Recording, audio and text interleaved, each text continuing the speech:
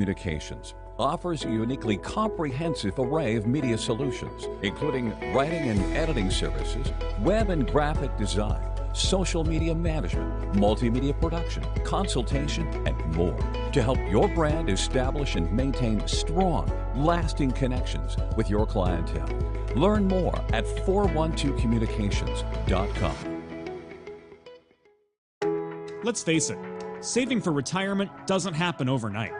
It takes planning, and Limestone Pension Associates has spent the past 35 years helping small businesses do just that. Limestone specializes in crafting, planning, and handling the day-to-day administration of qualified pension plans tailor-fit to your company's needs and objectives. To schedule a consultation, call 302-479-8817 or visit limestonepension.net to learn more.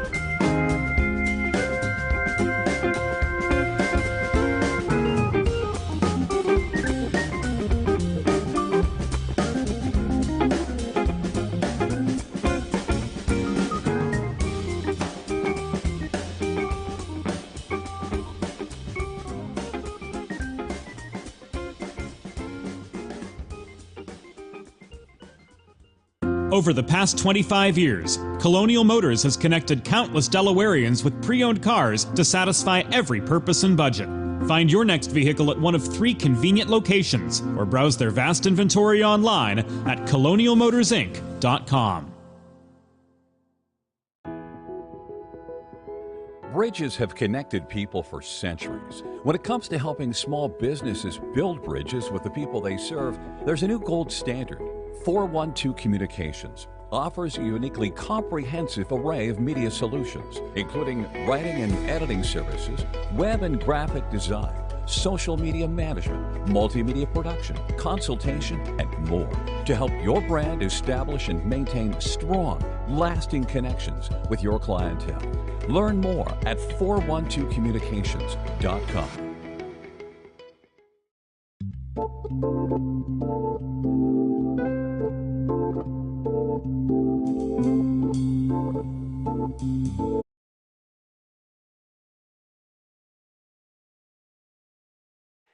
Greetings, everybody, and welcome inside of Iceworks here, DVHL playoffs, 14U AA playoff between Royals and the Valley Forge Colonials. My name is Mark McClure, calling the game here for Maryland Hockey Network, working in conjunction with Delaware Hockey Night to bring you all the action from the DVHL. Absolute pleasure to have you all with us, and we hope we have an exciting one on tap for you here. We got 16 on the clock, ready to go.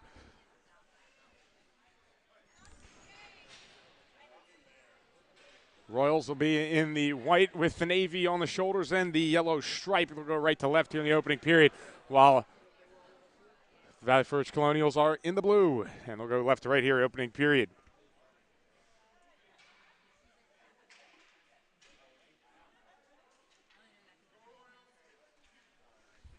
It's time to get ready for hockey. We have 16 on the clock. Both goaltenders ready to roll. And we're underway. Let's play some hockey. Valley Forge will get the puck early, taken in behind their own net. In towards the corner. There's a battle for it. Royals end up going it past towards the slot, intended for Ryan DeMatteo. Intercepted. Here come Valley Forge the other way. They're quickly poke-checked away. Shot does come in from the blue line, but it is turned aside. Valley Forge takes it. James Gabrielle. Pass goes towards the center, and Max Stewart got a piece of that puck, but couldn't put it net front. Goes out behind the net again, and a centering pass that time looking for Gabrielle. He couldn't finish. Puck drifts out towards the neutral zone. It's brought past Red, dumped in towards the corner, but Valley Forge wants to get a change in. They'll cede possession here as Jaden Young takes it. Pass towards the neutral zone, easily intercepted by Valley Forge. Richie Pupek has it. Had it for a moment at least. Takes in behind again for Valley Forge. It's curled around the boards. Royals trying to dig this one loose. Heads out towards the top of the left circle. It's cleared out towards the near side. Dumped in by Maurer.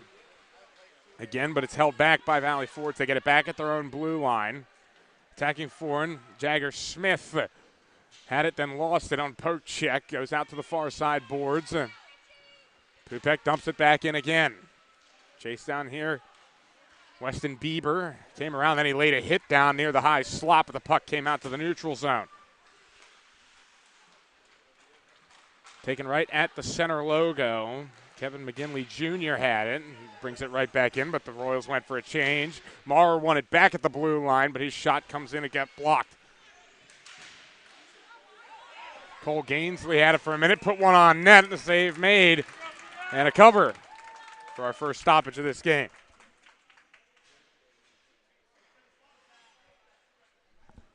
.403 to go opening period. And a good save between the sticks by Bruno Street.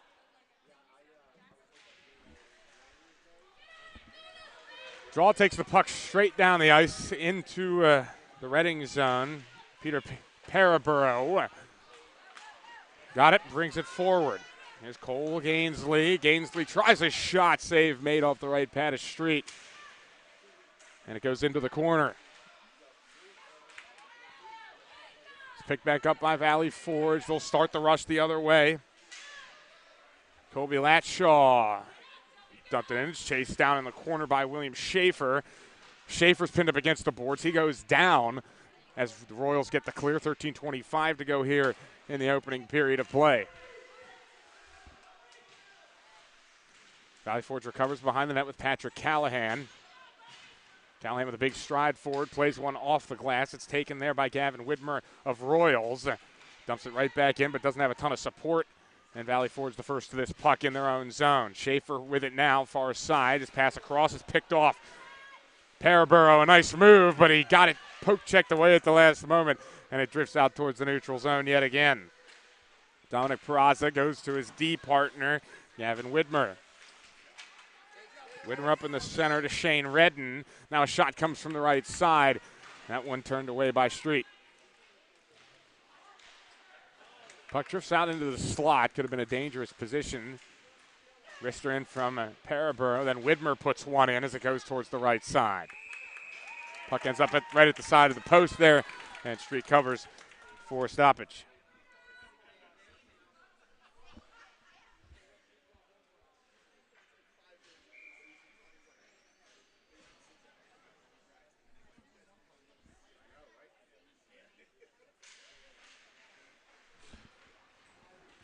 Back at it again after the face-off. Valley Forge gets it off of that draw. They can't get a clear out cleanly, though. Goes to the slot. It's taken out now officially. And the captain leads them forward. James Gabrielle. Gabrielle, a shot save made by the netminder. Puck knocked around. Still in possession of it. Valley Forge trying to get one out to the point. Does drift out to the blue line. Pastor fires one in from one corner to the other. Puck goes to the right corner. It's kept alive by Max Stewart. But Stewart's back pass is intercepted.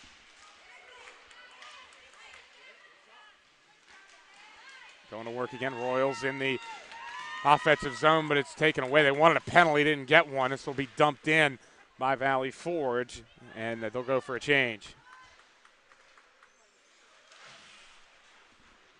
5 shots aside so far, 11:21 left, or 11:25 I should say actually here in the first period.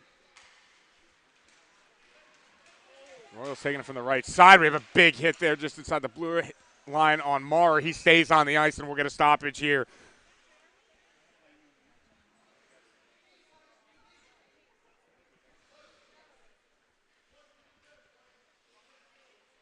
Actually, correction, that's Jeremy Rayer down on the ice.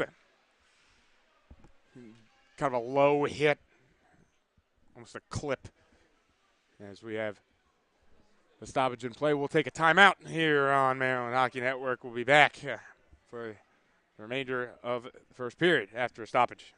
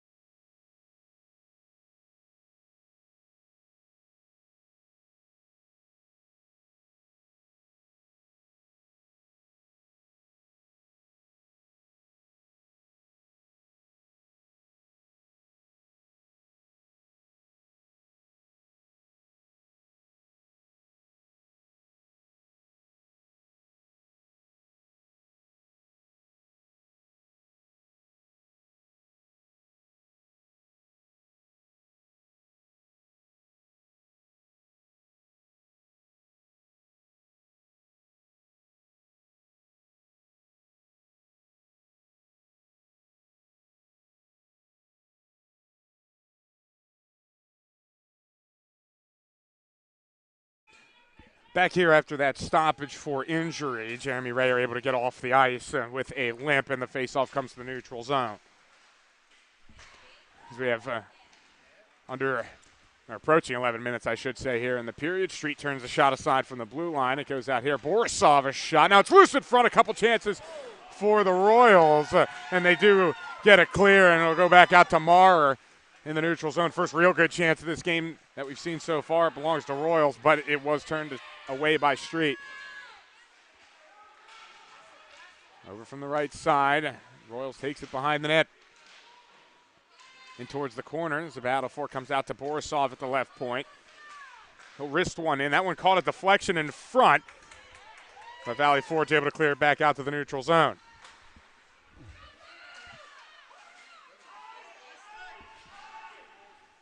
Out towards the right corner.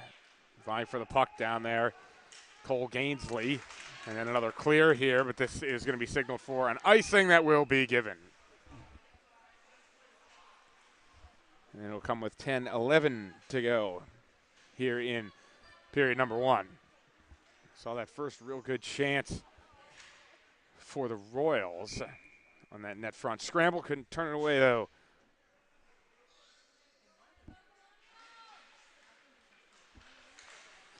Draw goes from point to point.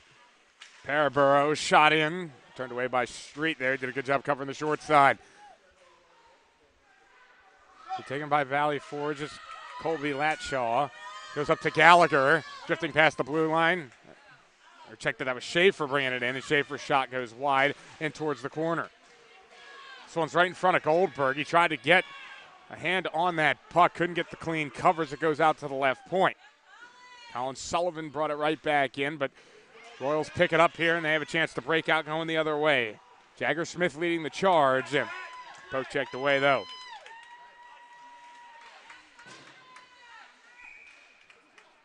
And then we'll have a stoppage in play here for offsides on the, actually, puck out of play, I should say.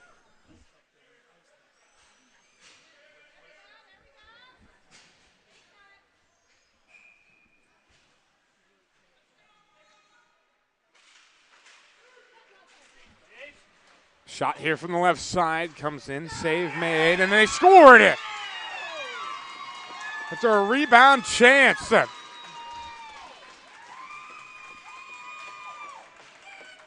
Didn't quite catch the number there on that one. Let's take a second look here.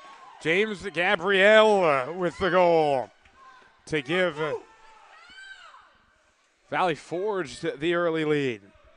19-19 to go, and it is the exact start that Valley Forge was looking for there on just a scramble net front. So Royals have to go back to work as the puck goes into the Valley Forge zone. Aiden Pastor chasing back after this puck. He loses it in favor of Shane Redden.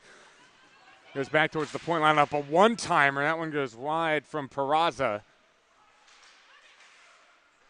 And the puck remains in the Royal zone. Goes out to the right point this time. Shot comes in. Another save by Street on a long-distance effort from Jaden Young.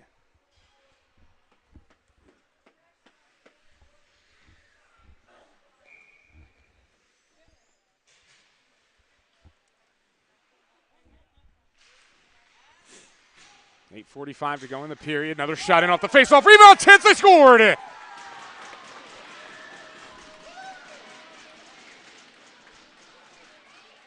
Right after they surrender the lead, they get it right back.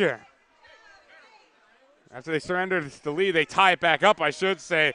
Nathan Nemchinov on the goal. Actually, correction there, Ryan DeMatteo on the Royals' goal. On the rebound.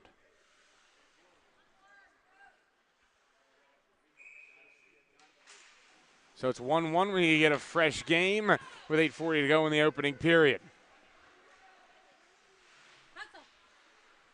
Valley Forge as Ricky Pupek tries and clear this one up the near side boards. It was held in there by Borisov at the blue line. Dump goes right back in. Valley Forge tries to clear. They flip it out to the neutral zone, and Maurer will have to chase this one down. Maurer plays it around the boards. Pass was immediately taken back, though, by Valley Forge. Taken back. DeMatteo long strides forward. A shot trying to pick out the bottom corner, and it just goes wide.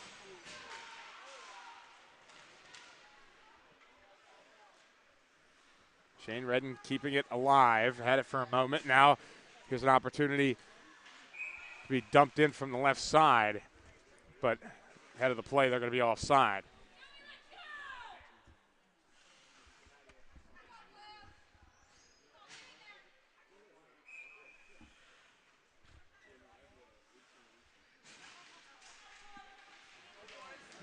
Neutral zone draw. Fought for.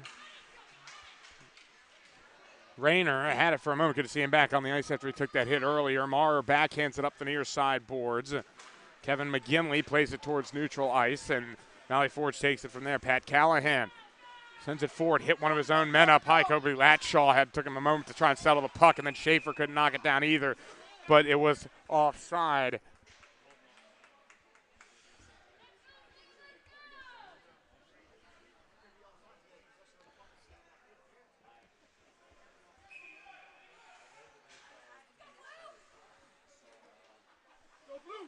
Delaware Hockey Night is presented by Heather A. Long, partner of the Kimmel Center, your Delaware injury lawyers. Heather specializes in personal injury and workers' compensation. Compensation is available for consultation at 302-565-6132. That's 302-565-6132.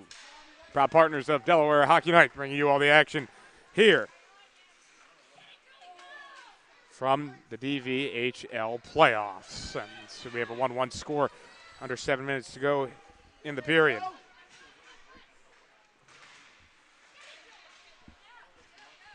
At this point, Royals try and flip one clear in towards the neutral zone. Kevin McGinley poked it in deep, and Aiden Pastor has to go back to retrieve for Valley Forge. Up the near side. Borisov had it, but his dump in was offside, and there's automatic offside here in the DVHL. So no opportunity to recover from that.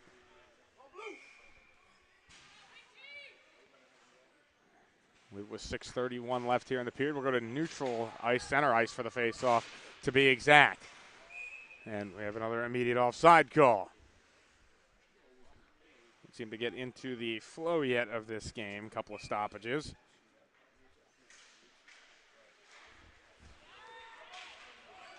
Draw one by Valley Forge, dumped in behind. It'll be taken by Dominic Peraza.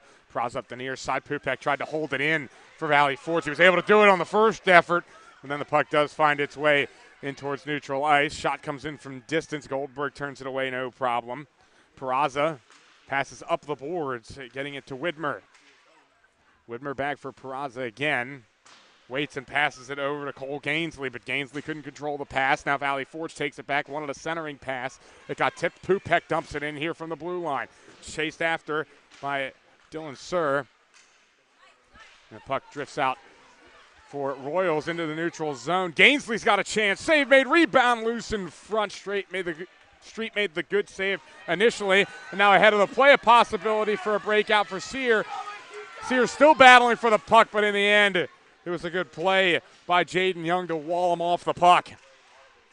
Down to 5.5 to go here in the opening period. Here's Gainsley. High slot, he's surrounded, got poke checked away towards the right point, and Sear will be able to backhand it clear of the zone. Young has it now. Playing it around for Paraburo. Paraburo's outlet pass was nearly intercepted. Which is going to be a bad giveaway, but now Paraburo's all of a sudden up the ice past the blue line, drifting in towards the left circle, and a good late poke check there by Patrick Callahan.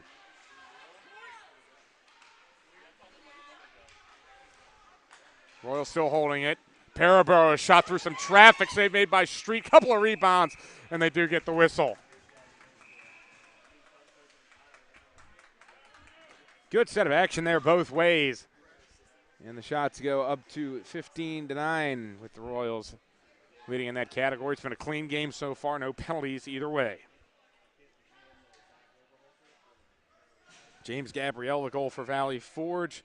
Ryan DeMatteo, the goal for the Royals. Here in this 14U DVHL playoff game. DeMatteo in on the faceoff here. He does win it for Royals. Paraburo dumps it behind the net. Picked up by Shane Redden. Redden plays one back for Paraburo. His shot in didn't have much on, and it was just cleanly taken away by Pastor.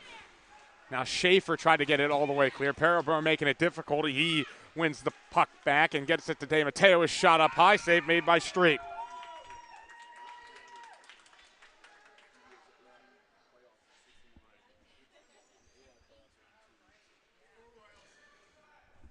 It gives a stoppage, 4:23 to go here.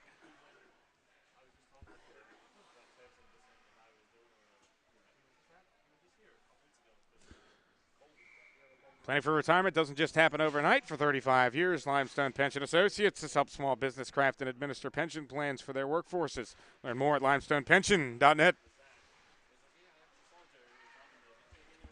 Got a 1-1 score here, 4:16 to go in the period. The puck goes in behind the Royals net, but Goldberg taking no chances. He'll cover. Call it with 4:12 to go in the first period. 16-9 shots in favor of Royals.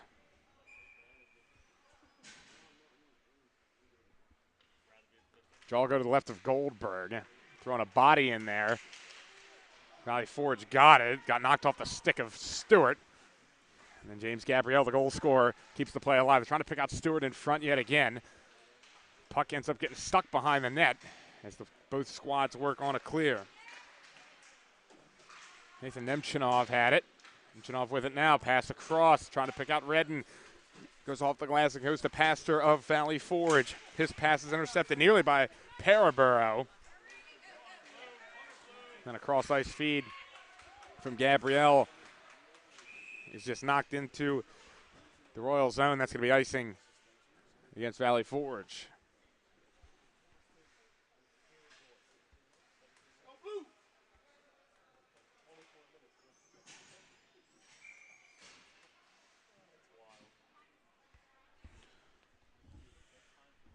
Faceoff will come here to the left. Street. Shot comes in. He makes a save right off that faceoff, so directly put into action immediately. So we approach the 3-minute mark. Borisov tries the shot from distance, and Street to the rescue again.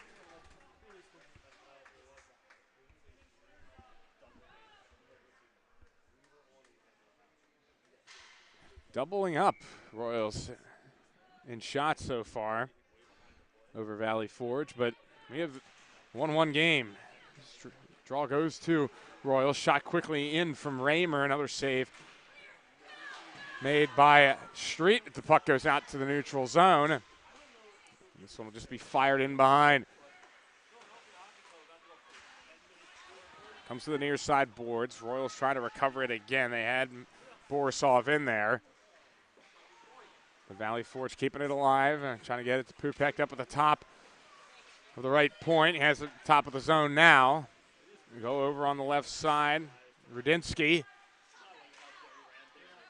Rudinsky with it again after it came loose near the slot. Royals trying to be the first to this puck, and they do get it out to the neutral zone just in time. Pupek goes back to his D partner, Rudinsky, and now they've tried to work it forward, but immediately ended up giving it away. Royals with Borisov in again. We checked that was actually Joseph Mullen.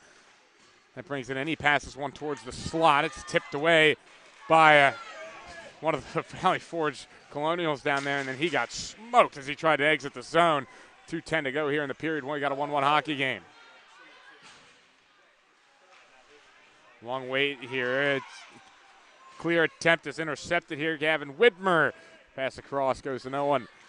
Schaefer vying for the puck here down there with Rudinsky trying to clear this puck. They do get it to Pupek, and he dumps it clear. But this is not going to be icing, and Schaefer the first one down there. Now they have a late whistle after it looked like it was waved off by the far side official. It initially looked like that icing was going to be waved off, but I guess not. No, actually, that stoppage for an injury down here on the near side. Gavin Widmer was down on the ice, and that's the reason that they stopped the play. Widmer able to get up, and he'll be okay.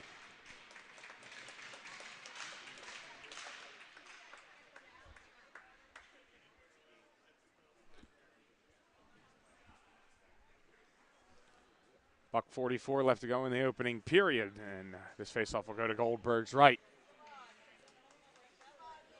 And it will be between Schaefer and Grayson McLaughlin. Shot quickly in. Off of that stoppage, save made by Goldberg. They swing it around the near side. Smith tries to clear, gets it out. Now here's the start the other way. McLaughlin is in with a backhanded pass towards De Matteo, or that's Gainsley, I'm sorry. Callahan clears, Pass up the far side board. Schaefer trying to chase this one down. Tried to avoid the hit, couldn't do it. And it goes out right in front, and a save and a cover for Goldberg as there's a pile of bodies in front of the net.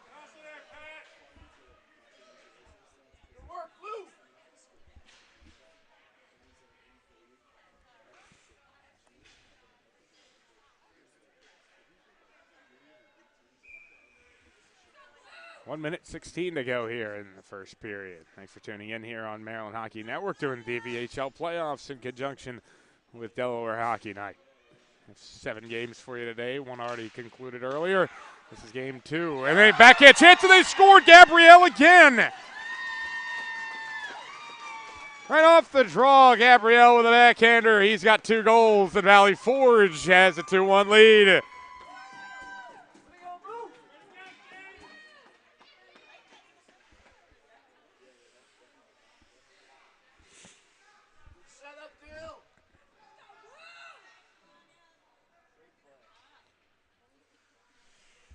We'll go back to center ice. A late goal there, getting some momentum for Valley Forge.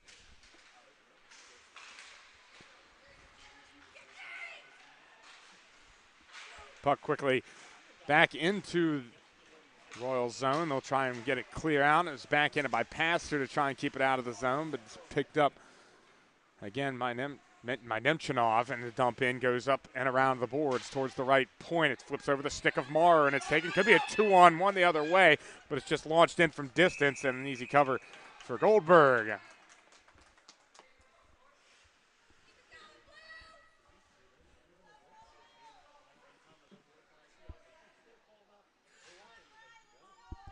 Make a truly American meal the centerpiece of your next team event or special occasion. Sid's Barbecue and Jerky in nearby Claymont, Delaware can cater your next group event, offering pulled pork, brisket, barbecue chicken on a daily basis, along with a variety of sauces and sides. Sure to please any appetite. Visit Sid's at Suite C26 in the Tri-State Industrial Center on Ridge Road, Claymont. Open Monday through Saturday. Or to place a catering order, call 302-439-4937 or visit sidsbbqandjerky.com.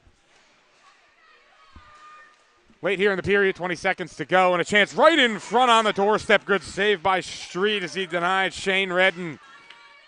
It's backhanded clear by Valley Forge. Icing waved off. It has to be chased down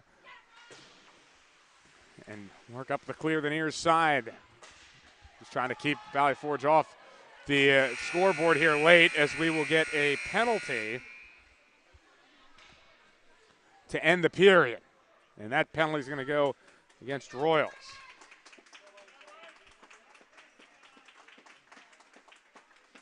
As we are through the first period of play here in this 14U DVHL playoff game, it is 2-1, 2 goals in that period for James Gabrielle.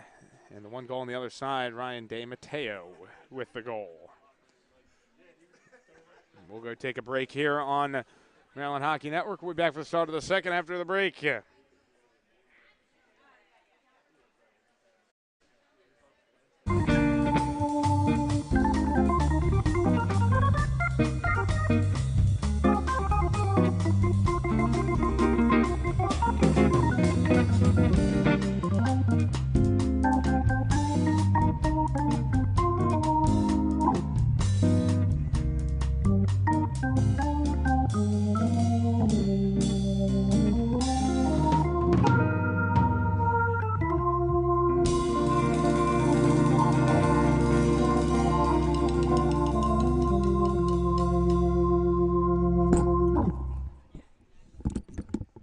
Think about it.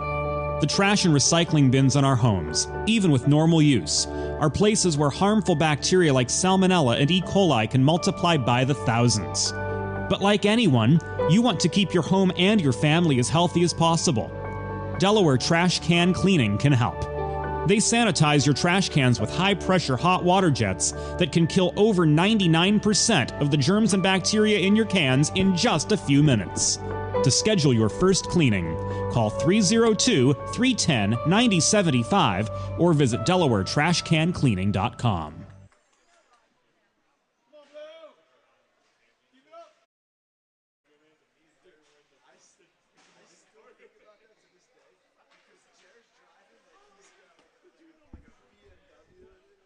Welcome back here from Iceworks. My name is Mark McClure. Thanks for joining us here on Maryland Hockey Network doing DVHL playoffs in conjunction with Delaware Hockey Night. 60 minutes on the clock here, start of period number 2. As we had that late penalty there on Royals, and so we'll get a power play to start here for Valley Forge. 90 seconds.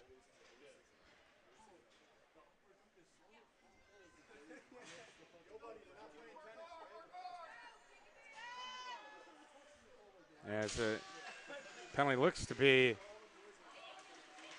assessed to number 36, Tommy Karakis.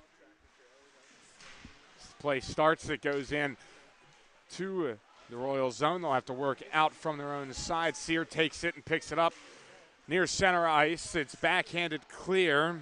Jaden Young brings it in towards the Royal zone. It'll be picked up behind by Patrick Callahan. Callahan along the boards. Backhanded by Nemchinov. That'll be taken in towards the slot. Backhanded chance in there from Shane Redden. Pad saved by Street. Bad turnover, though. Valley Forge gives it right back to Redding. Nemchinov couldn't take advantage of it, though, as he got it taken away in the high slot. This one dumped in behind. It's a chase down in the corner, but Valley Forge the first one there. There was a collision behind the net as the puck loops out towards the left side. Sullivan holds it near the point. Brings it back. Pass across the crease. Could have been dangerous in the end. It goes straight to Redding, and they'll try and break to the Royals. I'm sorry, getting myself confused here. The NAHL team. Widmer has it. Backhands it in. Sullivan plays it across, and we'll have a stoppage. 14:46 to go in period number 2.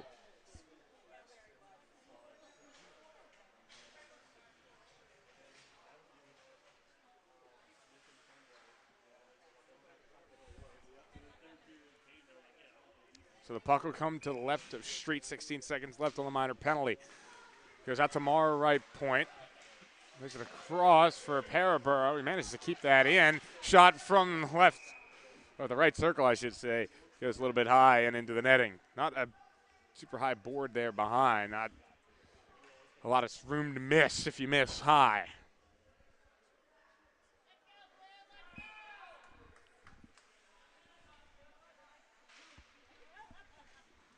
Face off to the right of Street, won by Valley Forge. They'll try and break out quickly, and it's a successful kill in the end, but Latshaw brings it in, and he risks one wide. Goes out to the far side boards. It's kept alive as we'll have a whistle for the net coming off its moorings. Had a collision there with Marr running into his own net.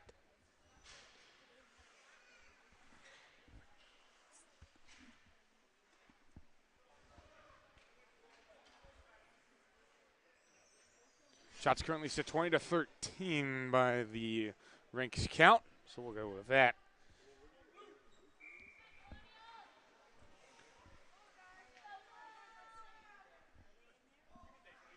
So the faceoff comes all the way back into the Royals zone. Draws one by Royals. Paraburo wants to get the clear. Goes up ice, but it's taken by Valley Forge. Nick Valerio took it in the left side. A couple players get tied up, and then it goes out towards the far side. Ryan McClellan lost the puck. It goes back to Royals. Trying to chase this one down. Widmer in the right side. Paraburo down there as well. Widmer goes to Maurer. Maurer tries a shot. It got blocked up high. It may actually have caught a deflection on the way in from Widmer, but it went wide either way. Valley Forge clears it past center ice, and attempt to play the puck's going to wave off the icing there from Maurer. Just under 14 minutes to go here in period number 2. Long stretch pass was a good one up the right side. Here's Whitmer in from the right circle. Tried to beat his man, but got stood up. Puck goes out towards the slot. No chance generates for Jeremy Rayer. Out to the left point, Paraburo curls it around the boards. Widmer trying to pick it up. He was not the first one there. Then a cross-ice pass intercepted by Paraburo. Shot saved up by Street.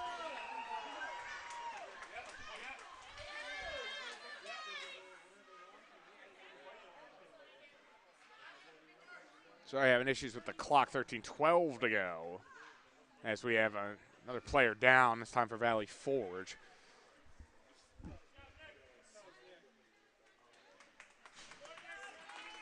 And He'll be able to skate off the ice. Nick Valerio.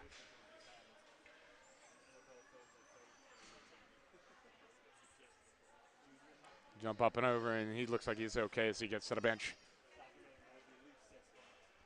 It looks like we had a penalty called. We had a penalty called against Royals, and again, it looks like it's Tommy Karakis, the guilty party. He's just been sitting in the penalty box. I'm not sure if he may have gotten a misconduct for that penalty earlier. It's actually Nemchinov that gets the penalty. It's a 92nd penalty and another chance for Valley Forge to extend the lead. They did not score in the first power play, but we're going to get a penalty here the other way. Redden got tripped.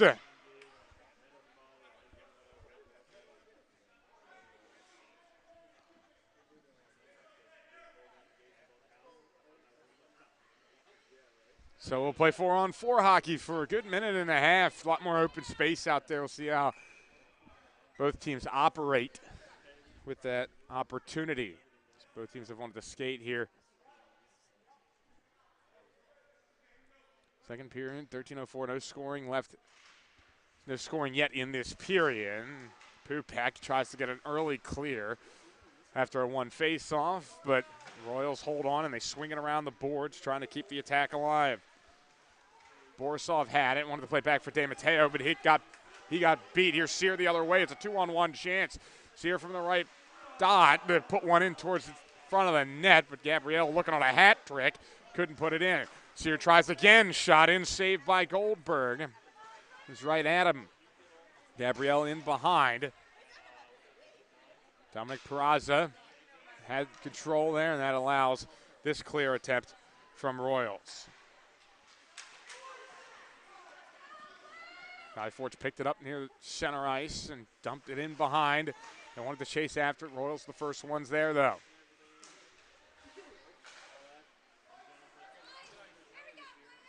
Borisov played it in, but no one was there. He took it past the red line, so that's going to be icing. So we're down to 12:06 remaining here in period number 2.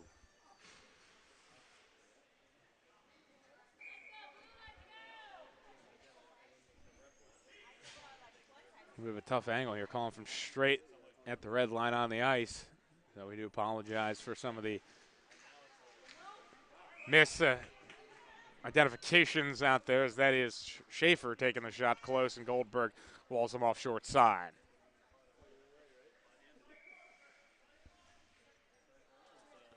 So face off to the right of Goldberg here. Schaefer wades in. Shot it right off the boards. It'll be taken by Royals, just trying to get the puck up the ice. They've had a little bit of a challenge there after they did tie this game up at 1. Valley Forge retook the lead, and since then just has not been enough quality chances. They fired plenty of shots on net, but it's been a quantity over quality situation as they have outshot Valley Forge by 5. So it's now an incredibly short power play, and just to get the rush forward here for Royals. A back pass here for Nemchinov. He was a little bit off balance. Now Callahan and Paraburo battle for the puck behind the net. McLaughlin gets involved as well. Pass towards the slot. Nemchinov couldn't get a stick on it. Now Paraburo drifts in. Callahan with a throwing his body around, gets the puck back for Valley Forge. Here's a 3-on-1 break. Latshaw gave it up. The shot from Callahan goes wide. Still alive there, and Latimer had a chance there. And the shot goes wide. Shot right behind here for Royals. They'll hold it here as Rudinsky picks the puck up. He takes it in from the back. He wants to start a rush. Rudinsky tries to beat his man, McLaughlin. Just almost trucked through him, essentially, as Callahan dumps the puck in. It'll be chased down again by Rudinsky here left side. And there's a little bit of a throwdown there. It's like an MMA move right in front of us here. But in the end, Gainsley had, my apologies. Wrong identification there again as it goes out here towards the near side. Didn't quite see who that was on the entrance, but either way, it's Rudinsky with the puck now. Here's Pastor, shot from a tight angle, save made by Goldberg. Rebound was there, but it'll be cleared out towards center. We have 10 minutes to go here in the period.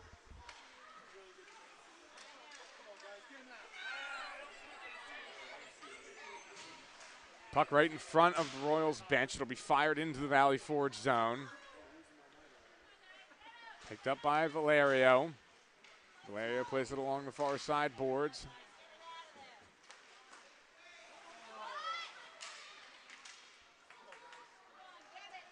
Rudinsky in the corner with it. Backhands a pass, goes out in front to a dangerous area where Peraza grabs it. Peraza waits at the red line. Backhanded pass. Goes to Rayer. Now a long stretch pass from Maurer. Over on the left side, it gets in front. Rayer could not square up on the puck. And then a breakout here the other way, possibly for Valley Forge, but they had poke checked away. Rayer going to work in the corner, trying to win the puck back, and then there goes the clear from Valley Forge, and they'll accept the penalty of the icing. As we get, after a long stretch of play, a stoppage.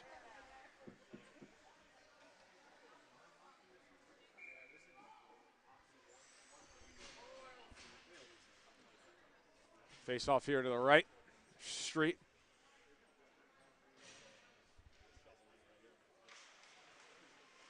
This one won by Valley Forge. Pupek wanted to clear.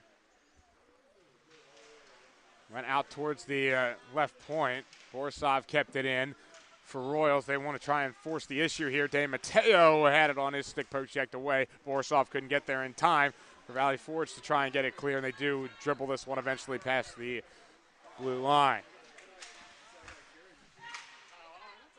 Nemchinov tried to recover here at the near side, then De Matteo had it off of his stick, and we'll get a stoppage for offside as Stewart recovered a puck that was loose. He was offside. Keep it up, Luke. Keep it up. Keep up pressure.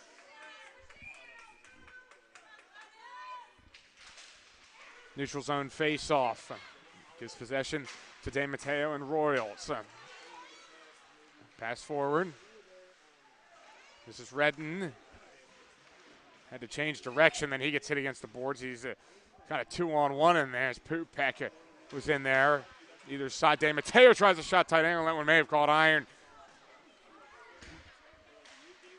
8 minutes to go here in the period. It is 2-1. Valley Forges will have an ice here by the Colonials that will stop play.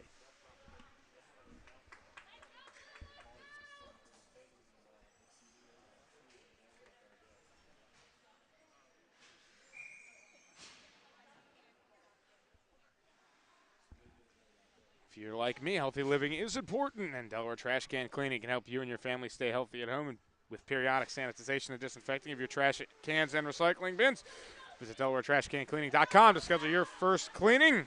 Delaware Trash Can Cleaning, proud partners of Delaware Hockey Night, giving you all the action from Iceworks here in Aston, Pennsylvania, as we'll have another stoppage for an ice.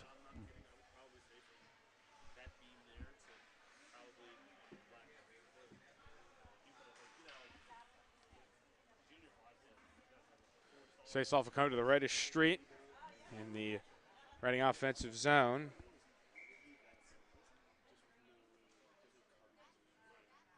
McLaughlin in there against Schaefer. So by McLaughlin, Parabur at the left point and fires one off. Hit a body up high. Parabur still with possession of it though.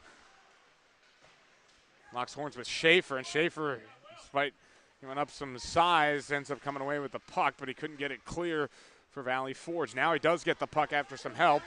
Brings it to the near side boards. He's able to beat Smith down the left side. Here's Schaefer, tries to drag it forehand to backhand, and has it poke checked away. It goes out to the neutral zone. Schaefer backhands one in. He goes right towards the front of the net. Goldberg holds it, and he'll let Marr play it. Marr cleared it about halfway.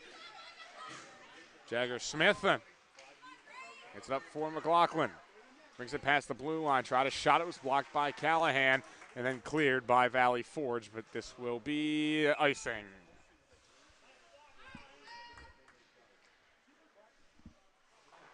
.22-17 the shots currently with Reading leading there, but it's Valley Forge leading on the scoreboard 2-1.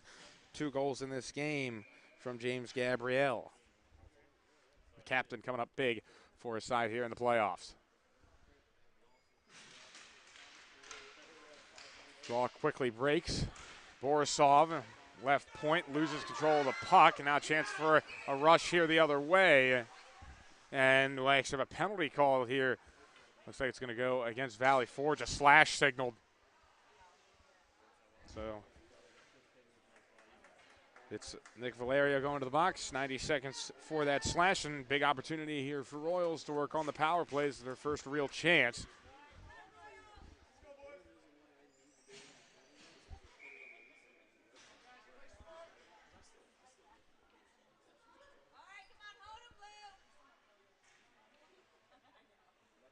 Faceoff will be on the left side of Street's net. And the draw goes to Royals. Nemchinov wanted a quick shot in. Got blocked up high. Goes out towards the right point. Paraburo holds it in. Dumps it in off the right boards. Rayner goes to Nemchinov. Back to Paraburo. Wrister in. Shot goes wide. Couldn't get the deflection there. Shane Redden now at the far side boards. Redden for Rayner. Rayner tried to pass back, and it went to the post, and then it's a good job covering by Street.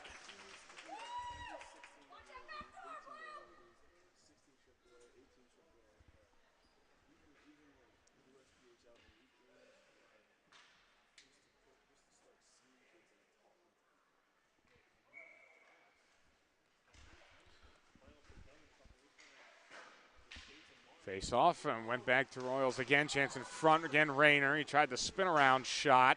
Went off the boards, and the puck finds its way out towards the neutral zone. Barraza spinning away from trouble as the Royals want to get a rush start again. They still have 50 seconds left on this power play. Paraburo. Top of the left circle. A shot in. Goes wide. Never troubled Street. Nemchinov with it in the corner. He glides and leaves it for Peraza. Peraza will curl it around the boards looking for Rayner. Rayner's pass back, nearly picked off by Gabrielle, but he only got a piece of it and it went right back to Peraza. To Nemchinov. Pass across Paraburo. There's the Peraza wrist shot from the high slot. Save made by Street. 10 seconds left on the power play.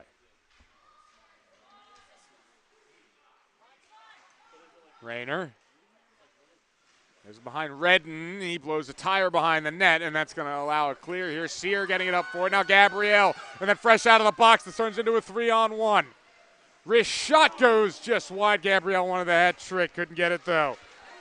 And now Royals can go the other way. Nemchinov leading the charge, but his backhanded pass caught a piece of Jack Strost. Took it off target, but Paraburo has it again. Bringing it from the point. He's been attacking defenseman. A tight angle shot, though, is saved by Street. Valley Forge breaks the other way. Pupek leading it forward. Got it over the stick of Peraza. Pupek fires one with tight angle there again, and that's no problem for Goldberg as he covers. A good stretch of play there comes to an end with 4:31 to go in the period.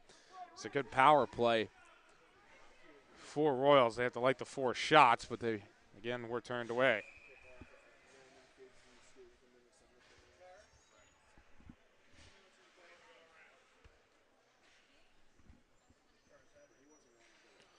Face-off will be to the right, again, of Goldberg. Goes out to Sullivan off to the win from Colonials, and then this one off the left pad, actually, of Goldberg. And here's a breakout chance. De Matteo going with Gainsley in a 2-on-1. De Matteo tries the shot over the crossbar. Colonials go the other way with it. It's a quick dump in there by Latshaw. Maurer sends it up the far side trying to work this clear. Here's Gainsley, tipped it past Sullivan. He's in the high slot. Can he control? Tries a backhander save made. Rebound to Mateo, and it's turned away again twice by Street. Now Maurer right point for Royals. He tries a shot from distance. Another save made, and it's a cover there for Street. A flurry of action, but again, Royals cannot cash in.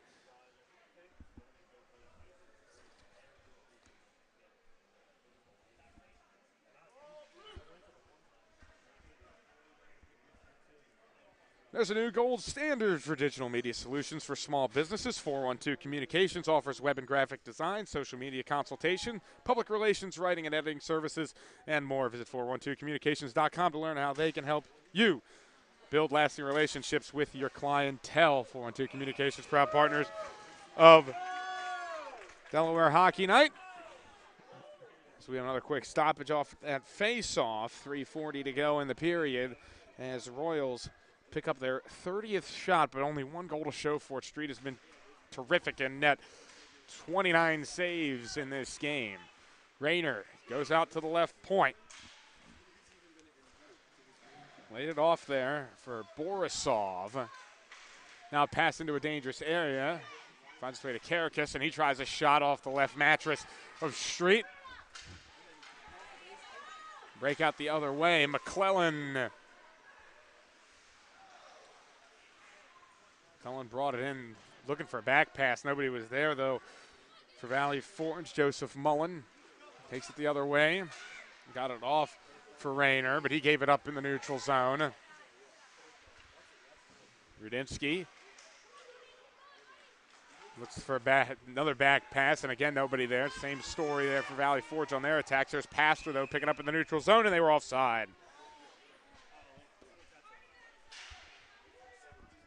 With 2:47 to go here in period number 2. Still a 2-1 score. No scoring yet here in period number 2. Gabrielle with the 2 goals for Valley Forge in the second period. And Dave Mateo with the 1 for Royals. Goes right behind the net. Goldberg attempted to play the puck, and it goes out to the far post, and it was nearly jammed in down there by a few of the Colonials trying to pump that one in. Pupek had it for a moment on the clear attempt. He nearly held it in, but Nemchinov gets it forward for McLaughlin. The other way, here's Royals. This one's swept clear by Valley Forge. They'll go up the near side. It's a breakout opportunity for Sear. Sear in all kinds of space at the left circle. He pick out his spot, and he rings the crossbar. That was right at the corner post, essentially. It was a great stoppage shot, but it could not find the corner. Out of 2 minutes left in the period.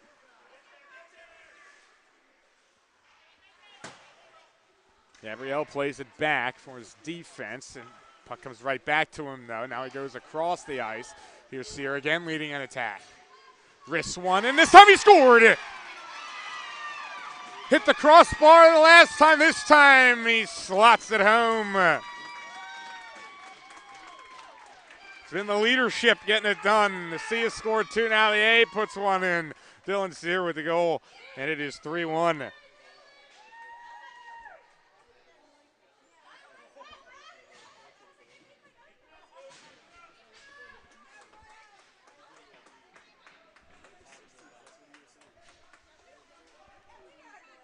Again, it's been a quality versus quantity issue, as a lot of good quality shots for Valley Forge. That's why they have 3 goals on 22 shots. And on the other side, it's just been a lot of dump-ins and throw-ins net front for Royals, and that's why they only have the 1 goal on 31 shots. And Street's been tremendous in that as well, which has definitely been a boost. Under 90 seconds to go here in the second period, so we're going to get a penalty against the Valley Forge. Interference, the signal.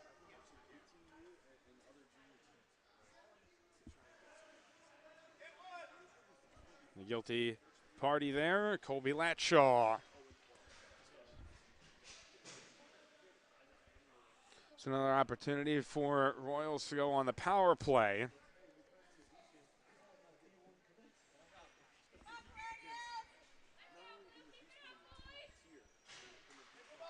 And the draw quickly goes to Royals. De Matteo had it. Paraburo tried a shot. Didn't get much on it, though, as it goes in behind. Chance out in front. That was Redden. But he had his stick lifted there and could not get a clean shot off. Out to the right point. Maher swings it around the boards, trying to find Redden again. A lot of traffic in front of the net, so Redden doesn't really have anywhere to go with it. Now he's looking for Smith. And it goes out to the near side boards. Now there's a scrum for it. Still comes loose. Redden gets it. Curls behind. Goes Paraburo from the left circle. A shot. And That one took a deflection. We'll check the call here on that.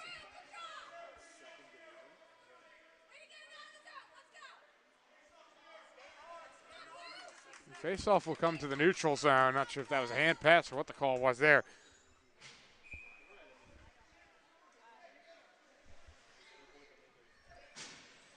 Down to 47 seconds left here in the period. Now it is 3-1. 53 seconds left on the power play here for Royals. Paraborough takes it past the blue line, has it taken away, and Gabrielle clears it down the ice, and that is icing, as there is icing still called this shorthanded at this level.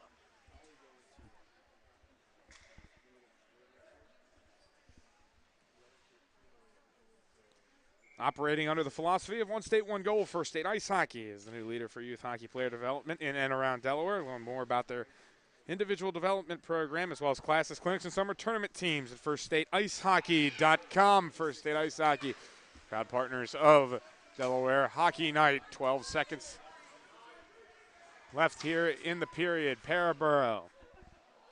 Shot comes in, and that one took a deflection and went out of play.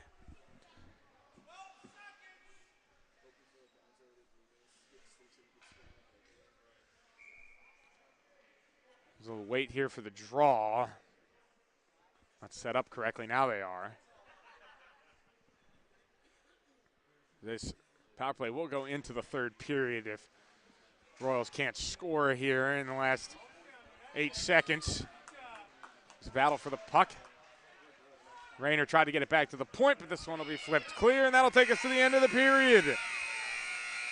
Through 32 minutes of play, it's 3-1 Valley Forge. The Colonials with the lead. It's been a combination of James Gabrielle and Dylan Sear that has generated the offense so far for Valley Forge, and we'll see if they can put it away in the third period. Royals has had the chances, but they have not had the end product. We'll see if that changes in the last 16. Take a break here on Maryland Hockey Network. Back for the action in a moment.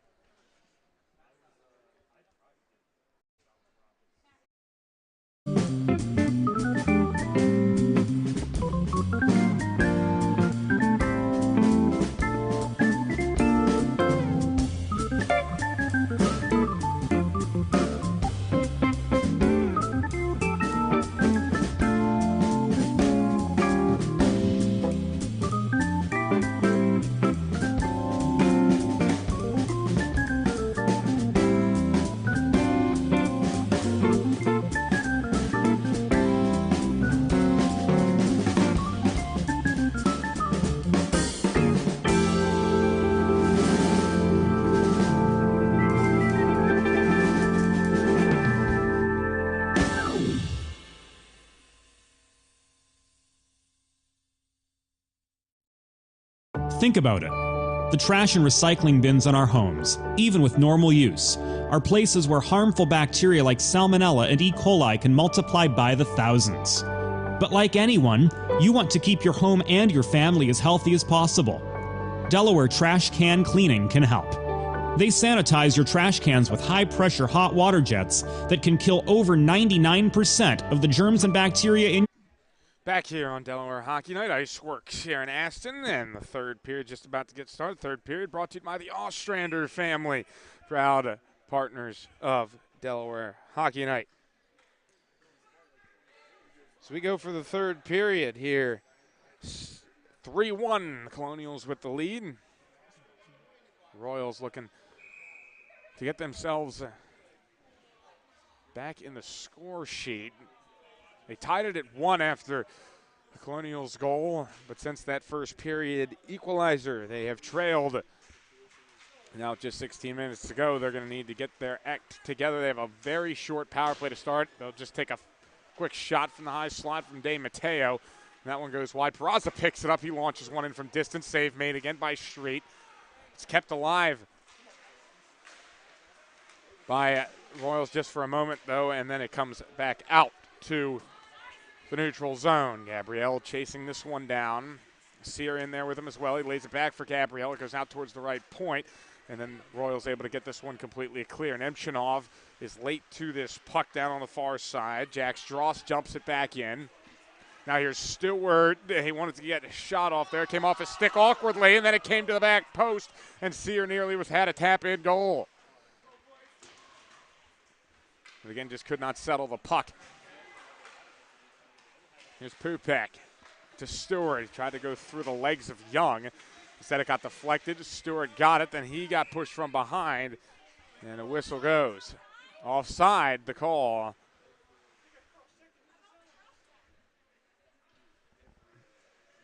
Some fans and attendants wanted to see penalty called for a cross-check from behind.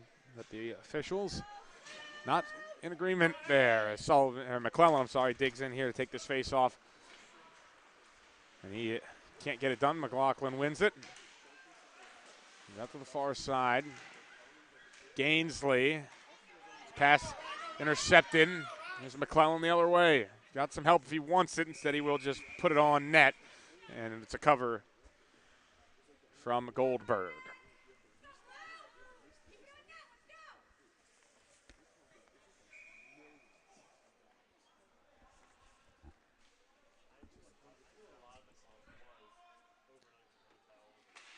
Face off from the left of Goldberg. It's a win for Valley Forge. Shot immediately comes in and immediately saved yet again from Goldberg.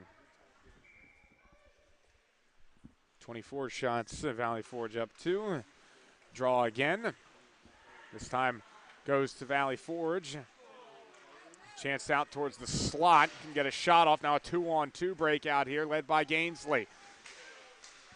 Gainsley had it taken away by Callahan. Now Rudinsky up the right wing. He's able to beat his defender, then tried to roof one. But a save made there by Goldberg. He's looking for the top corner. Couldn't quite pick it out. 14-11 left here in the third. That was the 25th shot for Valley Forge, and they lead at 3-1. They're keeping the pressure on, trying to get that dagger one more probably. Puts them in an uncatchable position. 14-11 to go here. Is a clear by Royals. It's backhanded to keep the play alive. There's Nick Valerio on the backhander. Now here's Paraburo up the right wing, looking for a back pass. Nothing there, though. It goes behind the net. Schaefer laid it off for Pastor. Paraburo still battling back there to try and get the puck for Royals. He has it now. Now pass in towards the center. Rayner's shot. Good save by Street. Second one came in as well, and that one stays out. It's a great pass to find Rayner in the center.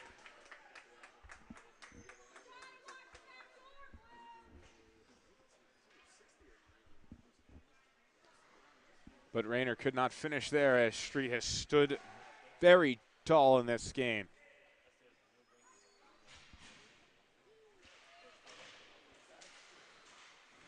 Face off. Battled for, comes out Paraburo at the left point. Went off towards Rayner. Finally, Paraburo just curls it around the boards and lets his squad chase after the puck. It comes to Gabrielle. For Valley Forge, just passed towards Sear. He tipped it along, and then he does take it away from Paraburo. Here's Sear right down, a great drag. Now he's right in front, and a great back check by Paraburo to stop any further damage to his team, and then it gets covered by Goldberg. Paraburo made that mistake in the neutral zone, but he recovered very nicely to prevent Sear from getting a shot on goal.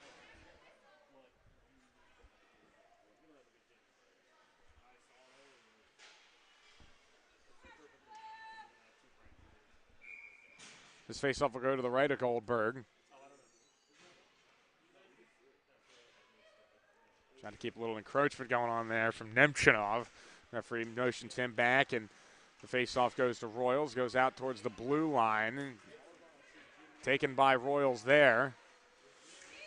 DeMatteo lost his footing there as he was jockeying with Gabrielle. It goes out towards the right side. Redden has it taken away.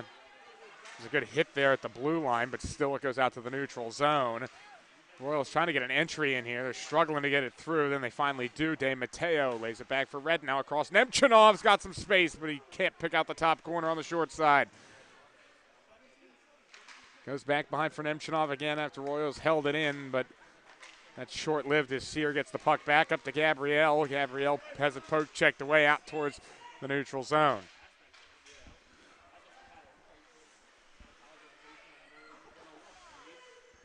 We've reached just about 12-15 left to play here in period number 3. 14U DVHL playoff. And it's 3-1. Valley Forge, a long pass up the left side. This one chased down. Weston Bieber centering pass. Couldn't find McClellan in the center. Now 2-on-2 the other way. Redden tries to bring it through traffic, was trying to get it across for Nemchinov, but a good job by Rudinsky to block the passing lane. This one dropped back by Bieber. McClellan can't get a shot off. Now Bieber sends it up right side. Callahan a shot, and it goes high. Back behind McClellan, can't recover the puck. And an opportunity to cleave here for Borisov. And it's looking for De Matteo, who's a little bit behind him. McClellan recovers in the attacking zone. His pass towards Bieber goes off of his stick, and then behind the net as Bieber lost his footing. Now Callahan with a trucking there at the blue line.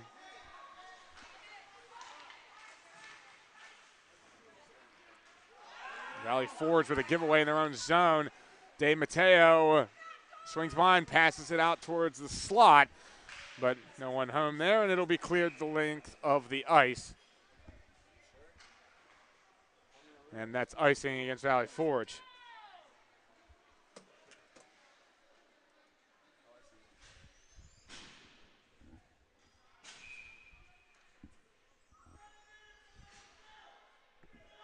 Just under 11 minutes to go here in the final period.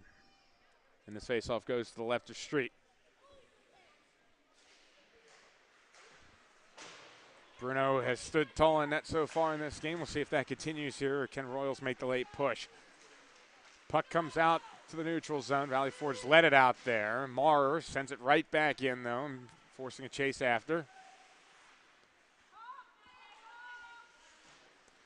Pass up the far side boards. Maurer held it for a moment. Schaefer gets it back. Schaefer directed it off of the skates of Joseph Bellotta. And losing the puck. Here's a shot in from Smith. Goes off the right pad of Street again.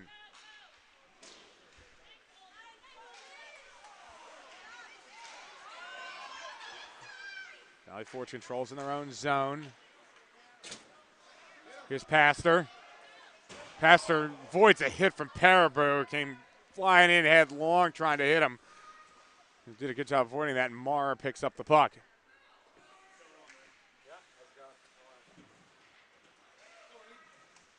It's over at the near side boards. Valley Forge still controls the puck. They try and pass out towards the center. Couldn't pick out Stewart, though, and Royals able to get it out towards the neutral zone. It's backhanded into the offensive zone by Mullen. Sear got it for a moment, and Mullen took it back, but he's still hounded, looking for a teammate. Eventually he does get some support here with McGinley Jr., and his shot didn't get through all the way. Mullen picks it back up. Swings it around. Pastor's there for Valley Forge, but McGinley not making it easy on him to clear. It goes out to Gabrielle far side. He backhands it back across to the near side. Pastor's clear attempt is held in at the blue line by Marr, but he's absolutely surrounded. Still in the Valley Forge zone as they try and dig this one loose, and that one's going nowhere, so they'll blow it dead with 9:06 left here in the period.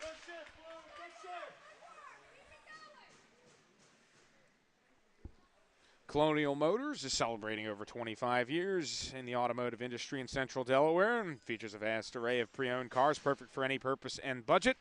Visit their 3 convenient Delaware locations, Townsend, Smyrna, and Camden, or online at colonialmotorsinc.com. As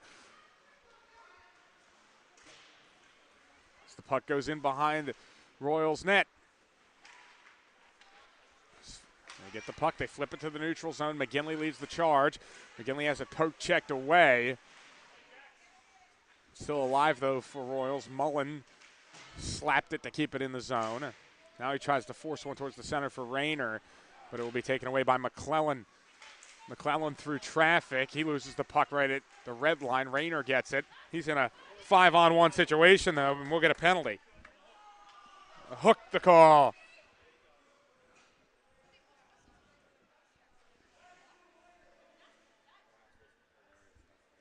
And we'll see who this one's on. It looks like it's going to be against Brett Rudinsky.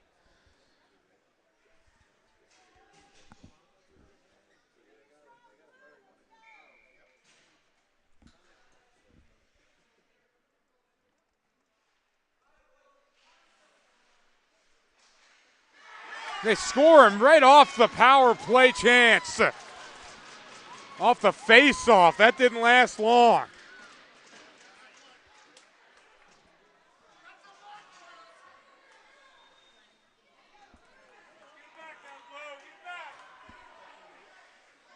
Shane Redden with the goal. And that will give him some juice to run on. And it is now 3-2 with 8:25 to go. So much more competition now in this game. We'll see how it affects the game plan on both sides, as it looked like a little bit of cruise control from Valley Forge. They were playing really good, but that time Bruno Street got beat by Redden on the power play. And it's 3-2. Under 8 minutes to play. It's right in front. They scored again. The same man, Shane Redden. How about that from Royals? Didn't take him 60 seconds to tie this game. They had the vast majority of the shots throughout the game. And Redden gets a pair. In quick succession, once on the power play, that one was even strength. How about that? Now definitely a lot of juice to run on here for Royals. They could run away with this. Redden on a hat trick.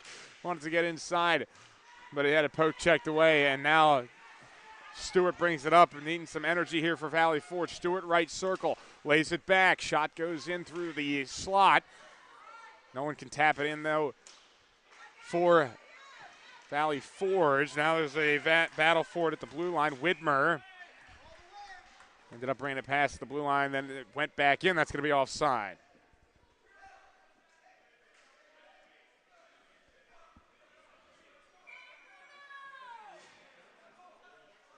So neutral zone face-off, 7:20 to go in the period. It's won by Royals. Marr goes up the far side. Gainsley battling for the puck, gets it loose, but it goes right to Stewart. Stewart dumps it in, goes off the backboards. Both teams chasing after this one. Borisov gets there first. Borisov to Marr. It's held in at the blue line by Valley Forge. Now Gabrielle with it. He's been surrounded and has drawn a lot of attention from the defense since he scored those 2 goals in the first period. Or the first and second period, I should say. It's near side. Here's Pastor. Brings it past Blue. Poke checked away by Borisov as it goes behind the net. Marr lays a big body check down there on Pastor. It's still loose, though. Royals trying to get this one clear. And now they are able to, as they have a 2-on-2 breakout. Opportunity. Marr is there. Marr's shot save made by Street, and he just covered in time before Nemchinov could try and clean that rebound up.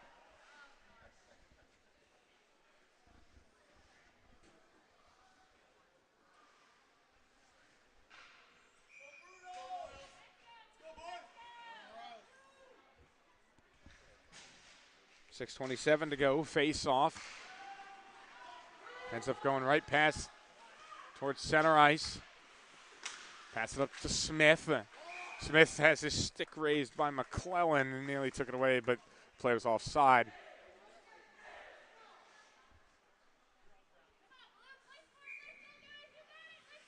The team's on their feet. Very exciting conclusion here. 2 goals for Royals in under 60 seconds, both from Shane Redden to give them the tie game here in a game they've had a high quantity of shots and have outshot Valley Forge 39-18. Valley Forge just scored a few really nice goals. Royals trying to shut them down here as it goes behind the net. Jagger Smith trying to chase this one down. It comes to the near side. Mullen there trying to get this back out to the point for Borisov, but it gets past everybody, goes out towards the neutral zone. Rudinsky gets tied up here. The neutral zone trying to get the puck. Instead, it's Rayner that gets it. Went down earlier in the game, but he's been a big part of the Reading comeback, working on a lot of heavy shifts as Pupek gets it in his own zone, flips it clear. Up the near side, Bieber. Bieber got rid of Borisov's stick, essentially there on a stick lift, but Paraburo picks it up. He goes in headlong, 1-on-4. He's going to try a shot that went off the stick, it looked like, of Street. He lost the glove, too. It was a yard sale on the ice a little bit there. It's a big hit by Paraburo in the corner. They wanted a penalty, didn't get it. Now we might see one after the dust up. Paraburo's original hit did not look like it drew the ire of the officials, and there may have been a penalty after the play was over as Valley Forge defended themselves. But we'll see as Paraburo headed to the box. He is after a discussion by the refs.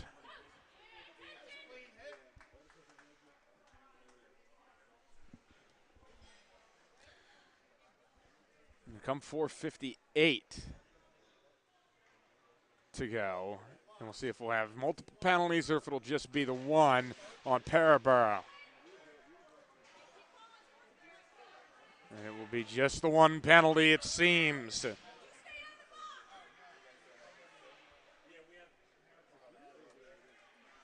So,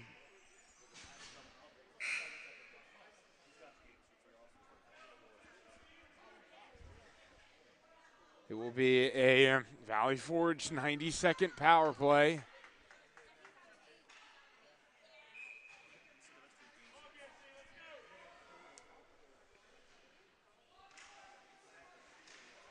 Face off. Results in a shot right on net by Valley Forge. Now it's a scramble. We'll see where it goes. The whistle comes in. Goldberg stands strong on the post.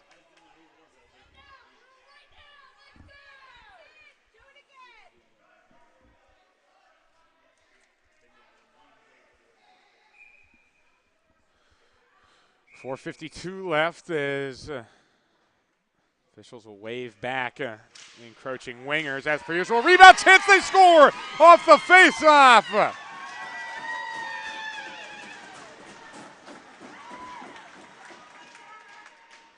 Nick Valerio with the rebound goal, and Valley Forge takes the lead back on the power play.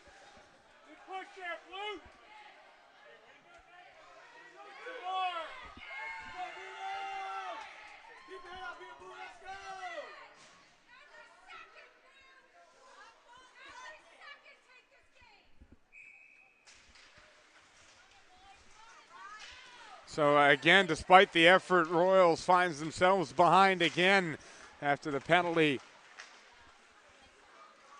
Stewart brings it in again to the offensive zone as it's taken away by Jaden Young. He goes long pass up the left wing here for Whitmer. Whitmer in the slot, pass across De Matteo, a shot, and it's saved by Street.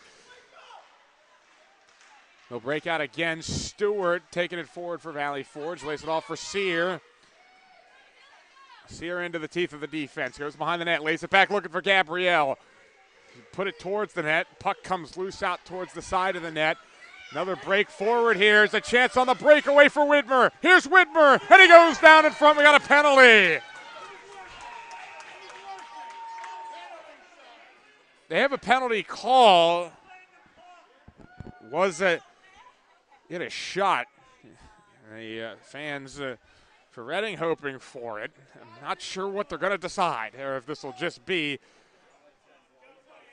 a power play.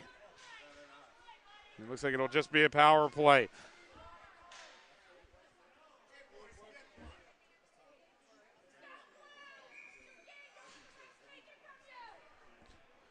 .359 left in the period now. 4-3 game, but Royals gets a power play.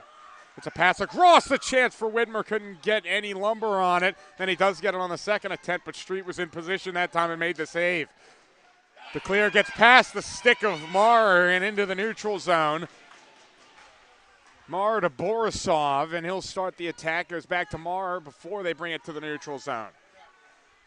Marr brings it past the blue line, waits and fires. His shot was blocked. Widmer tries a shot, and it whizzes wide as he recovered that puck. Marr, as to De Matteo, helps it along for Redden, who's on a hat trick. Back to De Matteo. From a tight angle, it goes off the left pad of Street. Second chance, goes wide. 42 seconds left on the power play. Wrister in tight here again from Widmer. Can't put it on frame. Redden tries to recover behind the net. Callahan with a big hit on him, and that's going to be a penalty against Callahan.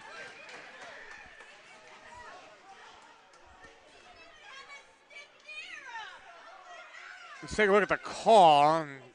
Not particularly happy on the bench there with VJ Bellotta.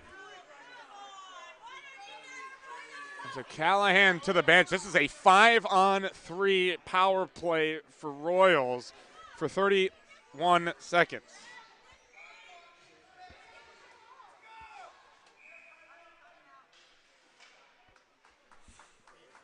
Looks like we're going to get a timeout here from Royals.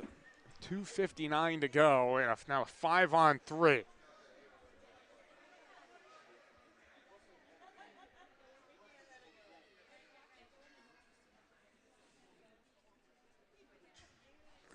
This has been a back-and-forth affair. Valley Forge took the early lead on a Gabrielle goal. Then it was tied up on a Royals De Matteo goal. Then 2 unanswered goals from Valley Forge, from Gabrielle, and then one from Sear. And then Royals, picked up the 2 goals late in the third, or midway through, I should say, to tie the game up at 3, both from Shane Redden, and then that goal just moments ago on the power play from Valerio to give Valley Forge the lead back. But this game far from over with a 5-on-3 power play coming up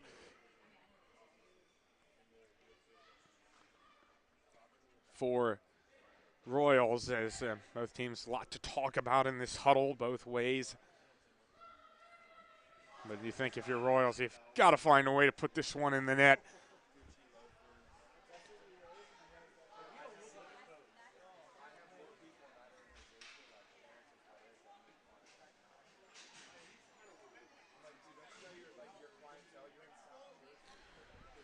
So both teams break huddle, and we go to the left of Street, who's been sensational in this game. He's made 40 saves. The face-off goes. It's one. De Matteo, a shot, goes wide. Big clear if they can get it. It's not held in at the blue line. It got over the stick. Jaden Young, they have to restart. 18 seconds to go on the 5-on-3. Peraza will swing it around. It's picked up. Another clear attempt, and they clear it again. It'll be icing, but it burns off more time. Now only 6 seconds left on the 5-on-3.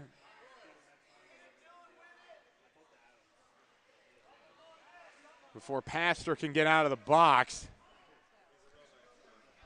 and join the defensive crew.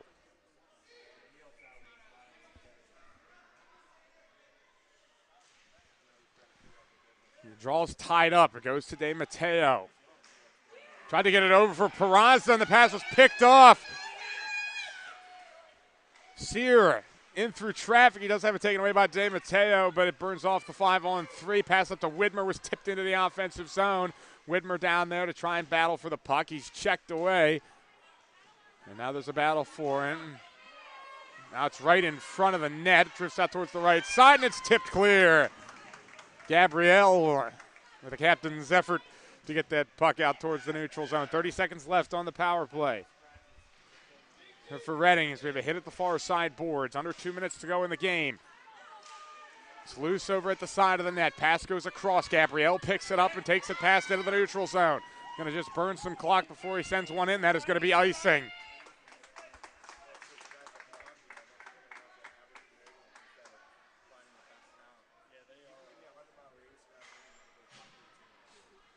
We go to 1:42 left. 13 seconds left on the power play. Be a devastator for Royals if they're turned away here late in this game. Cole Gainsley plays it behind. Trying to get it around to Borisov, but it took an awkward deflection and was taken away. Stewart the other way with 90 seconds to go. He dumped it in just in front of the red line, so no icing there. Nearly was trouble. Rolls with a stretch pass up the right side, trying to pick out Gainsley, who was trying to get behind the defense. McClellan the other way. 1:13 to go. McClellan dumps it in. It goes out behind the net. It'll be picked up behind. Pupek holds it in at the right point, but his shot came in and was blocked. Here's Mara the other way. Mara up the left wing. Pupek hits him with a check as it goes out towards the side of the net. Now it's loose in front, just dribbling there, and it's knocked away by Valley Forge. Borisov plays it back behind, trying to get Gainsley a chance with 42 seconds left. Now it goes De Matteo, but not a good. There was not a good, looked like exchange there, and then behind the play we're going to get an interference call against Valley Forge. Richie Pupek to the box. So Royals will get a power play for the remainder of this game. One last chance, one last gasp.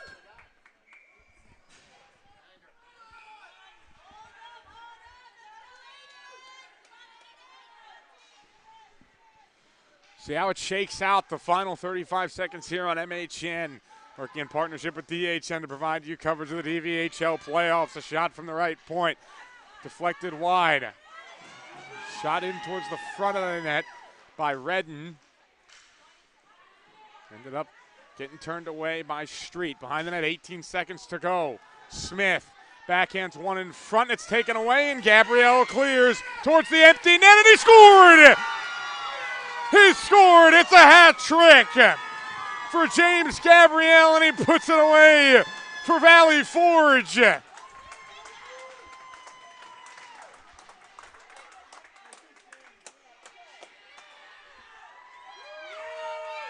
been a great game all the way around, but Gabrielle puts it away with the empty netter.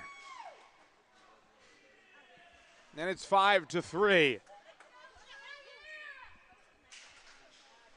We'll restart this one, 8 seconds to go.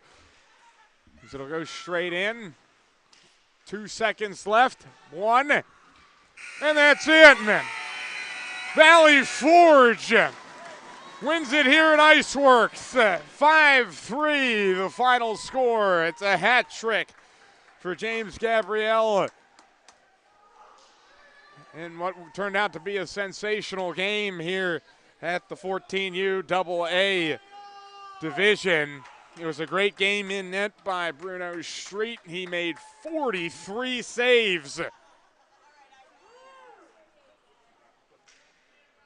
As we'll go to break here after the conclusion of the first game here at Iceworks on Rink 3. We appreciate you tuning in. I've been Mark McClure. Final score one more time. Valley Forge gets the win over Royals 5-3. We'll see you later, and we hope to see you again real soon for the next game.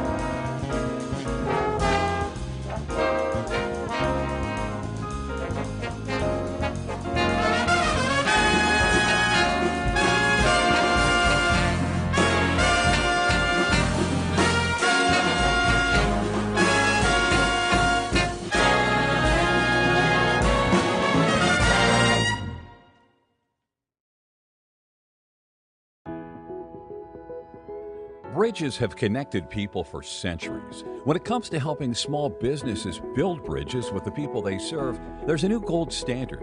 412 Communications offers a uniquely comprehensive array of media solutions, including writing and editing services, web and graphic design, social media management, multimedia production, consultation, and more to help your brand establish and maintain strong, lasting connections with your clientele.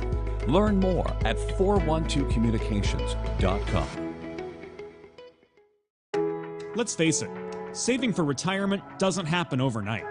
It takes planning, and Limestone Pension Associates has spent the past 35 years helping small businesses do just that. Limestone specializes in crafting, planning, and handling the day-to-day administration of qualified pension plans tailor-fit to your company's needs and objectives. To schedule a consultation, call 302-479-8817 or visit limestonepension.net to learn more.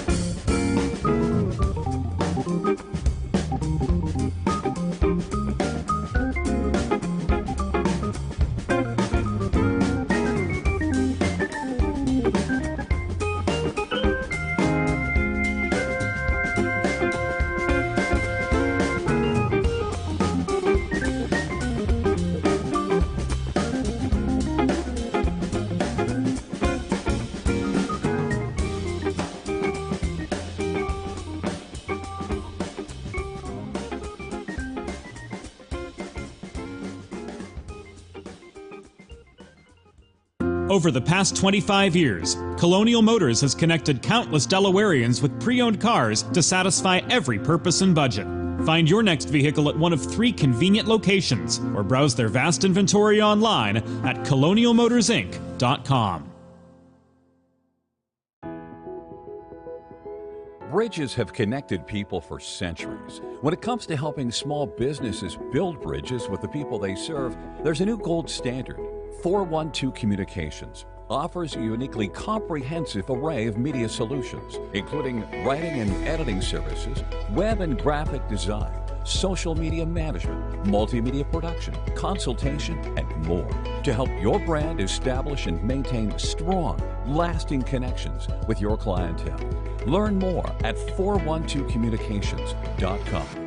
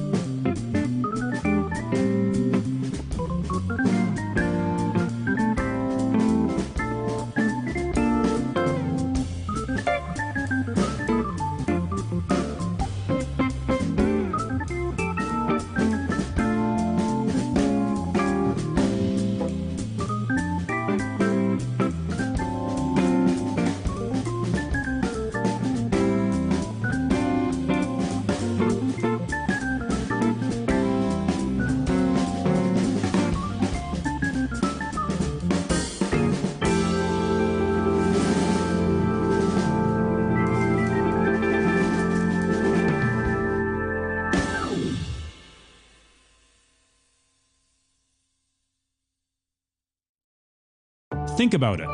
The trash and recycling bins in our homes, even with normal use, are places where harmful bacteria like Salmonella and E. coli can multiply by the thousands. But like anyone, you want to keep your home and your family as healthy as possible. Delaware Trash Can Cleaning can help. They sanitize your trash cans with high-pressure hot water jets that can kill over 99% of the germs and bacteria in your cans in just a few minutes. To schedule your first cleaning, call 302-310-9075 or visit DelawareTrashCanCleaning.com. The future of Delaware hockey is here. First State Ice Hockey is committed to growing the game, raising the bar, and building better, more complete youth hockey players in and around Delaware. Join the movement of one state, one goal at FirstStateIceHockey.com. Let's face it, saving for retirement doesn't happen overnight. It takes planning, and Limestone Pension Associates has spent the past 35 years helping small businesses do just that. Limestone specializes in crafting, planning, and handling the day-to-day administration of qualified pension plans tailor-fit to your company's needs and objectives. To schedule a consultation, call 302-479-8817 or visit limestonepension.net to learn more.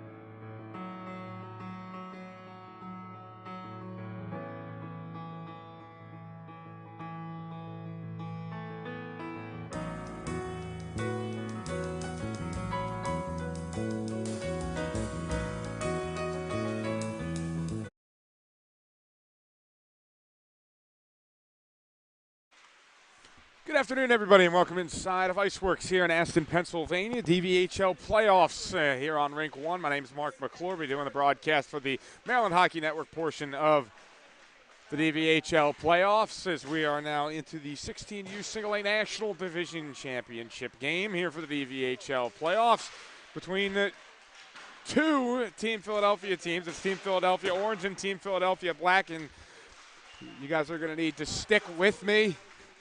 You're going to need to stick with me for this game, and the reason for that is that the Team Philadelphia Orange team is in white sweaters, and the Team Philadelphia Black team is in orange sweaters. So it's going to be a little bit complicated, but we'll get through it together as a team. So we'll break it down for you. The Team Philadelphia Black team, they're going to be in white with orange numbers going from right to left in the opening period. And Team Philadelphia Black is in orange uniforms going left to right in the opening period with white block numbering. So please do forgive me if there are times when I'm unable to properly describe what's going on the ice. But as you can see, PHO, Philadelphia Orange, and Philadelphia Black. As contrary as that looks on the scoreboard, that is how it shakes out. So we're going to go sweater colors on the scoreboard there to give everybody the right idea of what's going on the ice. Make it as easy as possible to tell which team is which with two teams coming from the same organization.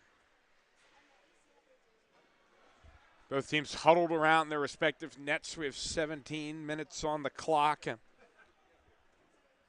in the middle portion here on Rink 1. We already had a great game earlier today with the Valley Forge Colonials winning it at 14 AA. 5-3, and then after this game we'll have Genesis and Penn Central in 18U single A. But for now we're here at 16U single A, and it's Philadelphia Orange against Philadelphia Black.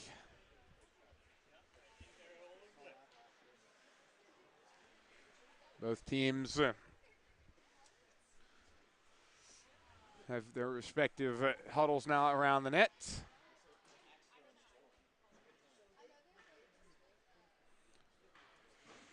As we're just about ready for action here on Delaware Hockey Night / Maryland Hockey Network, working in conjunction this weekend to bring you all the action from Iceworks. We get ready for our opening face-off. The first period is presented to you by First State Ice Hockey, committed to building the next generation of youth hockey players under the philosophy of one state, one goal. Learn more about their classes, clinics, and events, as well as their partnership with the Delaware Junior Blue Hens by visiting firststateicehockey.com. Let's play some hockey here in Aston.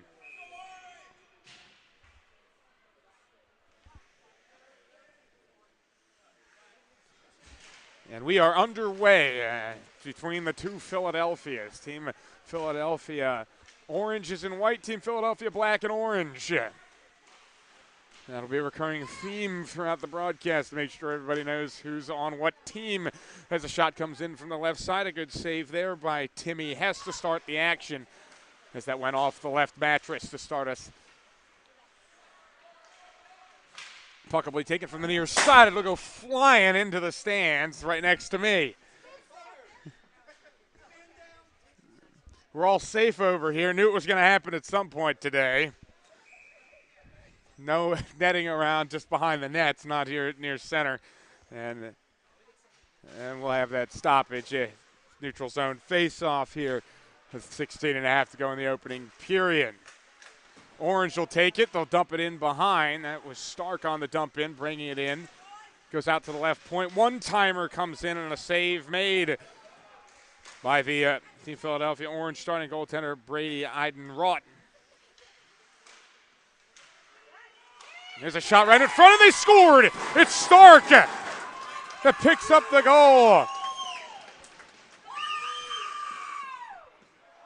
Ryan Stark, just under a minute in.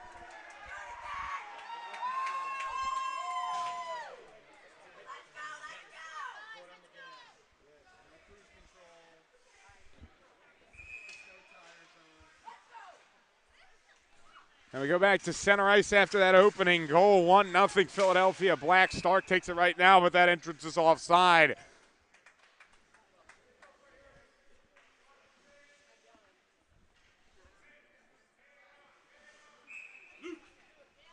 Faced out to the neutral zone. Goes out behind the net. And Philadelphia Orange will take it. Jack Jovanovic had it for a moment there, and then it came out to the left side. Goes out to the left point. This one rifled in. It's knocked away, though, on that attention from Andrew Watson. And they quickly go the other way. Here's Ryan Anderson. Anderson up the left side for Orange. He loses control of the puck as it goes behind the net. Now here's a breakout chance for Philadelphia Black. This one flipped over the top, looking to catch Stark again as he races down the right side. His back pass goes towards the front of the net, but nobody is there. Logurito had it, and then he lost control of it as Orange tries to get the clear off here. Harklerode was able to flip it out towards center ice. Comes to the near side. Gottman dumps it in behind the net. Long run there for Natras. Cheney Natras sent it back in front. There was a fan clearance there. In trouble here. Black tries a shot. It's off the side of the net. Now a battle for it. Goes out to the point. One-timer. Marmelstein's shot goes wide. Now it's into the corner. Orange gets a clear. Near center ice. Connor Randell with it, gets a good pass off here. Ben Felicki, and his shot goes wide. He was in all alone. But still recovered behind the net here, Kenneth Gottman. Orange breaking it out. Pulzak has it.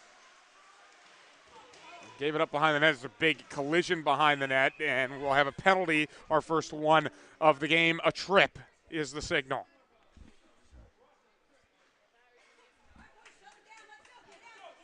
We'll check who that trip is against. And it is going to be against Liam Pizzi.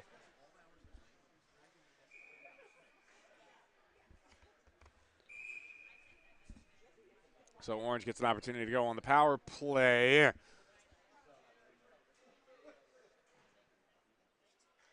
Waiting here to get the time up on the board for that penalty. They're struggling with it. There we go.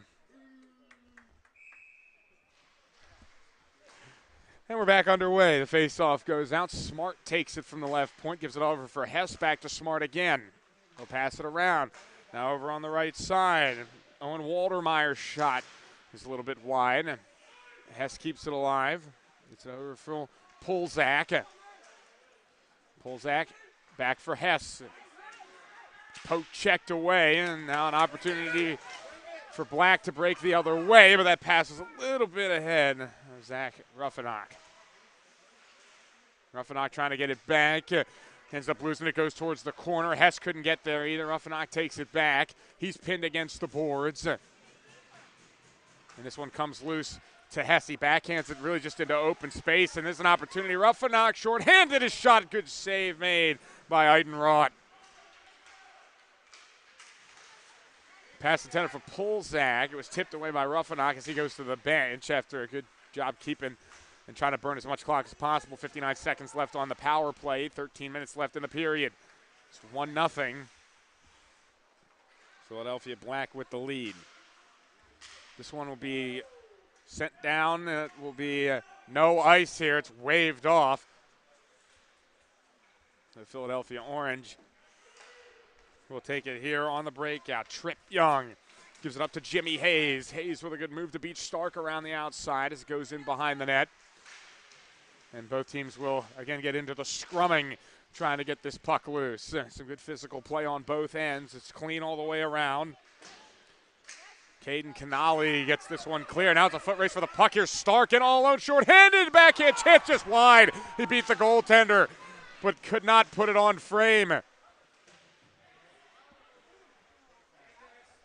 And then again, Orange will look to recollect themselves. Aiden Kelly wants to lead the charge forward offensively. As we're back to 5-on-5 hockey. 3 shots to 1 so far. Just over 5 minutes have been played, and now here's Orange trying to get the breakout. Trip Young, his pass goes forward. Hayes trying to chase it down. It gets past him. Now here's Stark with it near side for Black. Got it up to Gottman. He beats his defender. He's up by the right dot. Pass across, but can't find his intended target on the far post. Pushed in here by Sean Stevenson. And then we have a stoppage. As it looks like the net may have come off its moorings. And it did.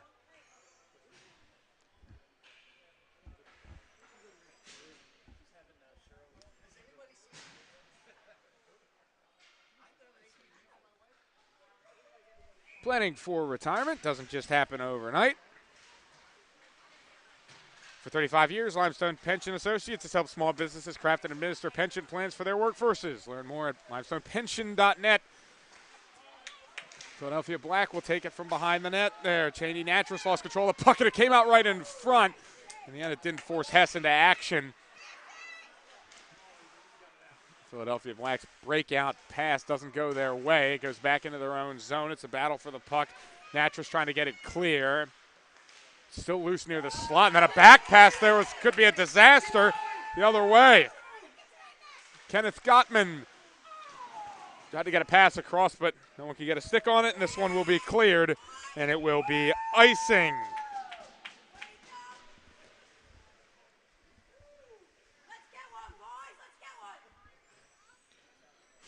Philadelphia Black with a 1-0 lead over Philadelphia Orange in these contrary colors battle of the city of brotherly love.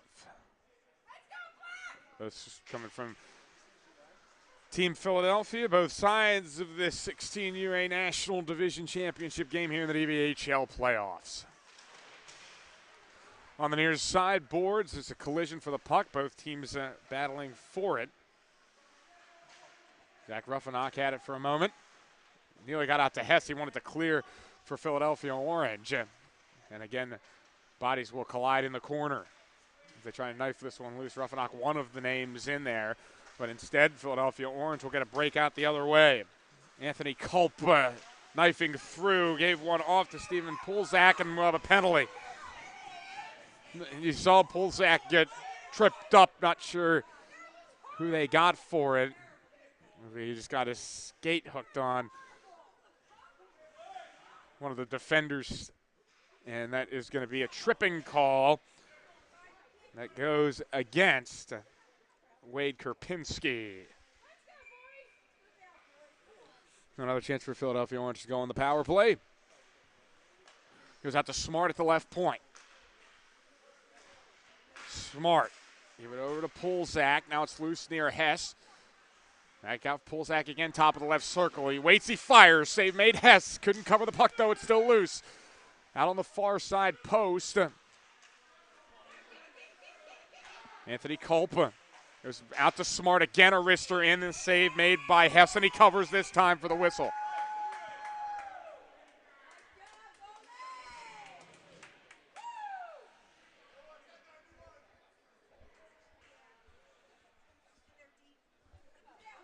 .9:41 left here in the first period, and the shot's now even for a side.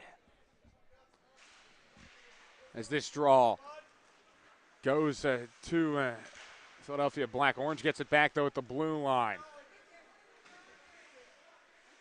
Anthony Culp goes out to Smart again at the blue line. Over to Pulzak. He drifts in. He'll fire one trying to pick out the corner. And it goes just wide. Smart holds it in at the blue line, but he got hit and he coughed up the puck. Black trying to start the breakout there. Orange gets it back here. Smart drifting in towards the slot. A shot in, and he scored! Clay Smart puts it in the back of the net on the power play. And it is a 1-1 between Orange and Black.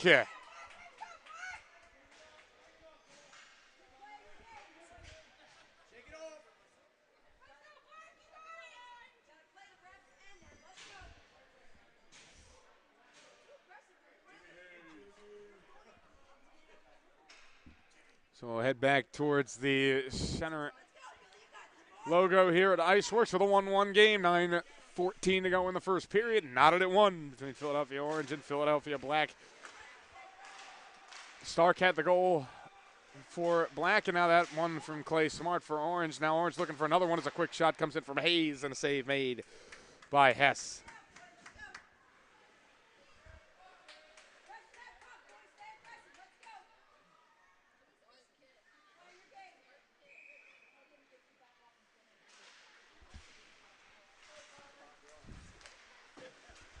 The draw takes the puck back out here towards center. Schillinger trying to chase this one down. The puck's loose near the slot. A shot comes in and goes wide.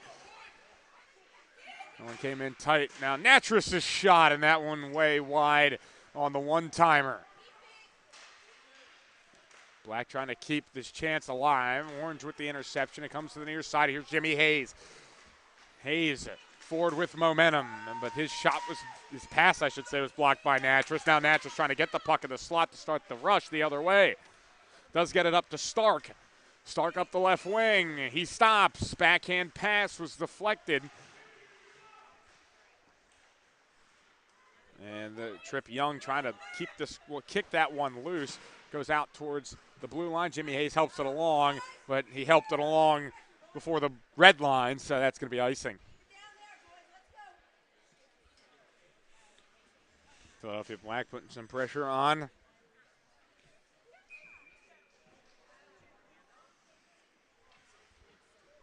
Couple of shots there, but nothing is beat the goaltender to this point outside of that 1 goal a minute in. This one goes out towards the far side. Harkler had it. And then we get another stoppage there near center. Not sure if that one managed to get out of play. It just may have.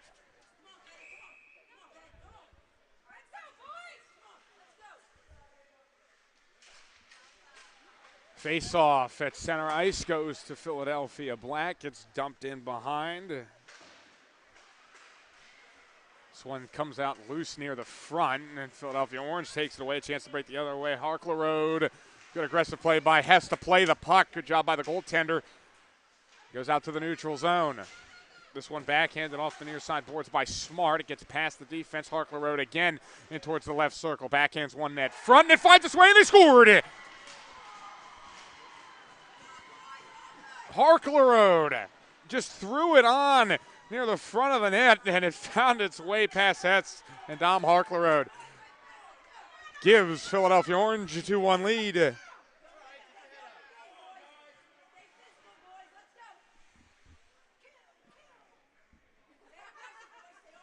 It's a weird goal, and it found its way through.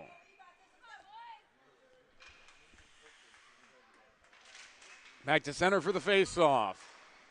Mermelstein goes up the far side with it towards Liam Pizzi. Pizzi's back pass goes in through some traffic. Now it's still loose here for Philadelphia Black, trying to get this one towards the front of the net, but it goes out towards the neutral zone where Connor Randell will take it. Shot comes in from distance. Save made easily there by Eidenroth. Shot again from distance. That one saved up high by Eidenroth. Mermelstein had it at the right point. Now it goes towards the side of the net. Eidenroth not forced in action that time. Again, here's Mermelstein lining up a one-timer and a save made up high. Near the shoulders, that save made. This one thrown towards the front of the net, trying to get a rebound chance. Took 2 tries to hit the puck, but Pizzi nearly found the top corner.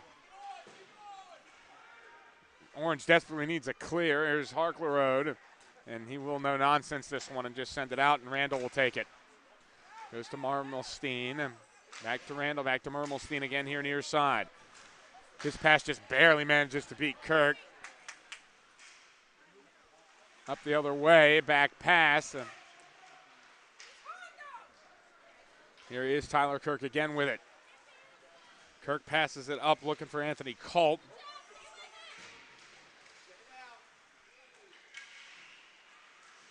That's a battle here near side. Orange trying to knife this puck loose, and then it goes Black's way out on the far side.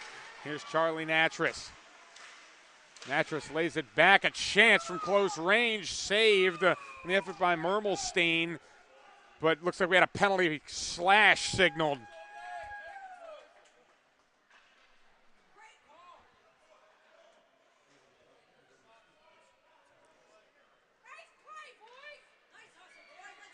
Check who the call is on, but again, signal the slash. And that one is going to be on Tommy Schillinger.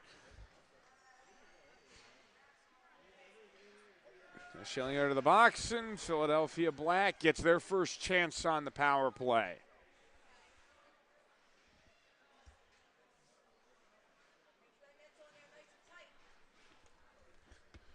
Delaware Hockey Night is presented by Heather A. Long, partner of Kimmel Carter, your Delaware injury lawyers. Heather specializes in personal injuries and workers' compensation cases and is available for consultation at 302-565-6132.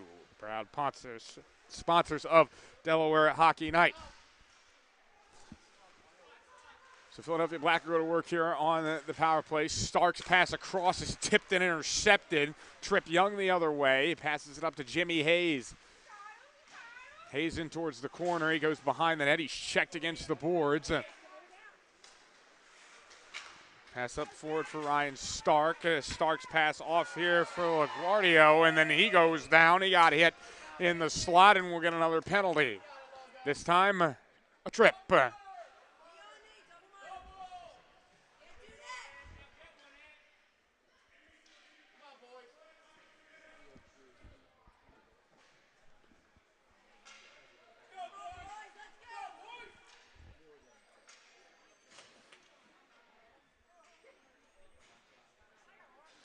So now Philadelphia Black has a 5-on-3 power play for a long stretch over almost a minute and a half. At this point, Richter from the left side didn't make it all the way through.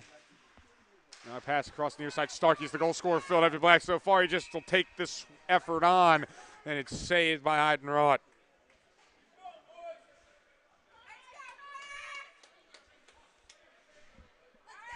Now 4:54 left in the opening period.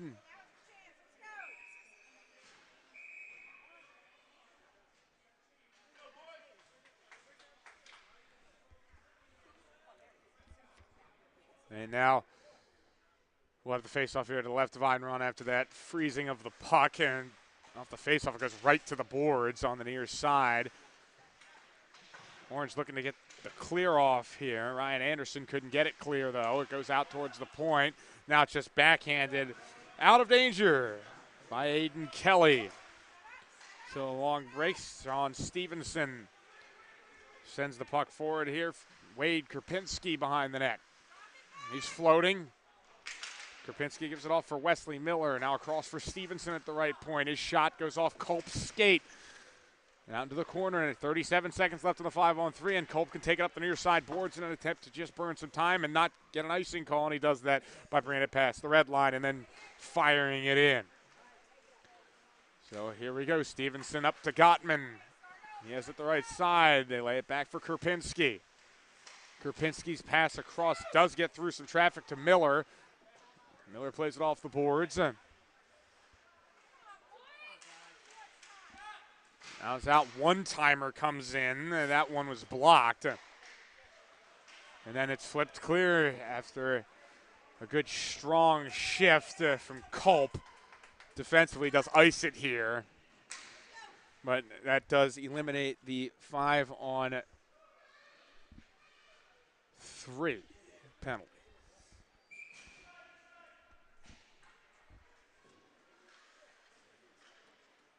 So that's just 5-on-4 for 34 seconds.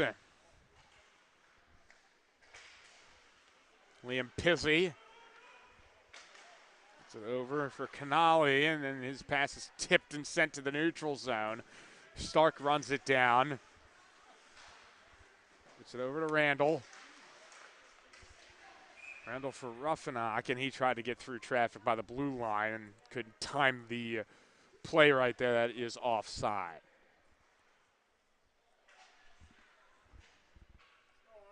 Down to 12 seconds left on the Philadelphia Black power play. And this will be a neutral zone face-off, won by Orange. And they'll have an opportunity to clear. Here's Young. Take it behind his own net to burn some extra time, making Philadelphia Black chase after it. This can be dangerous here if your outlet pass is picked off, and it nearly was. But we're back to 5-on-5 hockey. Everybody out of the box. That's a good kill there for Orange on the 5-on-3. That was over 90 seconds long. Randall passes it across. Ruffinock, a shot that was deflected and went wide. And then the puck is cleared down the length of the ice. This is going to be icing, as signaled by the official.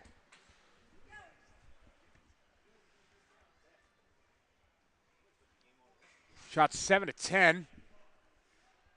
So far, 2-1. Philadelphia Orange with the lead after going down 1-0 early inside the first minute. But we've had a good one here so far at the 16U Single A National Division Championship here at the DVHL playoffs in Iceworks. As this one goes around the boards, it manages to get past Randall. Icing was waved off, so he has to go back to collect it, and he's double teamed here on the near side corner. Puck gets laid off here. Caden Canali. This is Logurito. Logurito has it behind the net. Passes up right point. Randall a shot. 1-4 blocks the other as Trip Young blocked that shot. Goes out. Here's a possible 3-on-2 as Trip Young dumps it in. Randall trying to clear it out here for Black, but Orange threatening down there. Young hits the ice. And an opportunity here for Black to play it off the boards. Here's Anderson. Anderson stops before he entered the zone. It does find its way in, though, here. Harkler Road, one of the goal scorers for Orange. End up losing it, though. Here's Gottman. Into Felicki, but a pass got underneath his stick and goes into the Philadelphia Orange zone. But the pass came before the red line. Didn't find a stick before that. So it is icing with a minute 23 to go in the first period. Shots 10-8. Currently in favor of Philadelphia Black so far, but they have had a couple of chances on the power play.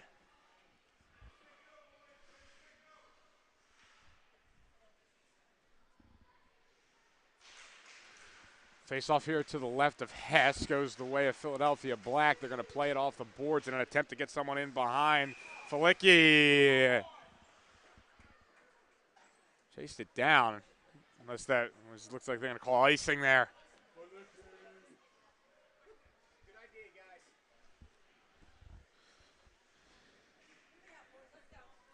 So now we go back again into the Philadelphia Black zone. Draw. Goes again to Philadelphia Black. Felicki here up the near side. Brings it up the right wing. Nearly loses his footing, and that allows this one to be tipped clear by Declan English. Orange works it around towards the near side. Pulzak wants it clear. He gets it back out towards the neutral zone. Andrew Watson plays it off the boards for Luke Carson. Here's Carson from the right circle. He couldn't control it. Pulzak took it away. Pulzak with a spin around, attempting to clear. It goes to Kirk near side, and then back to Pulzak. Pulzak rifles one around the boards. Culp chases it down, but he gets hit. Big down there in the corner. It's flipped clear near the blue line by Philadelphia Black. Couldn't get it all the way out, but this time they will be able to. But a pass towards the near side gets past the stick of Miller and allows for a clear for Owen Waltermeyer around the boards. If they can get it all the way out, there's a collision there near the blue line. Both skaters find themselves off their skates, and as Miller entered the zone, Philadelphia Black was offside.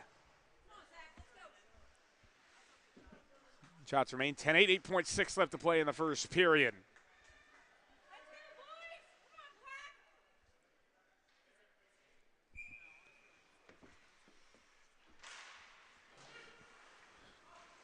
Remainder of this first period will tick away as the puck just loose in the neutral zone. No one going to be acting with any urgency at this point. And that takes us to the end of the first period. Philadelphia Orange with a 2-1 lead over Philadelphia Black, despite falling behind 1-0 after the goal from Ryan Stark, but they answered nicely. Goals from Dom Harklerode find themselves where they need to be. So we'll take a break here on Maryland Hockey Network, working in conjunction with Delaware Hockey Night. Bring you coverage of this weekend's DVHL playoffs. We'll be back for the second period after the break.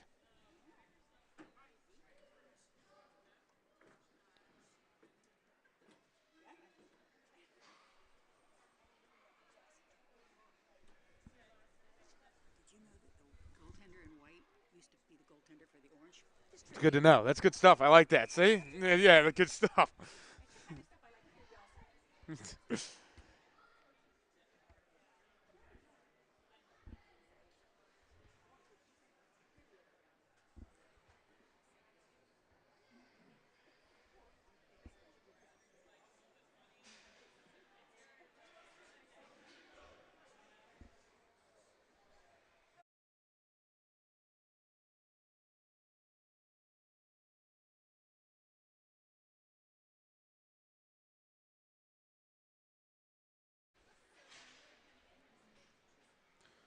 Sorry about that, at the wrong scoreboard up there. But either way, it's a 2-1 game here, start of period number 2.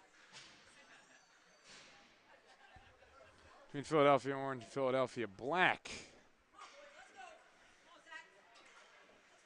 So we'll head to center ice for the face-off, and we're back underway here from Iceworks. I'm Mark McClure, taking you through all the action here on Rink 1. This one will just go off the pads of Hess. He played it. I don't think his team expected him to.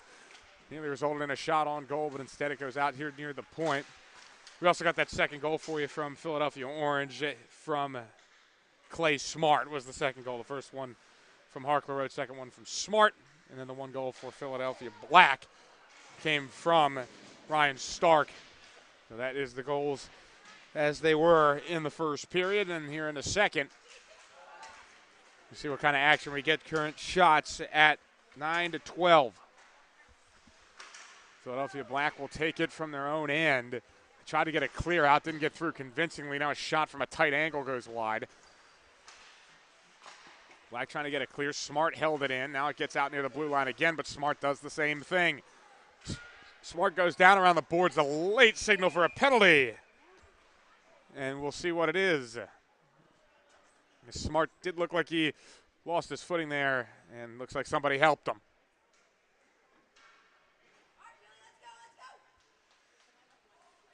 See what the call was. Tripping.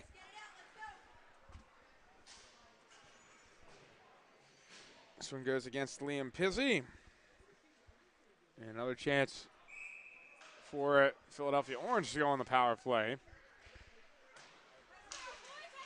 They scored once on the power play already. They hold it in there. It was nearly found its way out. Tripp Young's shot goes wide to the near boards. Tommy Schillinger back to Young. Young wrists one in. Save made by Hess. It was loose in front. And ends up with Young again.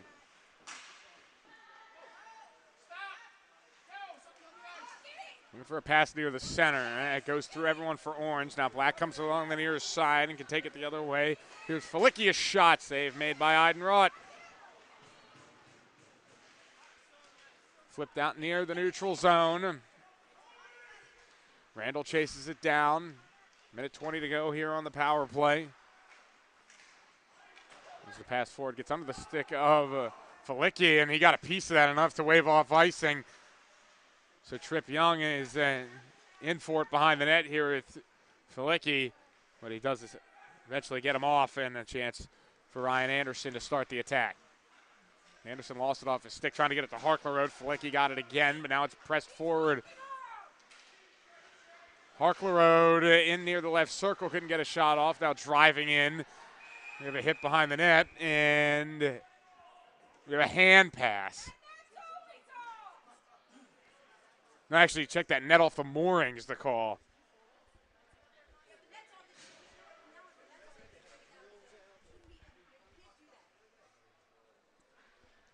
.47 to go in the period.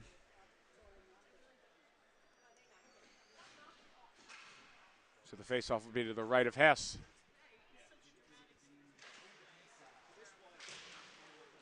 We have a big hit in the corner. Orange trying to set things up. Here's Kelly driving right circle, a shot.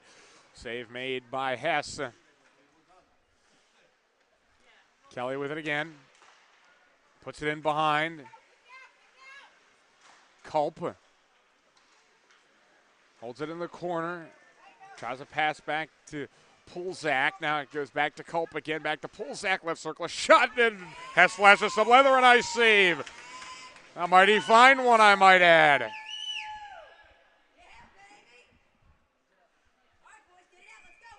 .18 seconds to go on the power play. There's the face-off here. Is won by Philadelphia Black. They have a chance here. Stark's in a foot race for the puck. He's got help if he wants it. Stark drives in towards the net. Got tripped up. He scored anyway. And he scored. Stark, how about that? His second goal of the game. Despite getting it, looked like tripped up there. He lost his balance, but he was able to score anyway. It's a sign of a good goal scorer, and Ryan Stark ties this game at 2. Short-handed goal for Philadelphia Black.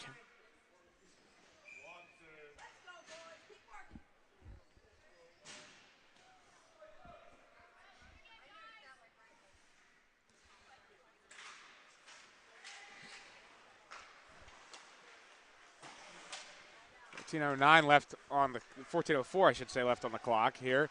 As now Philadelphia Orange needs a response. They'll try a shot in here from the slot, but Hess stands tall and makes the save. 12th shot of the afternoon for Philadelphia Orange. And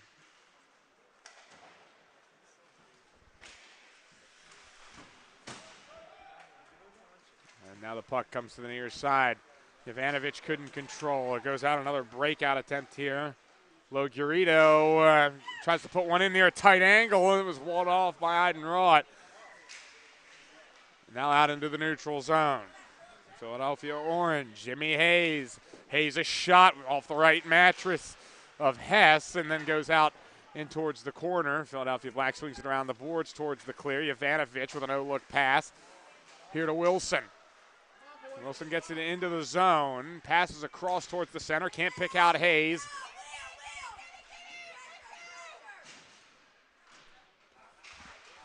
Ivanovic again tries to hold it in. Actually, correction there. That was.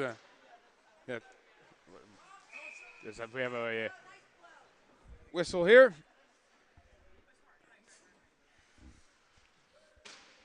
$12:59 to go.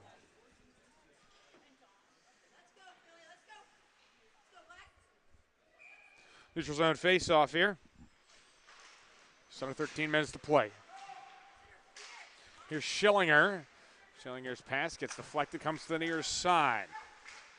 Sean Stevenson held it, got it past Ruffinot as Philadelphia Black looks to set up here offensively.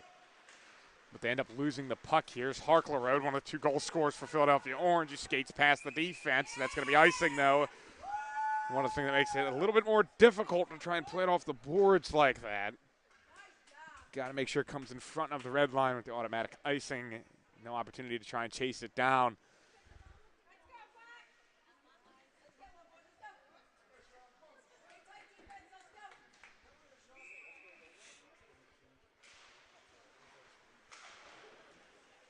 Trip Young gets it off the face-off. Curls it around the boards to try and get this one clear. And Liam Pizzi vying for the puck. Orange picks it back up. Ryan Anderson ends up giving it away. Then Miller tries a shot from tight angle. Goes off the corner. And Orange able to get it cleared. Here's Harklerode. His pass got tipped. Michael Desiderio got a piece of that puck. It comes out towards Trip Young again, who gets it back into the Philadelphia Black zone, but Philadelphia Black ready to clear immediately as Cheney Natras gets it up the ice. But he gives it away again on that long pass attempt. Pass goes towards the center. It's taken across. Kirk tried to find a teammate near the slot and was looking for Anderson. But they'll have to reset here. Desiderio with it in the high slot. A shot, he scored! Michael Desiderio gives Philadelphia Orange the lead back. It is 3-2.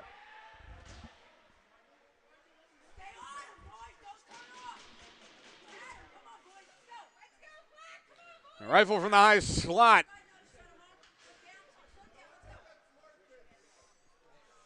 For Desiderio, and that takes us back to center ice for the restart. Philadelphia Black be set to respond again. Here's Kerpinski near his side. Passes across, and the shot comes in by Felicki. It is saved by Eidenroth.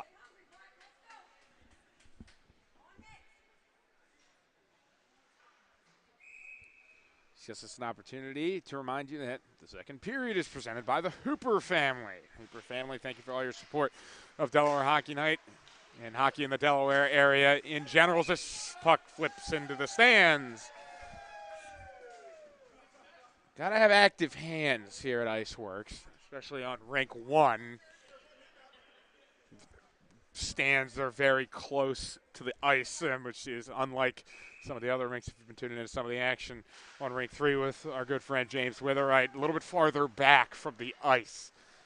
Gives you more time to react to pucks that may or may not come flying into the stands. 16 shots aside here as Philadelphia Black tries to tie this one up. The puck comes loose near the slot. Goes out towards the neutral zone. Mermelstein dumps it back in. Is chased after and taken by Clay Smart. Smart's pass towards the edge of the zone was held in at the end by Kenneth Gottman. Gottman now vying for the puck, throwing his body around behind the net. He spins around trying to get this pass loose. Finally does get it to Kerpinski. Kerpinski throws one that hits the stick of Eidenroth. And now a chance for Pulzak to break the other way, tries to skate through 3 defenders. He's got to hold up here as the puck came out to Culp, but he had to wait as Pulzak went down in the zone. They didn't want to enter offside. That kind of killed this attack, but Culp trying to recover it as the pass goes in. We are going to have a whistle here.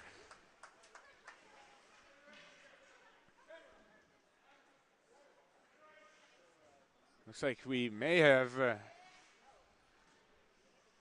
center ice face-off. Yes, we will.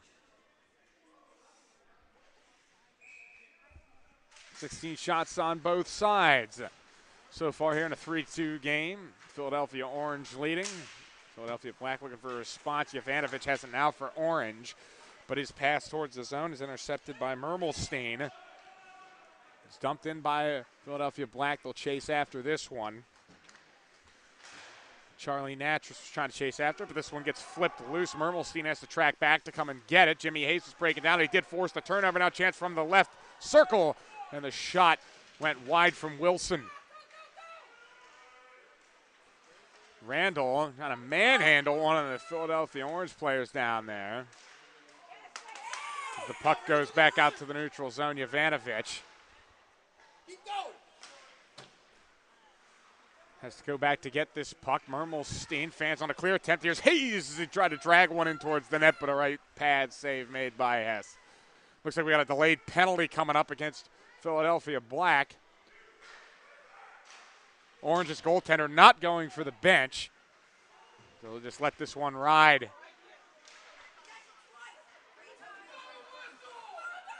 Orange still has a chance to set up. Still 5-on-5. Now finally we will get a whistle as one of the Philadelphia Black players is down, slashing the call.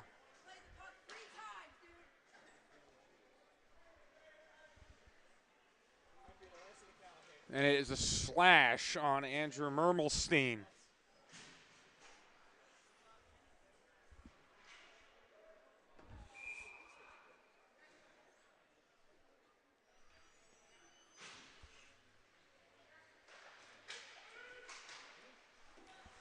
Right back to play. Puck goes out left side.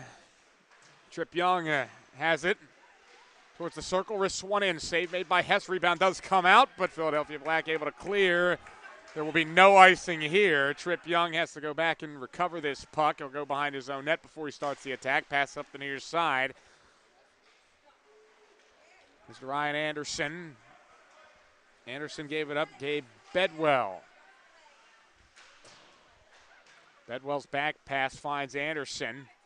Anderson from a tight angle, and pad save made by Hess. His angle's covered there. And Philadelphia Black able to send it around the boards. A good chase down effort here is Young. He's been hounded from behind by Ryan Stark.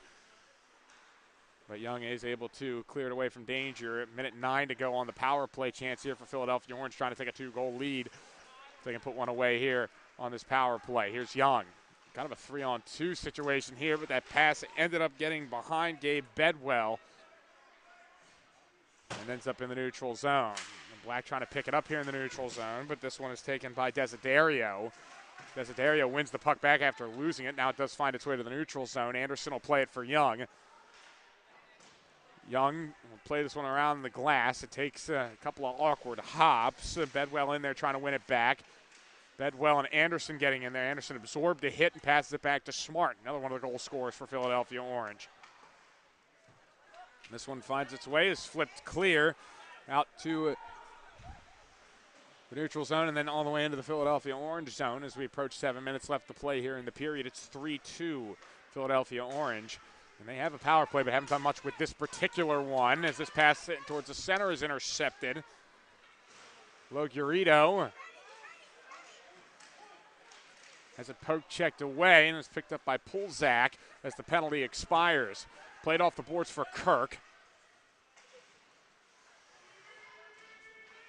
Kirk wrestling for the puck here. And a clear attempt is held in by Waltermeyer at the blue line, but his pass gets intercepted by Logurito.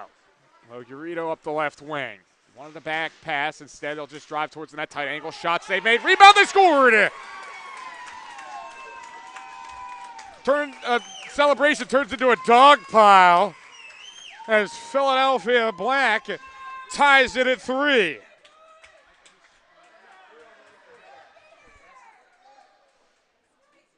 Wesley Miller on the goal.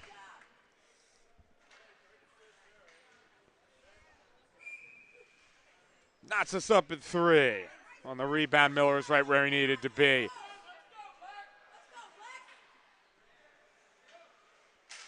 We wade right back in. 6:40 to play. Another new game. Philadelphia Black has done a great job being resilient in this game after falling behind a couple of times. It's the second time they've tied this game up after they were down as this puck comes loose near Hess's net. But Philadelphia Black able to break out here. One of the defenders fell down for Orange, but reinforcements arrived before they could bring it up. Here's Stevenson. Stevenson gets spun around near center ice as the puck goes in near the left side. Kenneth Gottman lost control of it. It's taken by Aiden Kelly for Orange. It goes out towards the blue line. Stevenson thought about a one-timer. Instead, got it to Gottman, who put one net front, but it was tipped away. And Kelly recovers for Orange. He'll play it around the boards again. Same situation here. Stevenson gets it again. This time he does take the shot, and it's saved off the pad there by Aiden Rott. Gottman vying for this one in the corner. He's down there working with it. Puck comes around here towards the near side boards. Kelly will look to control this one as we have 5.5 to go in the period. It's a 3-3 hockey game.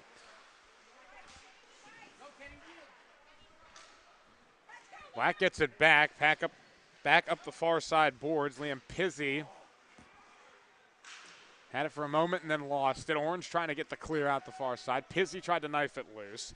Ends up going to Ruffenach. Shot goes on net. Save made by Aiden Rott. And it goes into the corner. Two bodies collide. Pizzi amongst them. Philadelphia Black trying to keep it in. Ruffenach held it in by getting it to Randall, who fired it back in. Now here's Ruffenach, a shot. And that one looks like just went just high and wide as we have under 5 minutes to go in the period. Orange will throw this one into the Black zone. And icing was waved off. Up the near side here is Ruffenach. Ruffenach drifts in towards the slot. Had a poke checked away, but it was held in. And the pass goes just wide from Pizzi. It looked like he was looking for someone on the back post as Mermelstein tried to hold it in. There was a collision of sticks, and the puck went up in to the Philadelphia Black bench.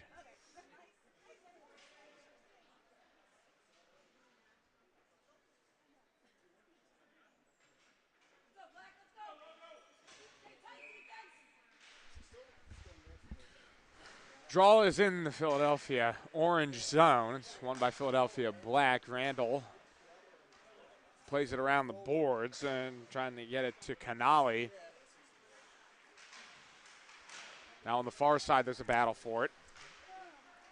Pass comes near the front side. It's tipped away by Philadelphia Orange. Harkler wrote a shot from way downtown, and it'll just be gloved by Hess out of an abundance of caution.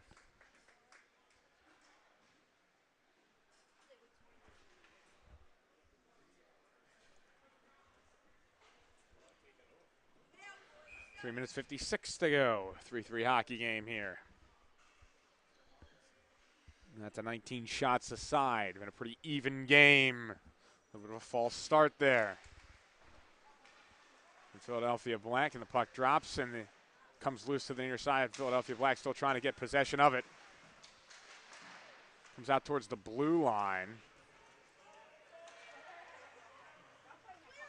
Philadelphia Black will go in from behind. They find Stark.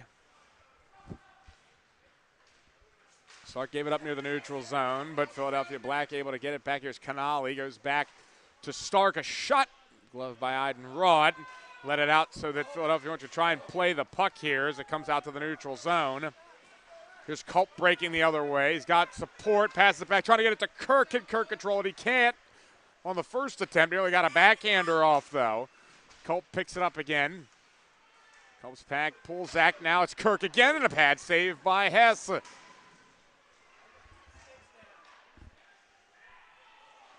Puck comes loose near Hess's pads. He didn't know where it was, and it nearly squirted through him.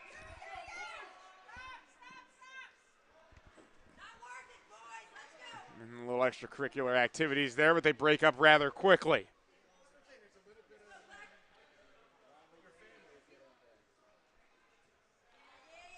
Net looked like it may have come off its moorings as well, so we'll get that fixed here as we get ready to take this face off with 3 minutes left.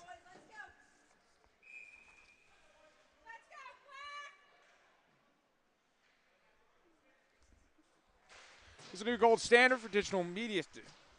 See ya.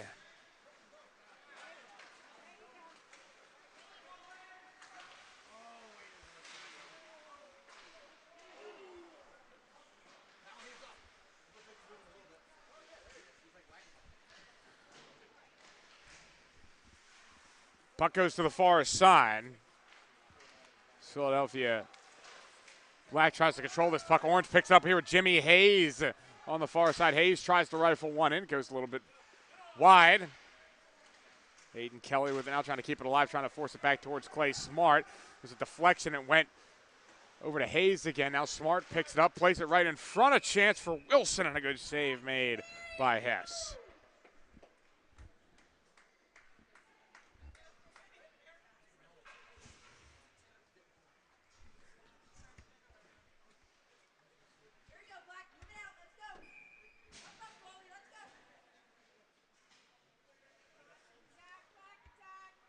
There's a new gold standard for digital media solutions in the Golden Belt. Or just digital media solutions for small businesses, I'm sorry. 412 Communications offers web and graphic design, social media, consultation, public relations, writing and editing services, and more. Visit 412communications.com to learn how they can help you build lasting relationships with your clientele. Partners of DHN. 2 minutes to play here in this period.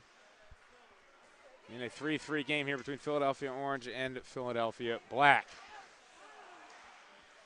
Here is Ryan Anderson with the puck for Orange. He'll drop this one back towards the corner. Puck is knocked around. Eventually Harklerode gets it. Harklerode, a shot from distance, goes off the backboards. They try to get a rebound out of it, and Anderson puts it off the backboards as well.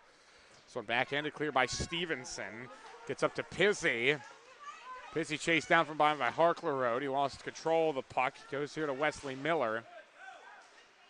Miller driving in from the left wing boards. Goes out towards the front of the net. It's loose. They scored! Philadelphia Black takes a 4-3 lead. It's their first lead since way back a minute into the first period. It's Liam Pizzi on the goal.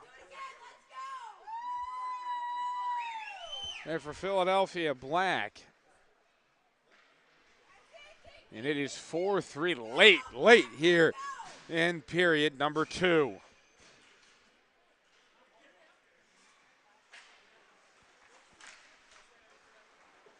So Philadelphia Orange will look to respond here.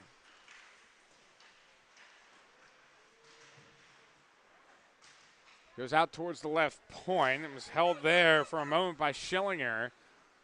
Ends up going back to Trip Young in his own zone. He's surrounded. Young nearly loses control of it. Instead, he breaks it up here towards the near side boards. Kirk couldn't control it. Went back to Philadelphia Black. Logurito avoids a hit. Now he still controls the puck here from a tight angle shot in. Save made by Eidenrott. And now Orange can break the other way. Here on the rush, it's Cope leading. Curls it in behind the boards.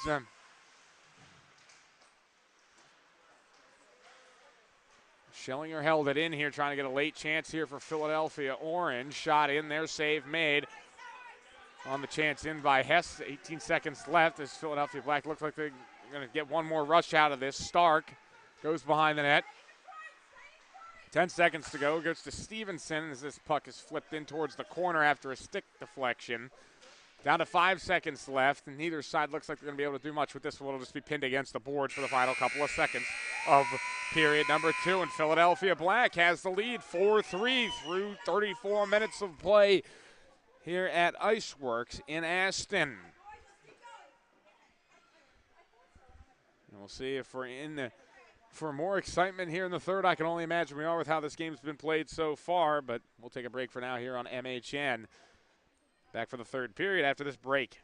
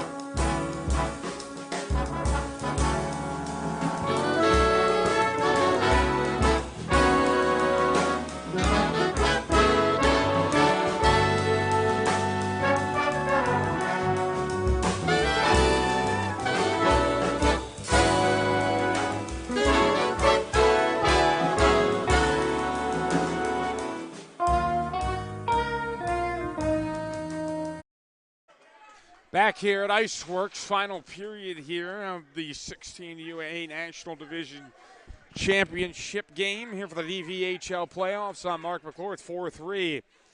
Philadelphia Black with the lead over Philadelphia Orange in what's been a hotly contested game so far. Expected more of the same here in the final period.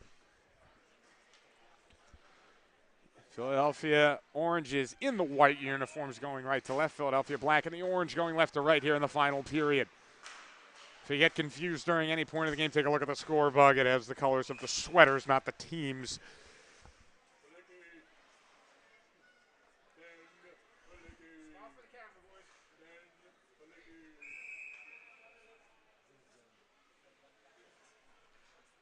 So it'll be a neutral zone face-off here just 7 seconds into the third period. Philadelphia Orange takes it from the far sideline. Just the far side. Thinking of the wrong sport. As this puck gets dumped in, it'll be an icing call against Philadelphia Orange.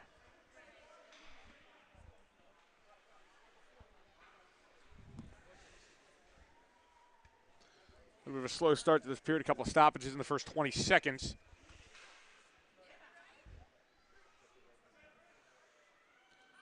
And it will be Culp set to take the face-off against Kenneth Gottman. Orange gets possession off the face-off. Jimmy Hayes pass towards the center was tipped and get through cleanly. Smart takes it from the corner, tries to get a clear off. Instead, it ends up near the slot. Kerpinski nearly got a stick on it for Philadelphia Black. Puck goes back into the Orange zone. Then a shot from in tight from Felicki. Save made.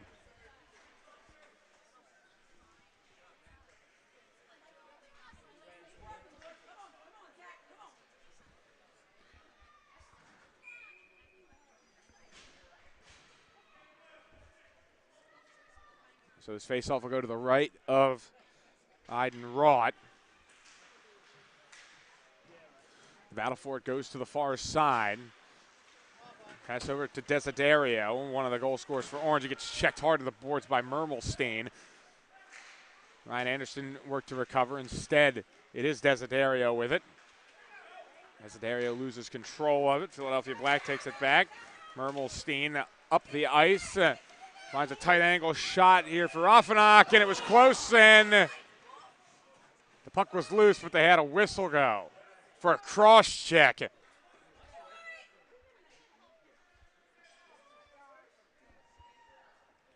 Offenach did a good job crashing the net, but apparently there was a penalty in there somewhere, and it's a cross check as signaled. And it's a Philadelphia Orange power play.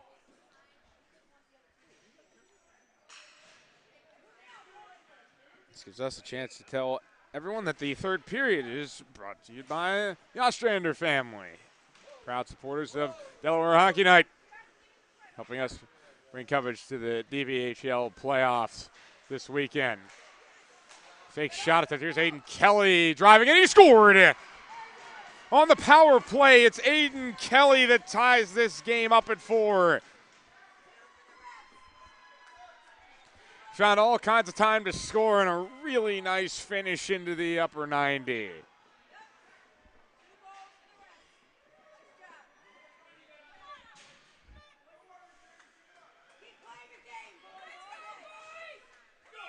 So we'll restart again with 15:32 to go in the third new ball game.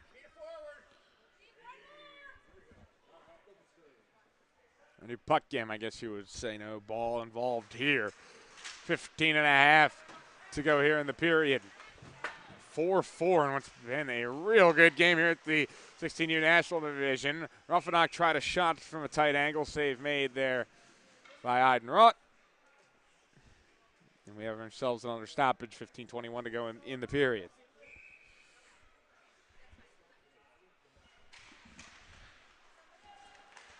Faceoff goes to Philadelphia Orange. They want to break it up the near side. Culp. Backhand passes it. Gets it back to English, but then it's taken away by Philadelphia Black in the neutral zone. Puck's flipped up. Trying to get it down. That was Charlie Natras trying to control it, but the entrance there at one point or another was offside.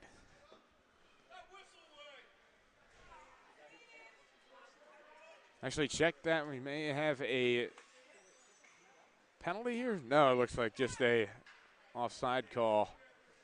At least that's what it appeared to be, as we will have a center ice face-off. May have been something different, but that's all we could see from our vantage point. Under 15 minutes to go. Pulzak gets the pass off. Culp fanned on a pass. That gives the puck back to Logurito, and he brings it in up the left wing boards and played it near the corner. Logurito still looking for a passing avenue, as he'll end up just passing it out towards center ice. There's an off target trying to get that to Andrew Watson. Watson flips one forward, and pass is intercepted by Jovanovic. Jovanovic had it poke checked away, but Philadelphia Orange still gets possession of the puck with Culp getting it to Pulzak. Pulzak draws a shot, and that one was deflected. It went up over one of the Philadelphia Black defenders' sticks and up into the corner.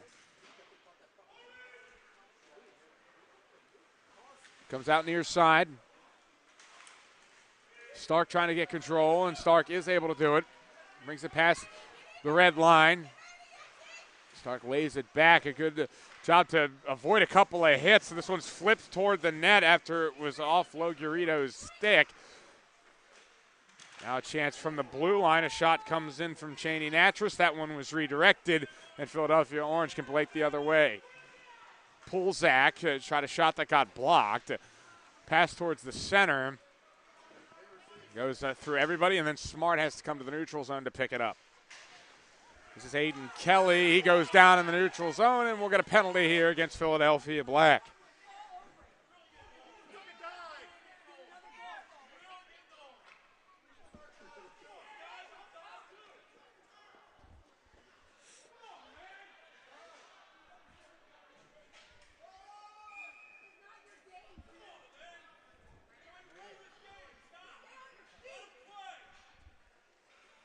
It's another Philadelphia Orange power play. They scored on the last one. Let's see what they do this one, trying to take the lead back in a 4-4 hockey game.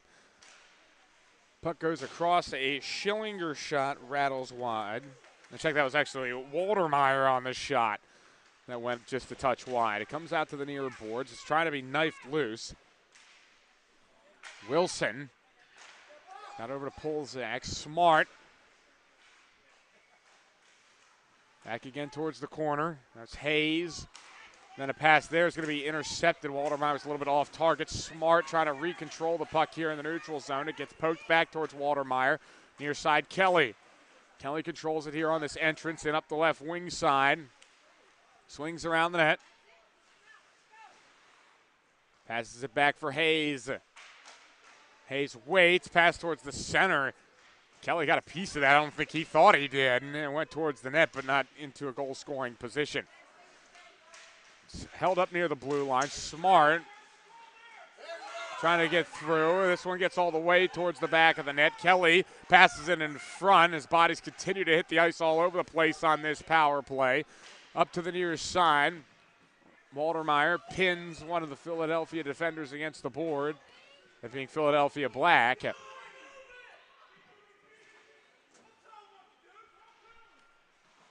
Still a long way for this puck to come loose. Finally does. Then a pass in towards the center from Hayes towards Kelly. Didn't go anywhere. Now Wilson tries a one-timer. That was saved by Hess. Back again for Kelly. Goes in towards the high slot. Smart plays it over towards the corner, and Stevenson just tries to rifle one clear, but it's held in by Smart, who one times one, and he scored! 2 goals from the defender, Clay Smart.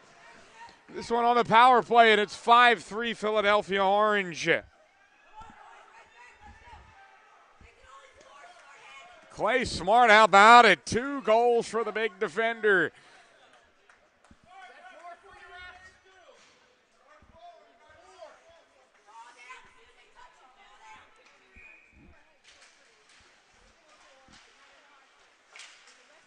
So, we replay again in what's been a seesaw battle between both teams. Ruffinock's shot goes wide in towards the right corner. Wesley Miller backs out here for a one-timer from Mermelstein. A good save made by Iden Roth. Then it came out loose for a rebound chance that Philadelphia Black can't put away. And then they'll get a clear here, an icing called against Philadelphia Orange. Philadelphia Black doing a good job putting pressure on the Orange defensive crew. So to Philadelphia. Black gets the possession off the face-off. Quick shot comes in, save made by Eidenroth. Then it comes to the near side boards. Harklerone loses his footing. Shot comes in, that rings the post from the right circle. Could have been the one that gave Philadelphia Orange the breathing room they needed. Instead, this game stays at 1 goal as it swings behind the net.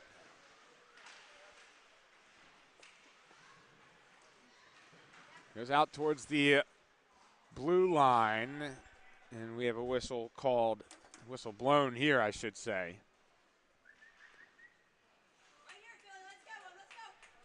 With 10:41 left in the period. It remains a 5-4 game. Shots 31-30 in favor of Philadelphia Black, but they find themselves behind here by 1 goal late. Pulls Zach up the left wing. He goes down. It goes out towards the blue line. Now a chance the other way. Logurito crashes to the net, tries to roof one, and it goes high and into the netting.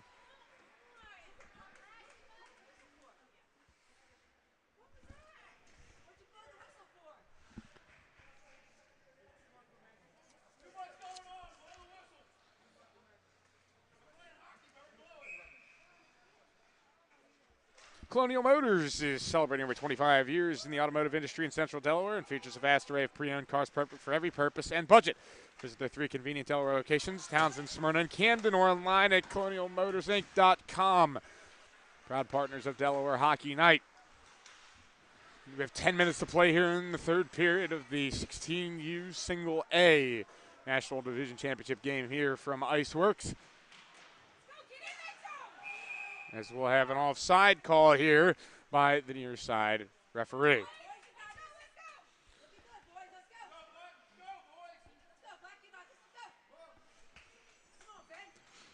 And this comes with 9:51 to go here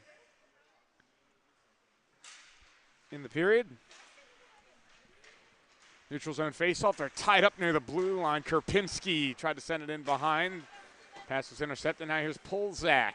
The other way, wrist of a tight angle and a nice glove save by Hess. Not the first time he's flashed leather in this game.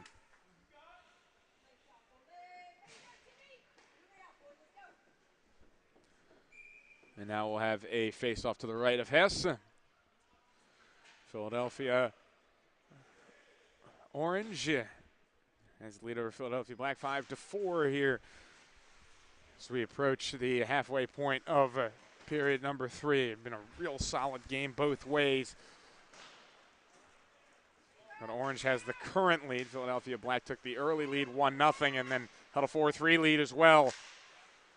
This one goes out towards the neutral zone. It's brought in by Gottman. Gottman ended up coughing up the puck as got surrounded there behind the net, but he wins the puck back near the neutral zone, gets past the blue line, tries to work his way in behind towards the corner. Poke check, the puck is loose, looking for an opportunity to poke it back. And comes out towards the far side. Aiden Kelly set up a bedwell yet again. One comes flying near the broadcast booth. Second one today. Second one this period. The second one this game, I should say, not this period. On that puck that comes flying into the stands here on rink 1. 8:42 to go here in the third period as the puck goes behind the net. Hess will take no chances here. He'll just cover it at the post.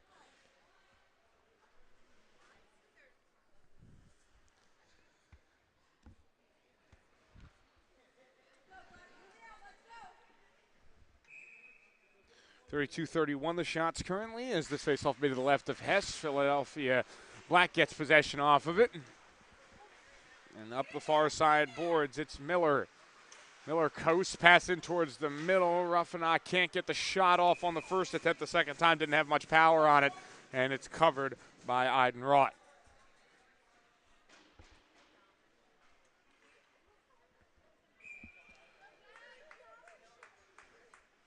So the faceoff here will be to the right of Eidenroth. Ruffinock goes right through the faceoff to try and get the puck back and ends up out near the front of the net, but the only players there were wearing white. Harklerode gets it off for Desiderio. Desiderio with pass/shot across, doesn't get anywhere near a teammate. And now here's Stevenson for Philadelphia Black to try and clear it, but his pass is intercepted. Philadelphia Orange tried to set something up across the slot, but that pass was intercepted again, but Philadelphia Black gives it right back in the neutral zone. Puck dumped into the corner. Pass comes out towards the neutral zone. English takes it in his own zone. Pass goes to the neutral zone where Philadelphia Black's able to take it back. They try and dump it in, but it'll be taken by Jack Jovanovic. His pass again is taken by Stark. Stark laid it back for Stevenson. Now comes up to Canali, but his pass taken away by Anderson. Anderson tried to flip it towards the boards, but Philadelphia Black was there first. And they'll have an opportunity to take a wrist shot from a tight angle, but that one's saved by Eidenroth. Comes out towards the high slot. Couldn't get a shot off, though. Natras, a little hesitation here, pulls Zach. Does a good job to beat his defender. Goes towards the high slot. The puck gets tipped up, and he cannot control it to get a shot off. It'll be an opportunity to go the other way here. Logurito. Right up the chute here. Turns back. Gave it up behind the net. Canali. Now pass goes across, looking to try and find Logurito again. This time he couldn't control, and Culp goes the other way with Polzak as support. Culp fired one in, took a loop high up over into the netting, and that gives us a chance to breathe here with 6:31 to go in the period and a 5-4 score line.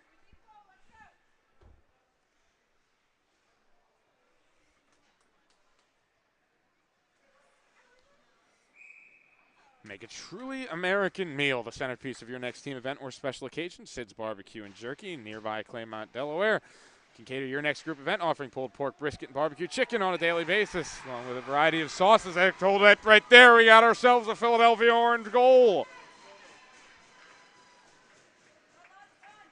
Make it 6-3 on that goal by Gabe Bedwell.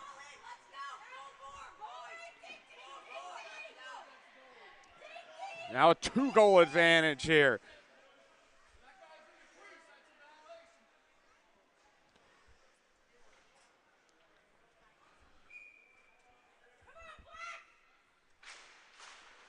And I'm missing that one there on the call a little bit, but still we have a 6-4 hockey game here now late in the third period. And will that goal there from Philadelphia Orange be the difference as Bedwell put that one away? Pass here towards the center. Ben Felicki crashing the net and trying to turn to get a shot off. Puck ends up in the crease, but no one can slot it home. And it gets cleared out towards the neutral zone. Mermelstein plays it off the boards. It's chased down by Waltermeyer. Waltermeyer's pass intercepted by Felicki. Pass towards the net, tipped away. Orange takes it up near side. Hayes' pass gets intercepted by Ruffinock. He goes in through the slot, but he was all alone. Hayes gets it back for Orange. Mermelstein holds it in, but Hayes gets it back again. He's alone as he tries to get past Miller. He's checked against the boards. Ruffinock gets it back. Went back to Mermelstein. His first attempt to clear was blocked. The second one was picked off, but Philadelphia Orange couldn't do anything with that chance.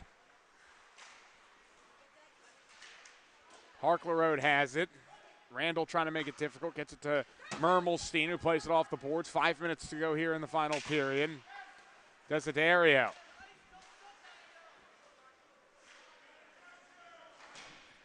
Desideria's pass off. Andrew Watson dumps it into the corner. Pass out to the near side. This one was tipped clear. Here's Carson from the neutral zone for Philadelphia Black, trying to keep the pressure on, trying to get his team one more goal, trying to not tie this game up, but get it into a more competitive position than it currently is with a 2-goal advantage for Philadelphia Orange here in the 16U Single A National Division Championship game. But this could be the dagger that they're looking for on the other side. Tripp Young, a shot and a right pad save made by Hess, and then we have a whistle.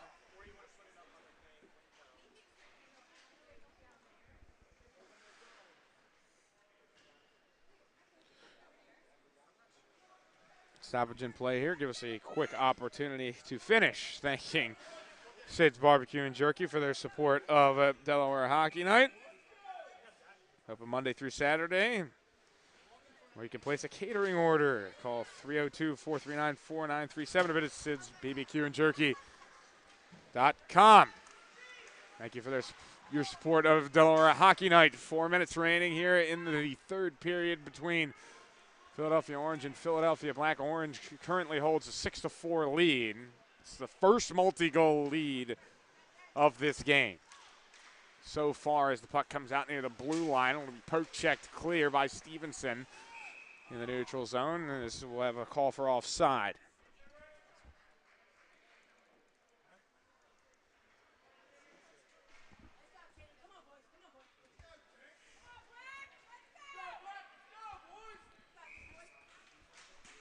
.343 to go here, final period. Goes to the far side. Try and dump one in. Polzak. Headed at the neutral zone. Stick goes flying. That was the stick looked like Logurito that had a stick go flying.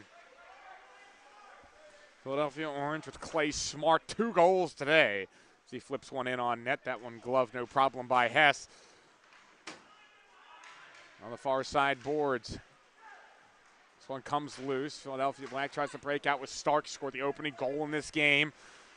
Has it towards the right corner.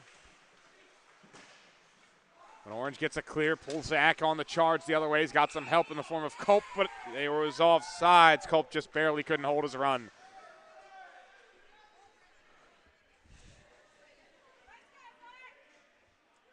.255 left in this game. Getting down to a position where Philadelphia Black needs a goal quickly. They're starting to really run out of clock. And a 4-3 lead late in the second period, but they have yet to score here in the third, while Orange has put 3 goals in. They intercept this clear attempt. The shot came in from Kelly, took a deflection, and went wide. Here's Hayes. Pass towards the center is intercepted. Gottman goes the other way with it. Got it off for Felicki. Felicki behind the net. His back pass goes right in front. Gottman, and then now we'll have some action in front of the net. Krupinski was getting into it.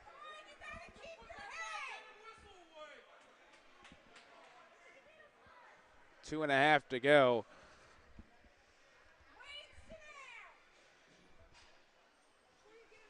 Shots 35-37. And we'll get offsetting penalties here. That should not affect manpower. You'd stay 5-on-5, I believe.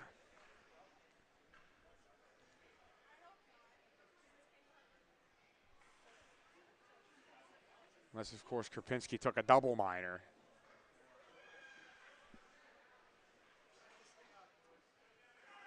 Going to be a wait here to see what this one looks like. So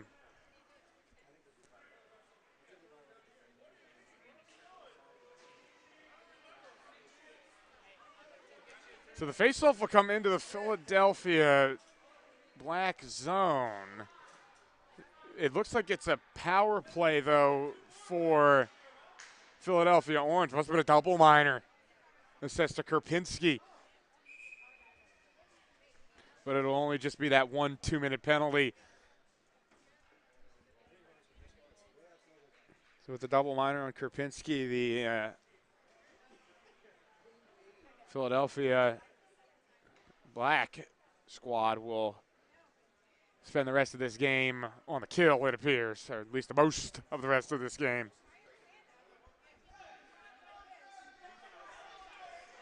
Having some trouble figuring this one out, I should say, on what the true conclusion of that play is going to turn out to be. But it appears it's going to be 2.5 minutes left, and it was a double minor against Kerpinski.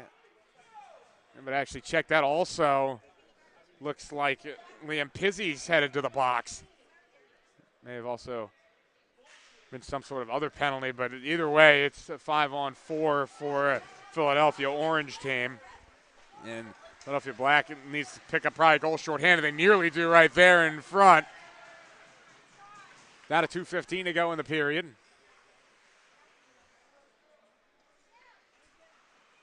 Aiden Kelly waiting, burning some time.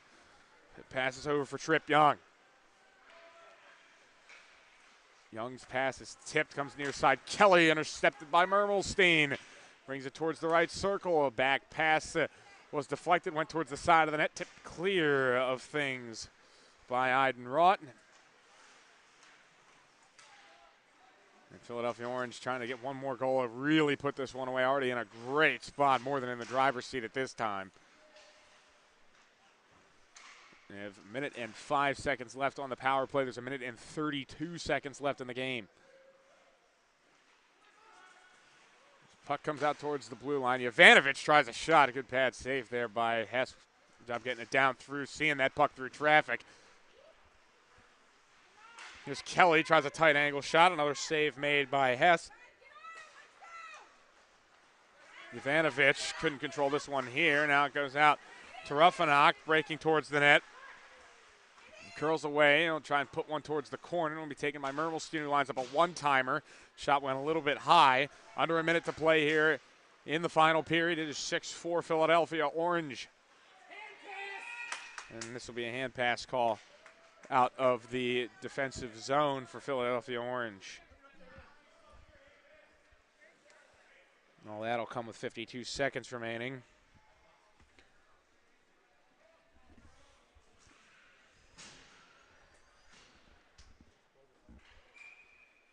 Shots 39-38 in favor of Philadelphia Black, but they have not been able to put away enough goals in this game so far. It's only by one shot the advantage, but they will score here.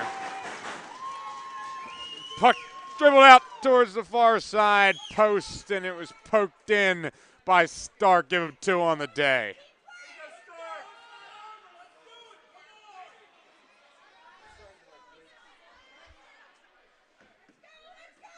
That one comes short-handed for Philadelphia Black, and now it's down to a 1-goal game, and good idea here as the Philadelphia will take a timeout, and it looks like that timeout will be charged Philadelphia Black. Coach Gina Barbuto wants to talk with the team.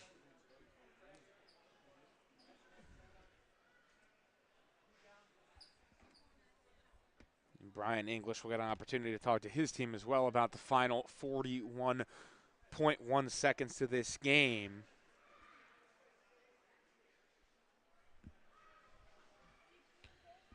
There's still some time left on the power play for Philadelphia Orange, so even if Philadelphia Black would pull the goaltender, they would still only be playing at even strength. So they'll probably have to wait for that time to go before they consider pulling the goalie.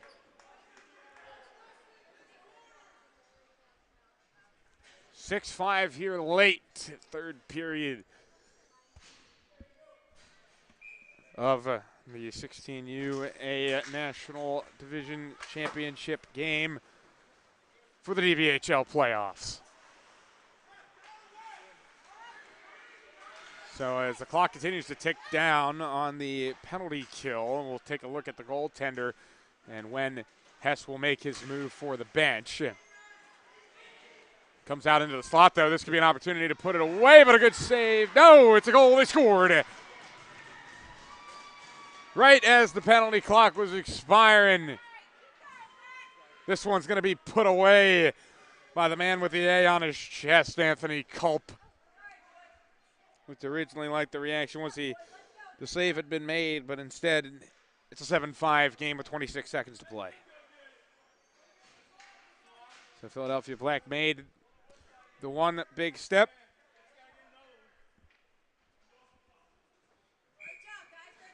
Made the one big step, but end up taking a step right back. As this game looks like it'll be coming to its conclusion here shortly, with Philadelphia Orange being the ones that take the win, despite the effort from Philadelphia Black, just not quite enough when it's all said and done. Goes out towards the blue line. This shot will be blocked. A lot of excitement down there on the Philadelphia Orange bench with 2 seconds left to play, and that'll do it. Philadelphia Orange wins it here at Iceworks. They're the 16U National Division DVHL champs. They finish it with a 7-5, final score.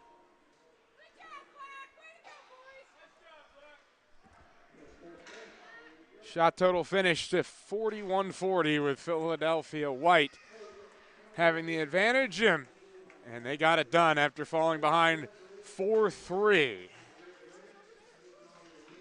at the end of the second period, but third period belonged to Philadelphia Orange.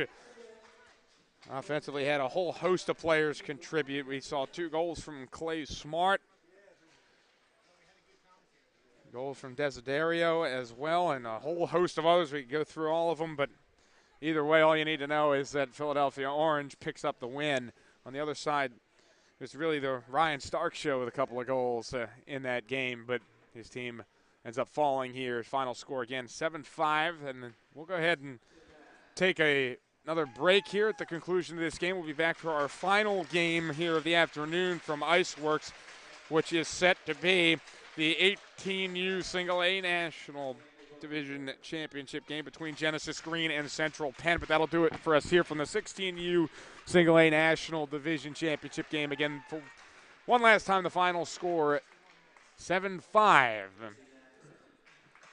Philadelphia Orange picks up the win. We'll take a break for now, and we'll be back for that final game. This has been Mark McClure on the call, and we hope to see you again real soon.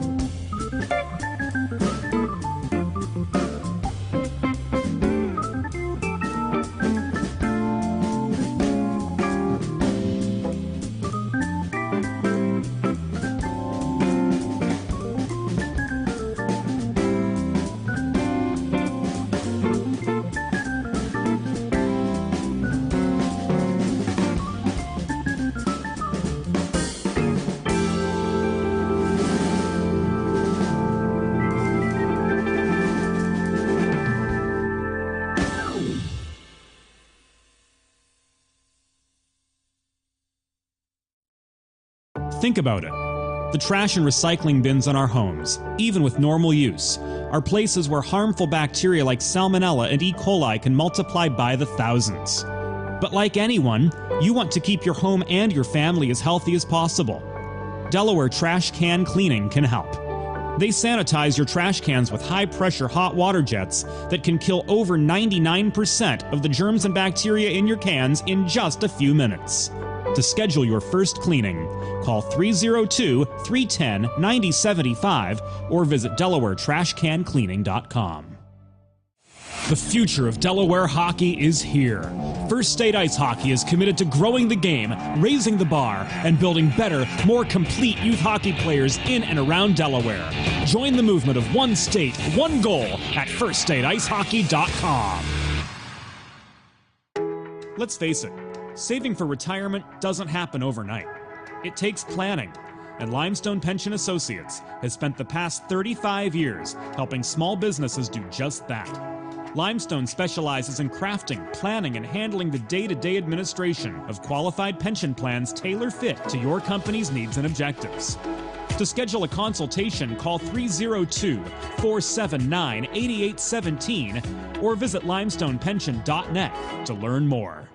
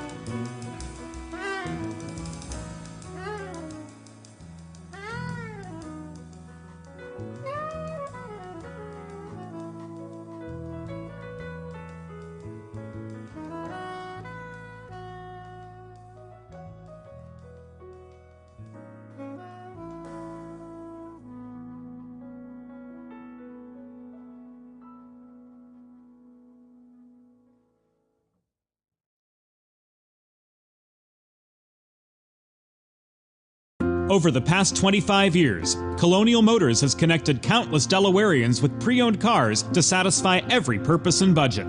Find your next vehicle at one of 3 convenient locations or browse their vast inventory online at colonialmotorsinc.com.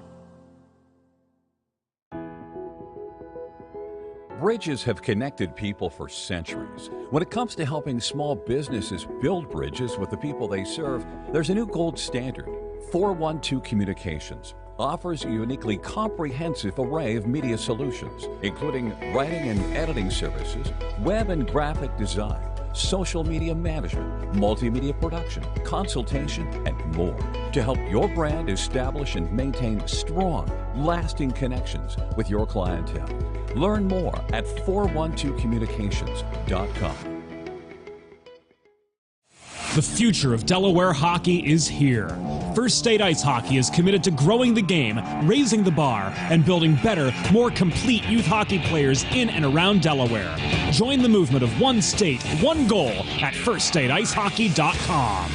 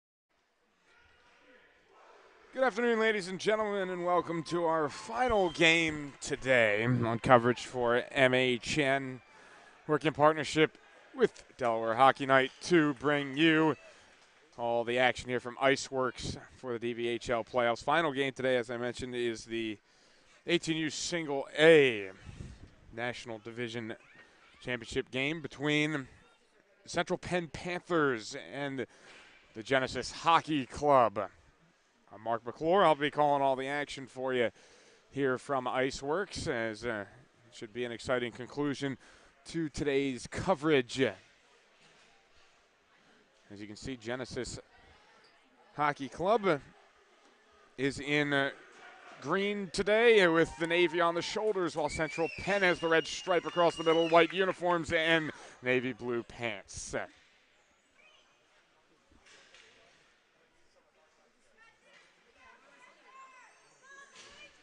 Should be an exciting game as we're just about ready for puck drop here for our final game of coverage from Iceworks. 17 minutes on the clock, we're underway. Let's play hockey.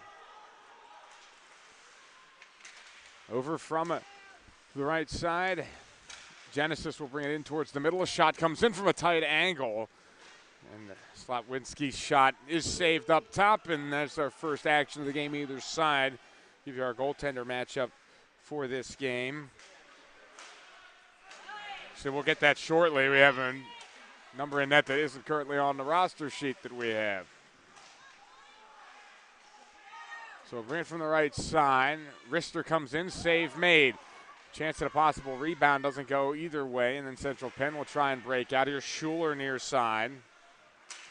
Schuler fires one in, but that one was tipped down by Constantini. And we checked that was Musser with the dump in there, but it comes in and there's a stoppage in play. Our first stoppage of the game with 16:09 to play in the opening period.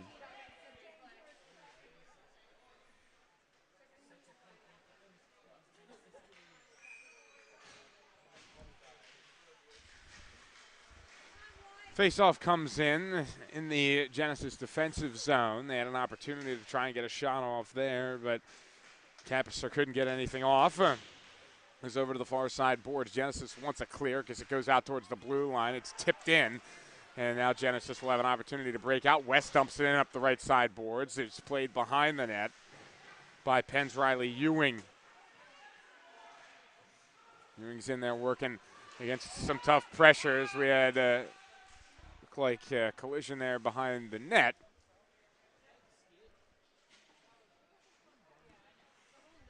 Jackson Miller went down there trying to hold his own inside the net there.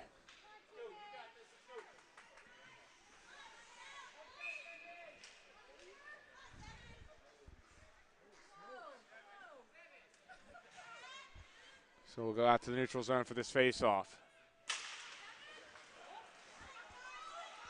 Driving right into the net, breakaway chance, and Miller's there to make the save for Penn. And first real good opportunity there for either team, but it's turned away. Face off to the right of Miller, goes out to the point. Rister comes in and goes off the blocker of Miller. Play stays alive, though. Tyler Godown had it for a moment, and it's given away. Now here up the near side boards. Penn's ready to attack yet again. It's dumped in up the left side by Tyler Maritzen. Maritzen goes down behind the net. They wanted a penalty, didn't get it. Comes in near behind the net. Genesis looking to clear up the near side boards. They're able to do so. The Godown couldn't control this puck. It goes past Barnes' stick. Now Maritzen dumps it back in. West to chase back after it. And in the end, Genesis does get control of the puck with Benjamin Lerner. Lerner will lead the charge forward. He'll bring it past the blue line. Flipped it off one of the Central Penn defenders, and then went off the pad of Miller as well as it goes down the ice. This will be an icing call against Central Penn there. 14:36 to go. So we'll update our shot count here. Currently 6-2. Genesis with the edge in that advantage, in that area, I should say. Richard Shanks digs in here for Genesis to take the draw, but Penn gets possession off of it. It comes out to the near side boards. Waiting to dump this one. Schuler gets the forward. Shanks tries to go over the top with this one, but much too close to Miller, who covers for the stoppage.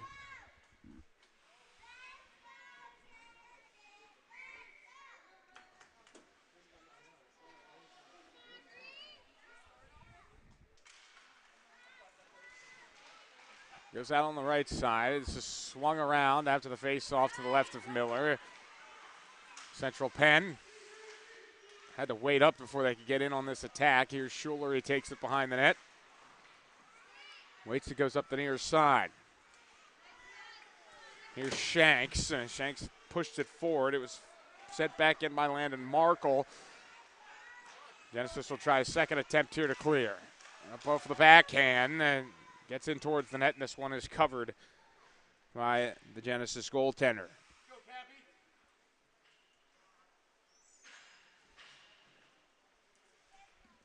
13:48 to go here, period number one.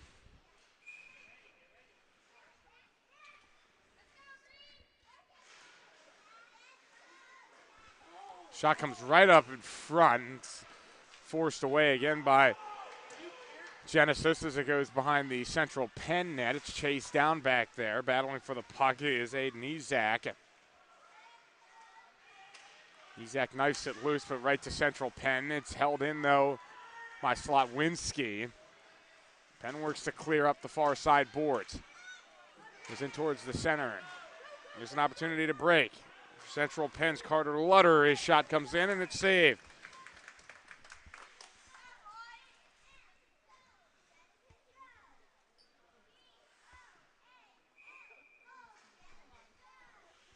.14 to go, and this faceoff will go to the right of the Genesis goal.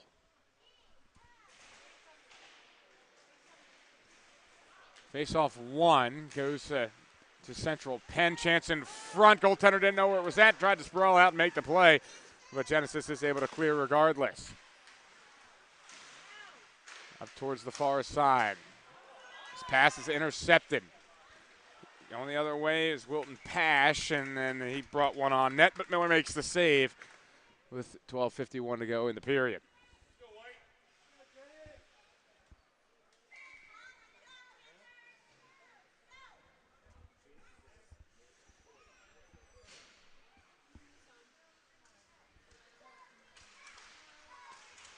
Draw here to the left of Miller. Battle for the puck, and won by Central Penn. They try and swing it around, but West holds it in at the left point, plays it back around. Puck still loose. William Shaw vying for possession here. He's helped out by Wilton Pash as the puck drifts out towards the neutral zone. This could be a breakout opportunity the other way. Tyler Maritzin waits, shoots, save made up top by Ellis, and he's able to cover.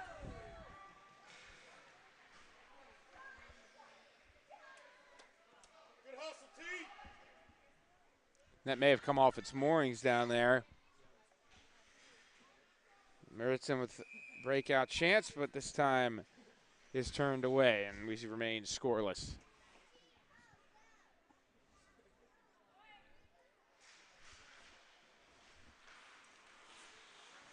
This puck goes out towards the blue line, fired right back in on goal, and covered yet again.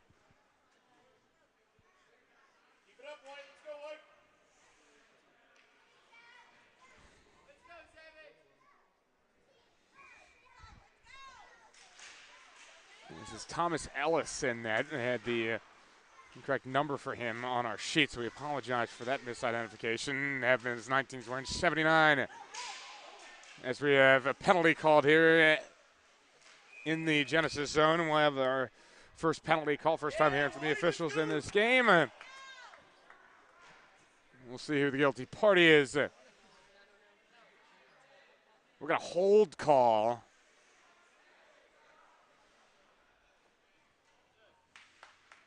And that penalty will go against Benjamin Lerner. So Central Penn power play will start. The draw goes out towards the blue line. A little bit of a fake slapper. Instead it goes behind, and Schuler takes it for Genesis, and they're able to get it clear. It'll be held by Hunter Barshinger, but he gives up the puck. Here's a 2-on-1 short-handed reach shot. They scored! Tyler go down. Puts it in a shorthanded goal for Genesis. That opens things up. It's 1-0. Let's go, White. Pick it up. Let's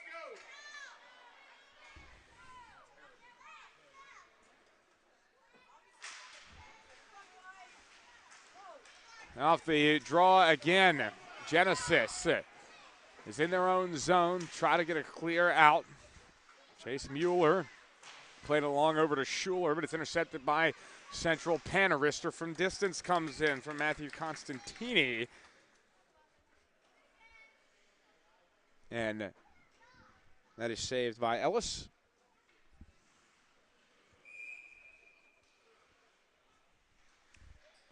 And now the faceoff will be to the left of Ellis here. This one tied up as a couple bodies head in. It goes right back to Ellis's pad, and he'll cover again. Go, White. Come on. Delaware Hockey Night is presented by Heather A. Long, partner of Kimmel Carter, your Delaware injury lawyers. Heather specializes in personal injury and workers' compensation, and is available for consultation at 302-565-6132. That's 302-565-6132. 32. Proud partners of Delaware Hockey Night. This face-off again will come to the left side of Ellis. A big check against the boards as Genesis tries to clear, and they will be able to knife this one loose. And now an opportunity possibly to break out here for Richard Shanks. He dumps one in just in front of the red line, so no icing. And it'll be chased down by Hunter Barshinger in his own zone. Now Jaden Hurst. Hurst's pass forward gets through to Maritzen. Maritzen top of the left circle, a shot. Now Ellis turns it away.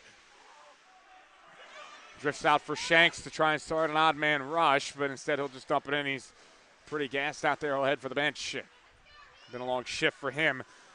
And it'll be retaken here by Penn Central. This one is dumped in by Aiden, or check that is Joseph West on the dump in. There's one West on either side, so we got to make sure we distinguish between those two. Penn Central has to take it in from their own zone. Coy Lehman. Pass out by Penn Central, nearly intercepted by Shane West. And then Central Penn will go from behind the zone as this penalty gets ready to expire. Central Penn will look for one last attack here. Compressor shot went off the outside of that. Now it's loose in front, but it's swept clear by Ellis. And then Genesis able to get it clear. That one hit off a shoulder, so there's no icing. This long chase down is Joseph West. Had it for a moment, and Genesis got it back after it came out towards Central ice. Pass towards He is picked off. And Aiden Izak dumps it deep into the Genesis zone. They'll have to start from the back. Shane West with a pass up to He, and now on the far side. This one dumped in by Bailey Slotwinski. Back towards He again. Now it's towards the point for Genesis. Tyler Liston will try one. Took a deflection into the netting. Pause and play with 9:04 remaining in the period. Shots now sit 14-10.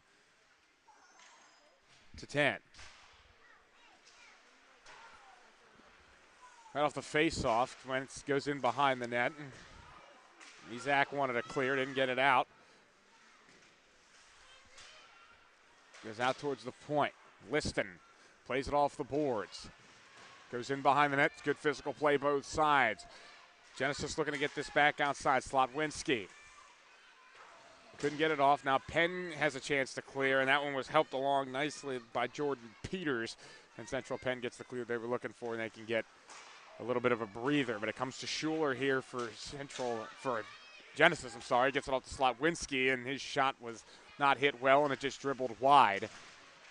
8:20 to go in the period. Now it's out to the point for Schuler. Thinks about a shot. Instead, he gives it off. Waiting for a shooting lane. That was Izak. Now a shot comes in from Liston, and that one covered. 8 minutes, 9 seconds to go.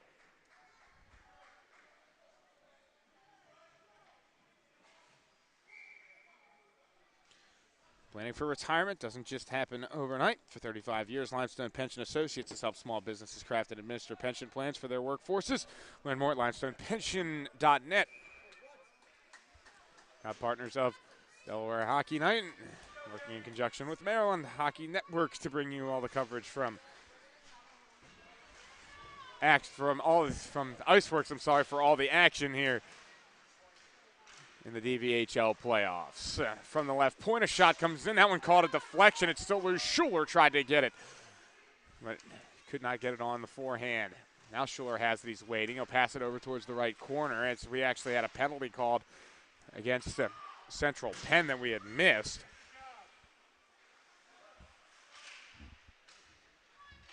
And keep that in mind. We'll be looking at that for another minute and a half. Didn't catch the call, but an opportunity for Genesis to go on the power play. They already have a 1-0 lead. Schuler, a shot, save made. Again by Miller. Here's Mueller. Miller gave it up nearly Lost it in the neutral zone. He's up right side. Here's Mueller. Mueller drifts towards the slot, has it knocked away. A one-timer goes wide there from Tyler Godown, who scored the opening goal shorthanded. So Schuler recovers in his own zone as the penalty clock ticks down further. Mueller attempted to go up the boards, but it got under Sam Cherkassey's stick. But Genesis recovers neutral zone, and Mueller a shot. Save made. Miller, and he covers.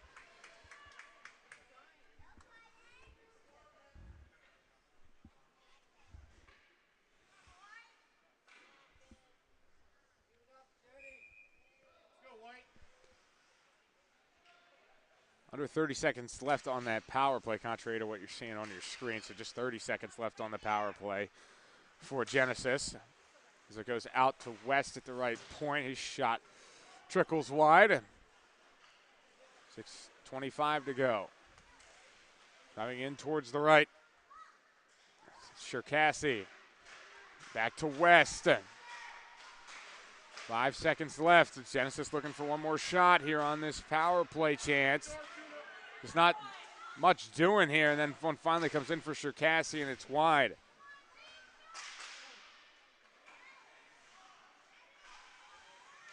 One caught iron off the outside of the net. As we'll have a stoppage here with 5:53 left in the period, going up into the netting. That puck did.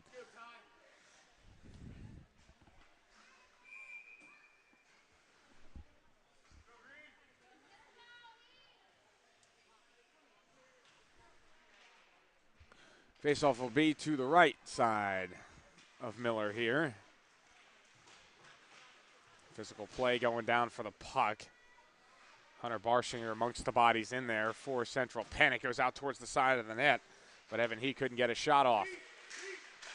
This is a backhander in towards the net by Ben Lerner, and then he sent one in that is covered by Miller.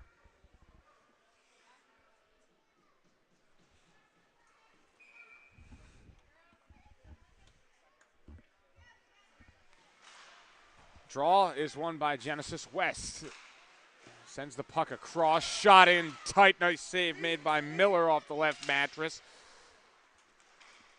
Puck goes to the far side boards. This one wristed in again by Lerner. He picks it up. He tried a shot from a tight angle, hit one of his own teammates up high. He recovers it, backhands it in front, could be a chance. A backhand shot goes wide. Now Shanks tries to recover. He's out to the point again, another wrister from Lerner, and this time saved by Miller. And he covers his shot gap getting larger and larger here for Genesis. Then I have a 7-shot. I mean, 21 first period shots, and we still got 5 minutes to play.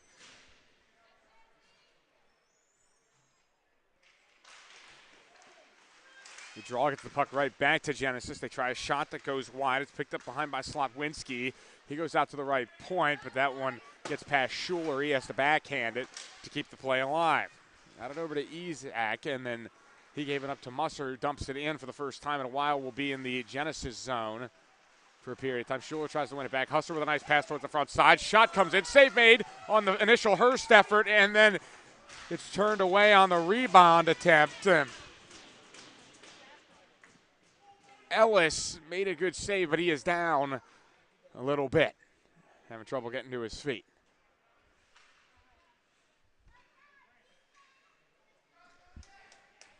Looks like he's no worse for wear, though. And the faceoff will go to his right. A shot quickly coming off that faceoff is saved with the glove hand. Still looking for an opportunity. Here's West, a shot, and he scored!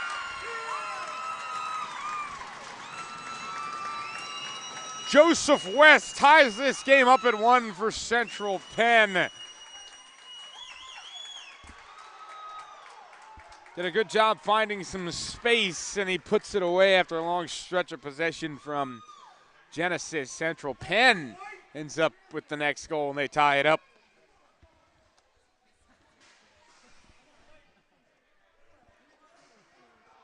So we'll go back to center ice for the faceoff.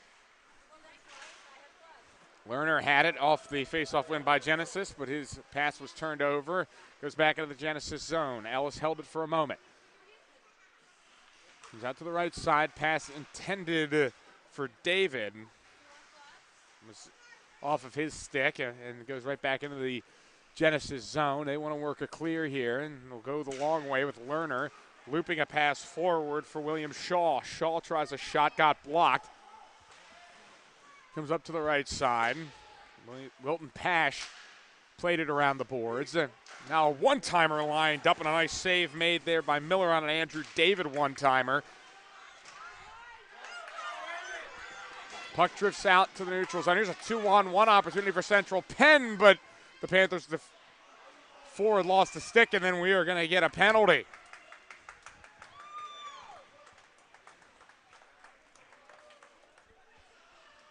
This penalty come 3:26 left in the first period. Let's go, White. And we'll see what the call will be. Interference is the call, and it goes against the captain, Ben Lerner, for Genesis. So this penalty will lead Penn to the power play. A lot of P's in there. But either way, the Panthers have an opportunity here to try and take their first lead of the contest. It's tied at 1. And this one goes out towards the left point. Lehman sends it towards the corner. Lehman gets it right back.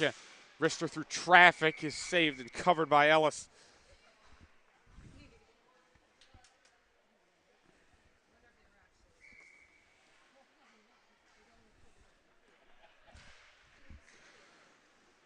Face off goes to Central Penn. There was an opportunity for Matthew Kepley to rattle a shot off, but he fanned on it, and Genesis gets it out towards the neutral zone. Barshinger tried to send it back in. Central Penn Genesis, sent it right back out to the neutral zone, but here comes Central Penn in on the break. Kepley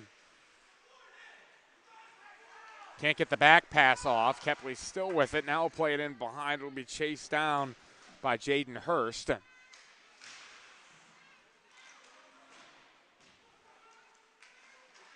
Still a chance in front. A backhander from a tight angle goes off the pad of Ellis. Now a one-timer from the right point goes well wide. Genesis to pick it up. They flip it out to the neutral zone. It'll be taken by Barshinger. He plays it off the boards forward for Kepley again. Kepley dumps it in behind. Goes behind the net. A little bit of aggressiveness from Ellis trying to cover that puck. It was a little bit out of his range, though, and it nearly resulted in a good opportunity for Central Penn. But instead, with 31 seconds left on the power play, we'll have offside.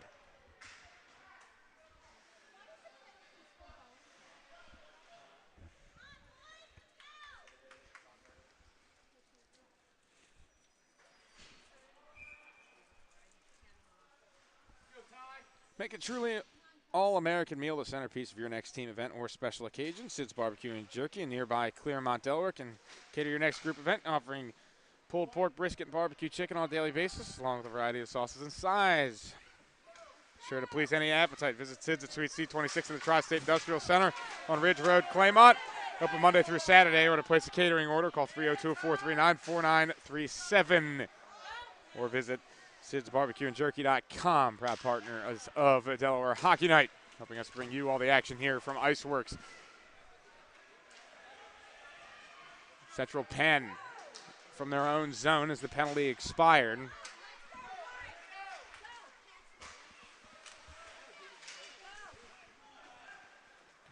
Shanks flips one into the rafters here. It goes towards the net. 1:03 left here in the first period. Been a healthy shots on both sides. 23-22 in favor of Central Penn in that category. As the puck goes out towards the center ice, Liston fires one in. It'll be taken by Joseph West, the goal scorer there for Central Penn. His pass out. Looks like it found its way into the Central Penn bench.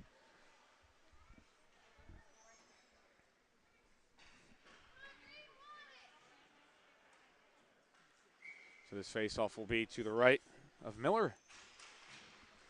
And it is won by Genesis. Quick shot in, save made by Miller off the right pad. Central Penn breaking out from their own zone, but they can't get all that far, and Genesis recovered the puck there at center ice, and they dump it back in. Ezak clears it back out. Or correction there, Joseph West clears that back out for Central Penn. And now this one tipped loose. Here's an opportunity the other way. Capisser, a shot, trying to pick out the top corner, but a good save made by Ellis. 14.1 seconds left in the period. And the faceoff will go to the right of Ellis. This puck is dropped, goes back behind the net for Genesis, and they have an opportunity to possibly get one last rush in here. Here is Ezak. He's pinned against the boards. They're not going to be able to get the puck out in time to generate any offense before the end of period number 1. We have a 1-1 hockey game through 17 minutes. Genesis took the lead on a shorthanded goal, but Central Penn came roaring back to tie this thing at 1 through 17 minutes. We'll take a break here on Maryland Hockey Network. Back for the start of the second after the break.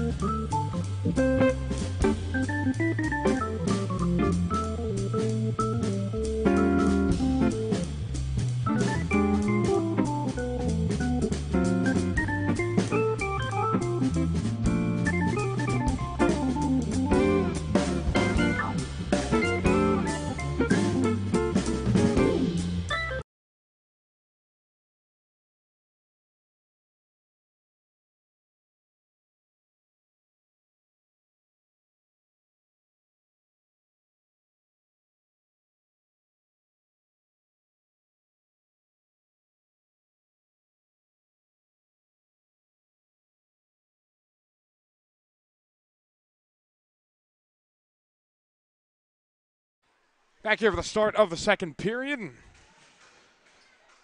18U Single A final here in the DVHL playoffs. 17 minutes on the clock. It's 1-1 so far between Genesis and Central Penn. Genesis will take it. Ezak up the left side. The pass goes back to Ezak in towards the slot. He couldn't control it. Now it goes out to the neutral zone. Mueller does a good job walling off the Central Penn pursuers. Pavizin dumps it in up the near side boards. It goes out towards the point. Pavizin does a great job winning it back. Shot comes in. That one was blocked with the stick, and then we'll get a clear here and an icing against Central Penn.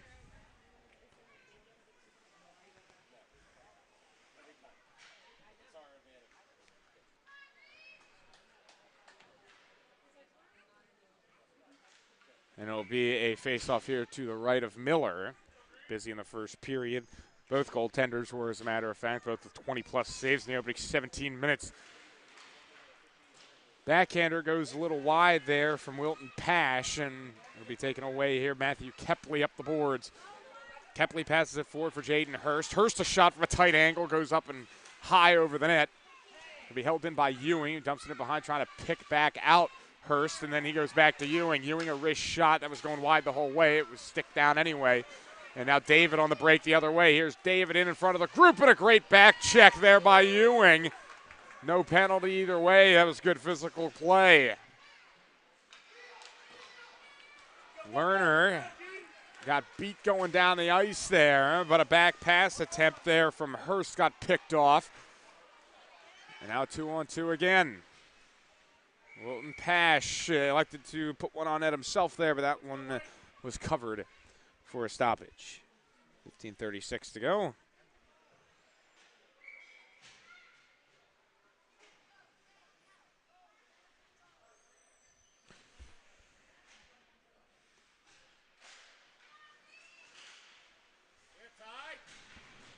Puck goes into the corner off of this face-off. Back pass towards the point is intercepted.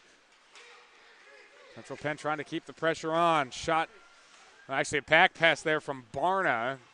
And the shot ends up going wide from Peters.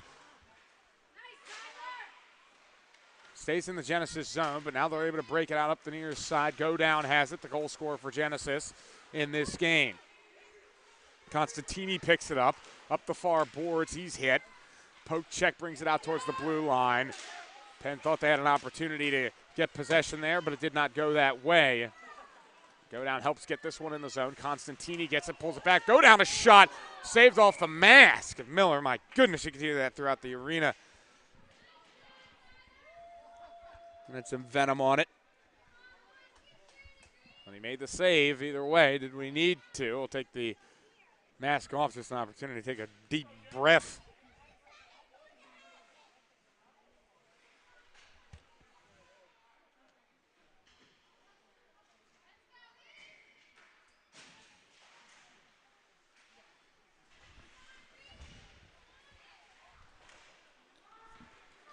This one goes out towards the neutral zone for Central Penn off the face-off. In from a tight angle, a shot comes in, went a little bit wide. Now here comes Genesis again with an opportunity to break out. Driving in on this Leo Fowler, but he couldn't chase that puck down before it got too far for there to be no angle. Lerner tries to win this puck back. He lays a massive hit down in the corner. Shanks tries to get a shot off, and the puck goes back into the Central Penn zone, but Panthers are able to clear. He comes back to get it. He tried to throw the brakes on to beat the pursuer, ended up losing the puck as it goes out to the right point here. Barshinger dumps it back in behind. Capisser had it, tried to swing it back around the boards. It was taken away by Genesis. Here's Fowler again. Tight angle shot, hit the top of the stick, hit the handle of the stick as Miller went up to make that save. An interesting way to keep the puck out of the net, but it did the job. Here's Fowler again, a shot, save made again by Miller. Didn't know where it was at, and it goes out for a shot opportunity from Chase Mueller, and that one goes wide.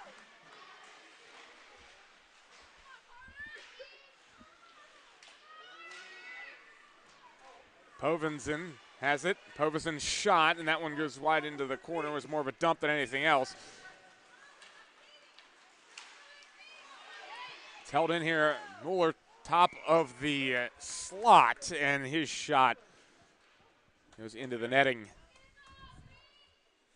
And that stoppage comes 13-11 left here in the second period. Still a 1-1 score. And this faceoff will be to the right of Miller. Draw goes to Central Penn. They want to get it up the ice quickly, but Hurst has a poke checked away. It's dumped back in to the Panthers zone.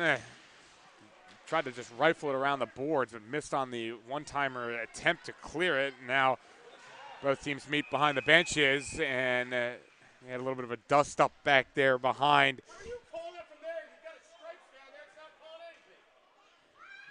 Behind that, that dust-up occurred behind the Panthers net. It looks like we had a penalty of some kind.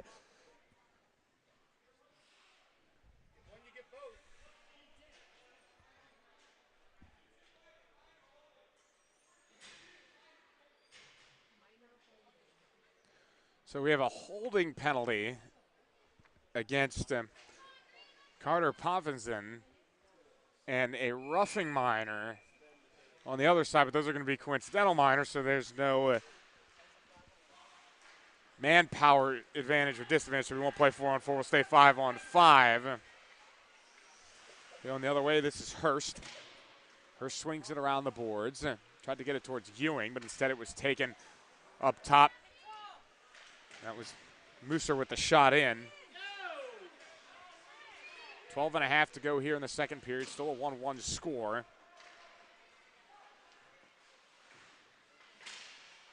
Hurst does a good job passing it off right in front. Kepley couldn't put it away. It was a good save by Ellis. And now we have a stoppage in play after Ellis was able to glove down that puck.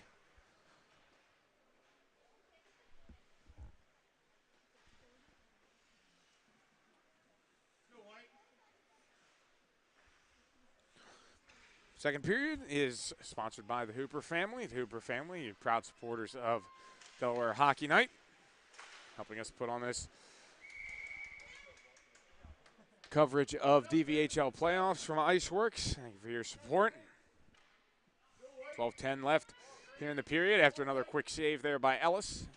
And face-off come to his left. This time it's again won by Genesis. Goes straight back to the net again. Ellis tried to sweep that one clear and keep the play going, but the official was quick with the whistle.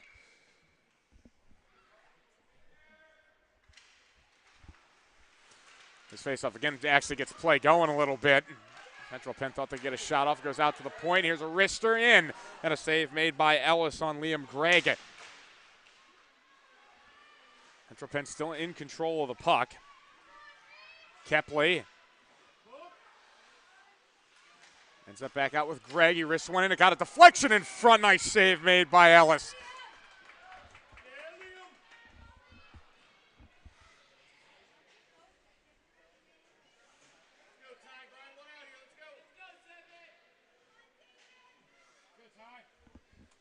.43 left here in the second period, and we'll have another face-off in the Genesis zone. And this draw goes to Genesis, and they'll try and quickly start a rush the other way. In from a tight angle, Cherkasy brought it behind the net. Central Penn took it back. They try and clear. Lerner's going to try and prevent that, and he lays down a colossal hit along the boards. And we have a stoppage. That is the second Titanic hit that Lerner's had in this game.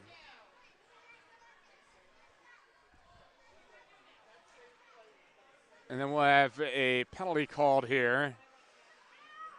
See who they get for that. It looks like Lerner, that was not as clean as it originally appeared. There was an initial penalty called by the Stripes.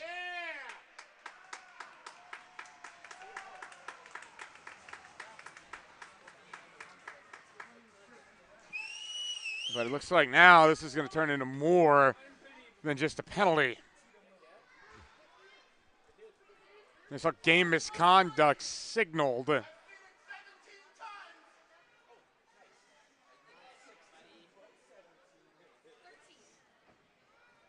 There's the wait here to try and sort this one out. It got a minor penalty on the board against Lerner.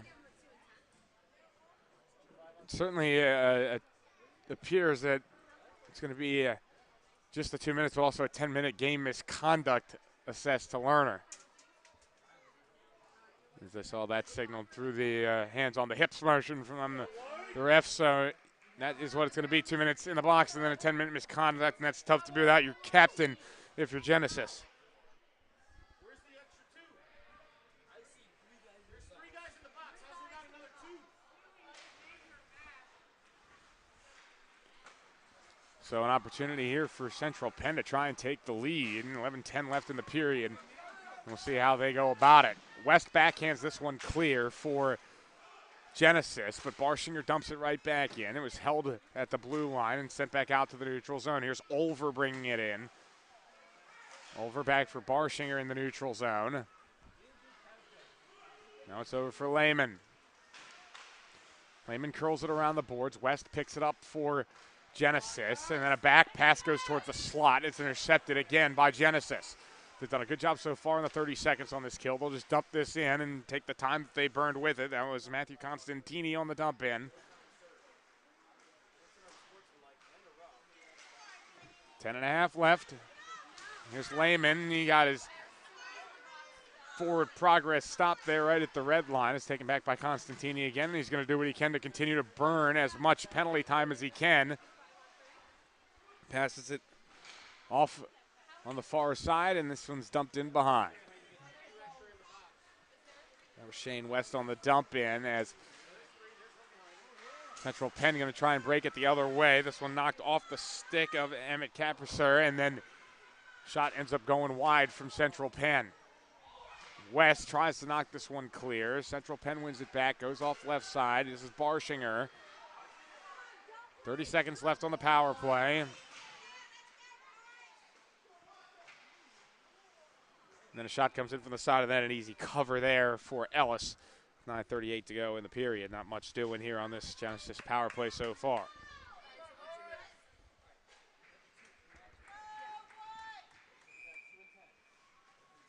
So both teams get some fresh legs on here. And this face-off will be to the left side of Ellis. Okay, so there was a mistake made, you think? This face-off goes Central Penn. Greg lines up a one-timer that goes wide. Goes out to the far side boards. Mooser trying to get this one. Got it loose and then went straight to Genesis and they clear. Greg has to chase this one down, but that's a successful kill for Genesis. Greg goes up to Hurst. Now it's backhanded in towards the center. This is Kepley, and his backhanded pass back towards Mooser goes into the Genesis zone, but pass came before the red line, so that's icing against Central Penn.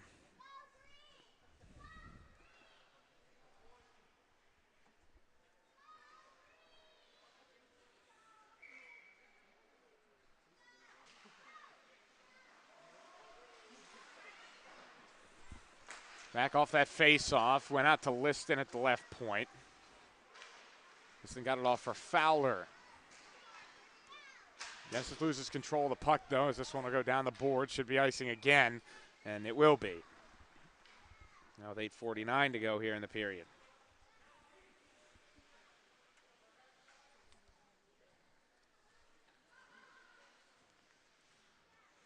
If you're like me, healthy living is important, and Delaware Trash Can Cleaning can help you and your family stay healthy at home with periodic sanitization and disinfecting of your trash and recycling bins. Visit DelawareTrashCanCleaning.com to schedule your first cleaning. Back to the action here. Ice works. Genesis has control in the attacking zone. This is Fowler, a shot, goes a little high. He couldn't get the deflection. Backhanded towards the neutral zone. Mueller's pass is intercepted, nearly resulted in a breakout for Central Penn, but they had to stop for a moment. It's over here at the near side boards, and clear attempt goes only as far as Markle, who fires it right back in to the Genesis zone. It's held behind by Ellis.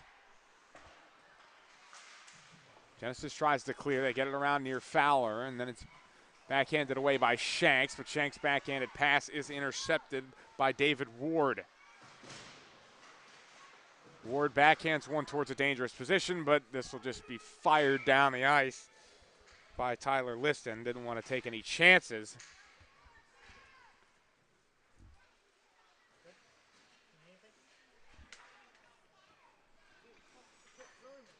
$7:50 left in the second period. Still a 1-1 game. They're scoring it here in the second period. Shots 32-28 currently. Central Penn is the lead. It's definitely slowed down a little bit from a shot standpoint for both sides. Been played more at neutral ice here this period. Goes into the Central Penn zone. The Panthers want to get it up through the near side wing. Can't get it out clear this time, though.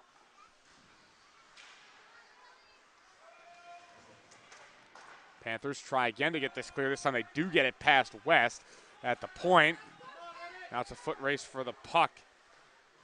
Capisser has a collision behind the net as he was trying to chase that puck down. It's still in the possession of the Panthers. It's out to Joseph West at the point. Try to get it back to Capisser, and it went off a skate and back out to the neutral zone, and then Olver's dump-in attempt goes into his own bench.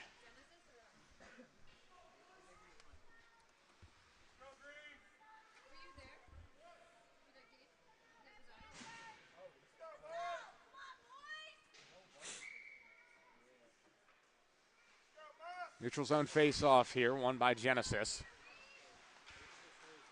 Lerner able to dump this back in. I guess the original game misconduct that we saw signals not against Lerner because he's back on the ice as this puck goes out to the front where Miller makes the save.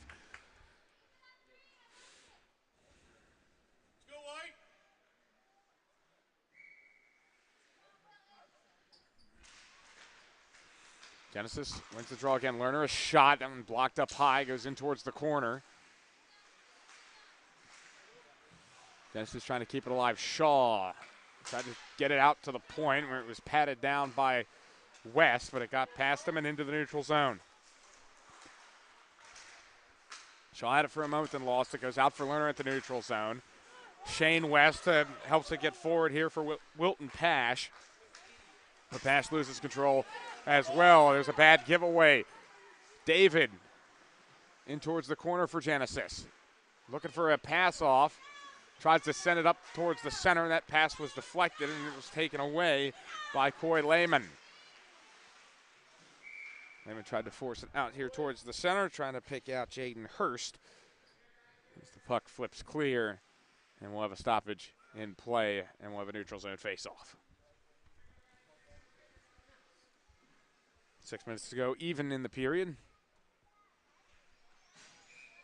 Shots 32-30.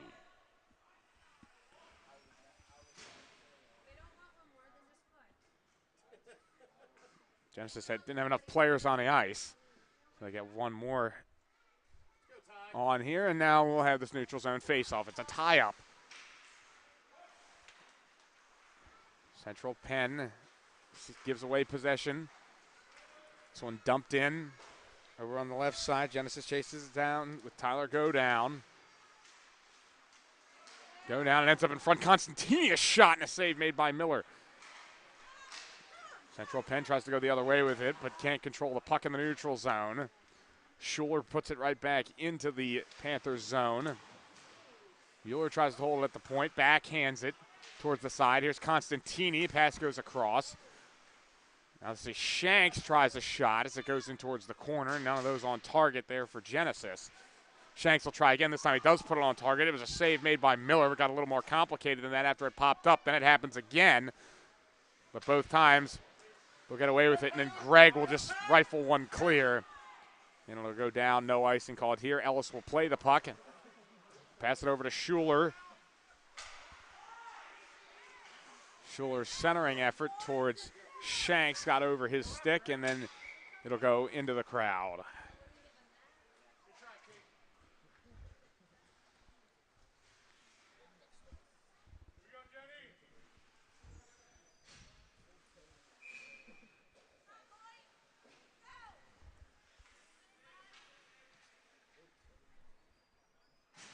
This will be a center ice face-off. Won by Central Penn. Markle tried to dump that one in, but it was held at the blue line. Onside entrance here for Genesis as they try and pick out David in the center area. Puck cleared out towards the neutral zone. Here's Schuler past the blue line. Poke checked away. Now an opportunity to get ahead of the group, but Kepley was walled off the puck nicely by Evan He just in time. And that allowed reinforcements to get back, but Kepley gets it right back, gets it out. Here's a chance for Muser, and it's wide. Muser tries one in front, and then this shot goes wide. And they got a penalty called a cross check.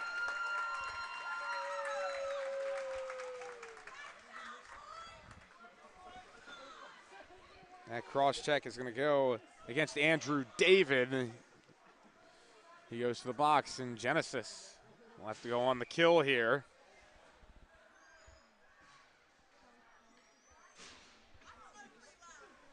.4:10 left here in the second period, still 1-1.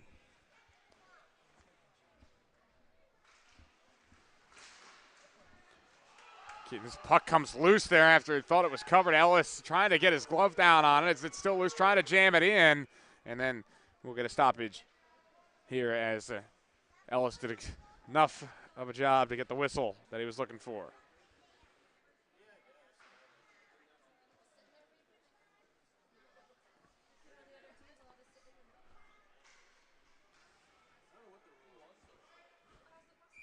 Face will be to the right of Ellis. 4:07 left in the period.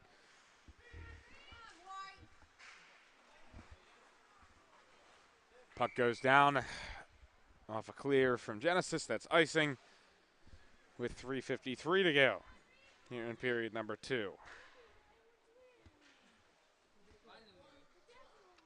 It's a new gold standard for digital media solutions for small businesses. 412 Communications offers web and graphic design, social media consultation, public relations, writing and editing services, and more. Visit 412communications.com to learn how your brand can build lasting relationships with their clientele. Up the near side. Genesis brings it into the offensive zone. Now it's Capisern, but it gets cleared away by Genesis quickly. Muser tries to get a pass up to Carter Lutter, and that goes underneath his stick. Didn't get an M1 on an icing there. Didn't get the call, though. It was waved off. Goes towards the left point. Shot comes in. That was blocked, and it's cleared out into the corner. Olver did a good job holding that in the zone. Couldn't do it the second time, though, and Muser has to go back and get the puck.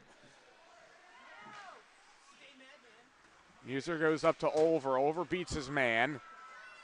Gets it up forward, Carter Lutter. Pass across, a chance, but they couldn't get any lumber on that chance to bring it net front. It was a good cross-ice pass, though. This is Lehman. Gave it across to Muser, and he tried to enter the zone offside.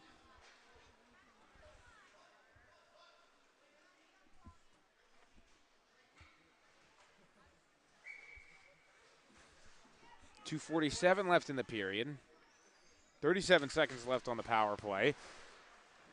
And the faceoff gets the puck to Muser. He goes to Hurst with it. Hurst passes it over for Lehman. Goes around the boards with it.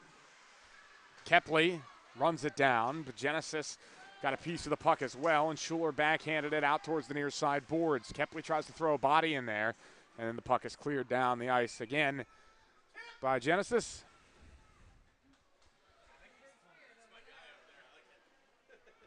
.222 left here in the second period. There's been no scoring yet in the second period on either side.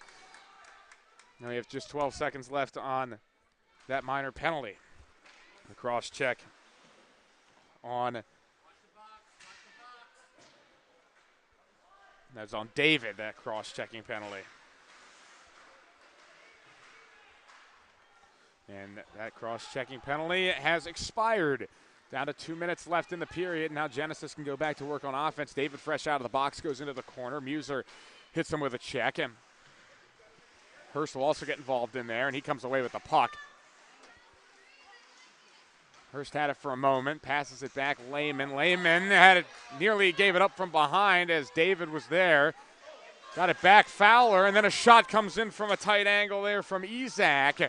And a good save made by Miller as the puck drifts out towards center ice. And now here is a 2-on-1 the other way. Wrister save made by Ellis. Under 90 seconds to go here in the period. Here's David up the left wing.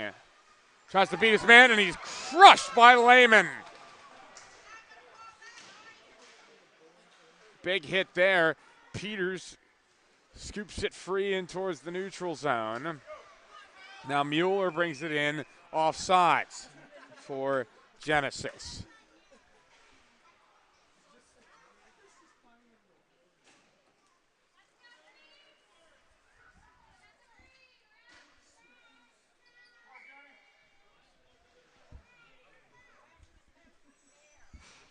This will be a neutral zone faceoff. Operating under the philosophy of one state, one goal. First State Ice Hockey is the new leader for youth hockey player development in and around Delaware. Learn more about their individual development program as well as classes, clinics, and summer tournament teams at firststateicehockey.com. Proud partners of Delaware Hockey Night as this puck goes in to the Genesis bench.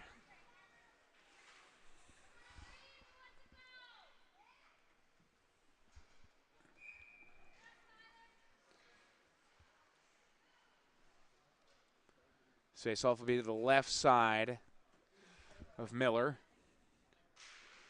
He dropped the puck, and Genesis wins the faceoff. It's out at the right point. West goes for Constantini. Now his pass across the center was gloved down by the Panthers. They try and get all the way clear, but it's held in by Liston.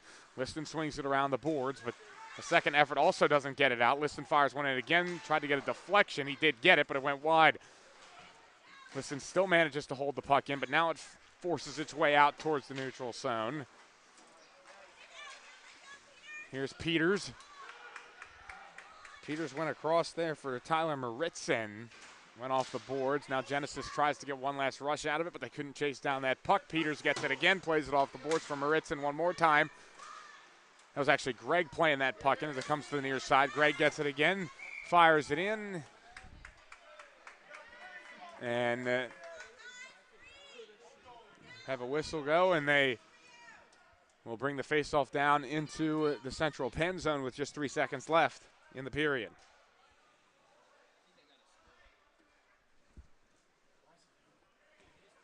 The faceoff will be on the right side of Miller.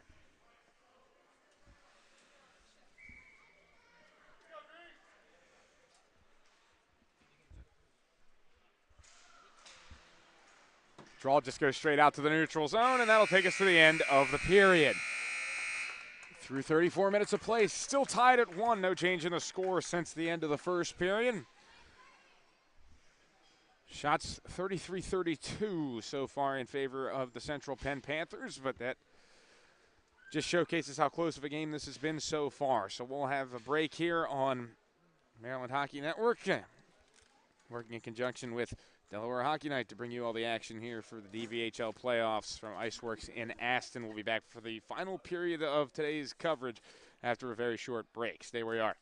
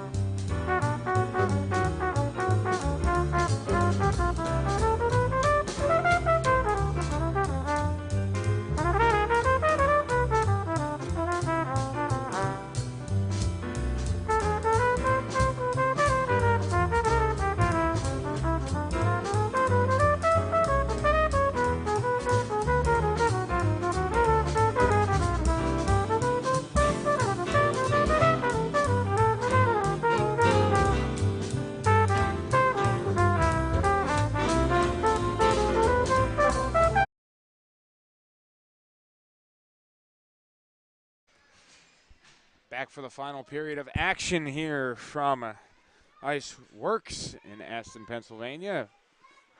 Final period of the MHN DHN coverage of hockey. Here, this is our final game. It's the 18U Single A National final here for the DVHL playoffs. We're tied at 1 between Central Penn and Genesis. Central Penn wants to get involved early. They're going from right to left in the white, while Genesis is in the green, going left to right here in this period. As we'll have an offside call here early. With 16:37, left in the game. On an offside entrance there, one of the Panthers slow to get up off of a hit.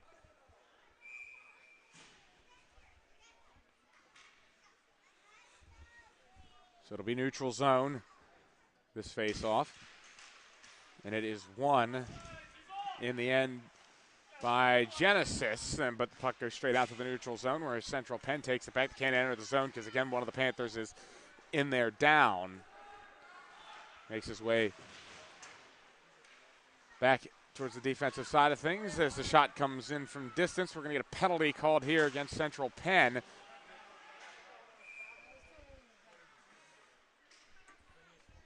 And that penalty will come, 16:11 left in the period, and we'll see who it is against and what it is for. Going to go against Emmett Capisser. Oh, get out of here.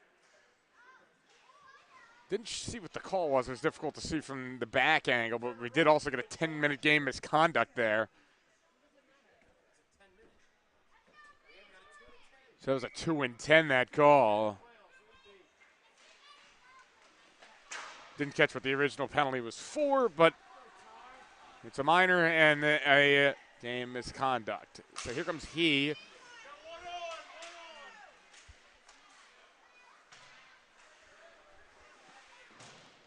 Quickly go to work from the far side. Lerner pokes one towards the net, but it's cleared away by Central Penn. Another entrance pass went straight to Barna, and then Barna sends it in behind the Genesis net, forcing them to reset themselves. Pass up was tipped there. This is a great job in the offensive zone by Maritzen, trying to burn as much time as possible on this kill, but now he does get caught behind as Lerner attacks forward. Lerner up the right wing. Goes back for Shanks. His shot saved by Miller. Rebound chance, and Miller comes up big yet again as the shot comes in from distance. Another great save by Miller. He made 3 on that exchange alone with a minute left on the power play. Shot comes in from the right point. From Lerner, it goes wide. Here's Schuler. Really had a disaster there as Maritzen's done just a tremendous job on this PK. Now Maritzen will go to the bench. It's a deserved break after he was pivotal so far in killing the first minute 25 on this penalty kill. He drops a pass back. Now it's Schuler. Wrists one in, and that one saved with the glove by Miller.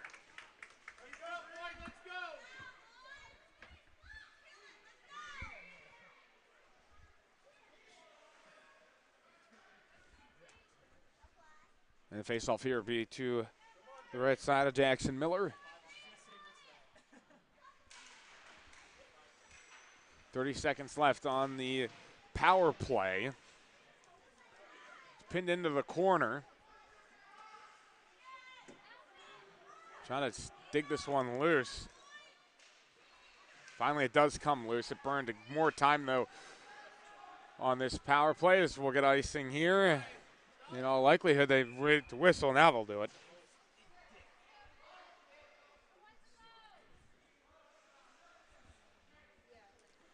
So we'll go back into the Panther zone for a face-off to the right of Miller.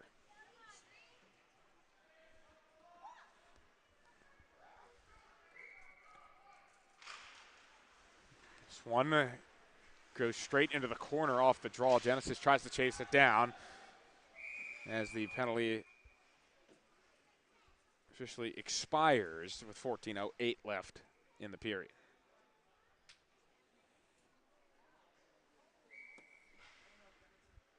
Third period is presented by the Ostrander family. Thank them for their support of Delaware Hockey Night as this shot comes in from Mueller off the right pad and drifts out here in towards the neutral zone. Izak, and a little bit of a bad communication there with Mueller, nearly resulted in a turnover, but Izak did a good job responding to it and getting it back to Slotwinski. Slotwinski waits, passes up to Izak again. He's in a 1-on-2. Tries to do a little bit of the toe drag there and then fire, but it gets poke checked away. Central Penn gets it towards the neutral zone. This one flipped over to Mueller, and he'll start the rush again. Plays it off the boards, in behind. It's held there by Miller. Lehman takes it. Got it up. Near Barshinger, and he helped it on. That was actually Kepley that helped that puck on into the Genesis zone.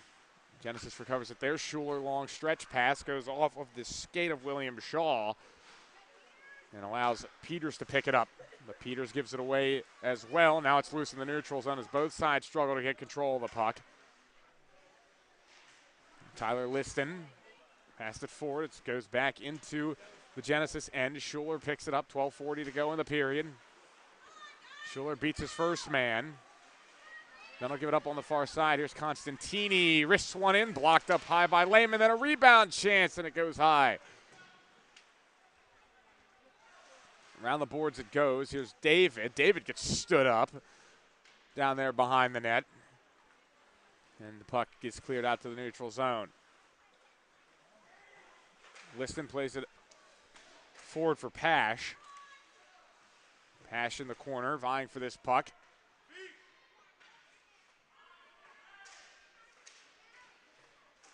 Pash and David in there both for Genesis as this puck refuses to come loose, and now we'll have a whistle.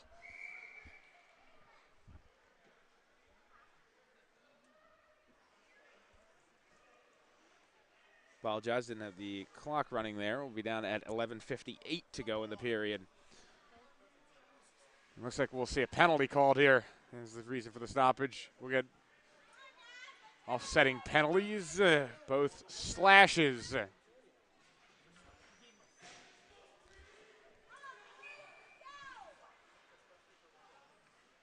Looks like it was Pash and Joseph West going into the box for those slashes.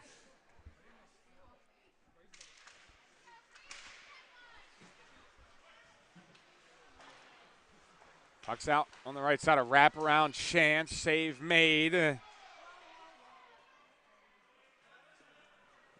Miller able to get the cover there on the wraparound effort by Isaac.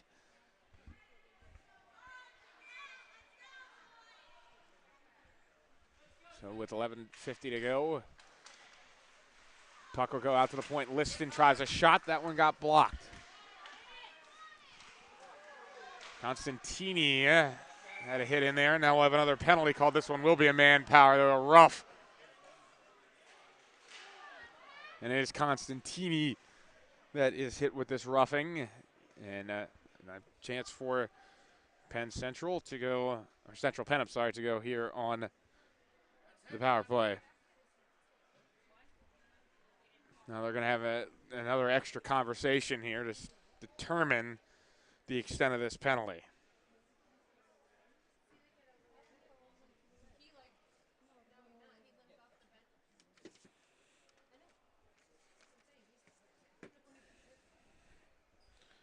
And why they try to sort this one out, we'll thank another one of our sponsors, Sid's Barbecue and Jerky. Make a truly American meal the centerpiece of your next team event or special occasion. Visit Sid's Barbecue and Jerky at Suite C26 in the Tri-State Industrial Center on Ridge Road, Claymont. Open Monday through Saturday. Or to place a catering order, call 302-439-4937 or visit sidsbarbecueandjerky.com. And that's barbecue spelled BBQ. Looks like in the end here, it'll be the 2-minute minor. Nothing in excess of that. This goes straight behind the net. And Genesis will get an early quick clear up the ice. It'll be held by West. West tried to get it back to Lehman. It results in an opportunity going the other way there as Cherkasy tried to chase that one down on the miss pass. But in the end, Central Penn will get away with it.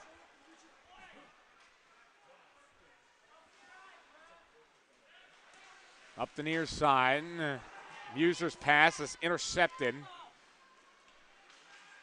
Here's Lerner looking for a pass back, and this one's tipped away. Down to 11 minutes left in the game. Still tied at 1. No scoring since the first period as this wrist shot is blocked. Muser gets it back. Try to pass across. This one tipped clear. Lehman backhands one in.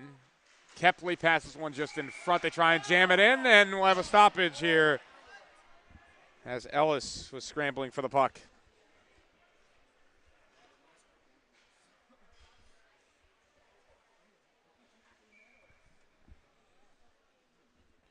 So this faceoff will go to the right side of Ellis.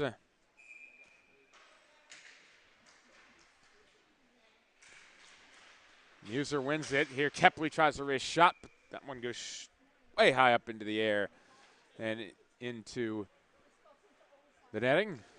So we'll go quickly right back there to the right of Ellis for another face-off.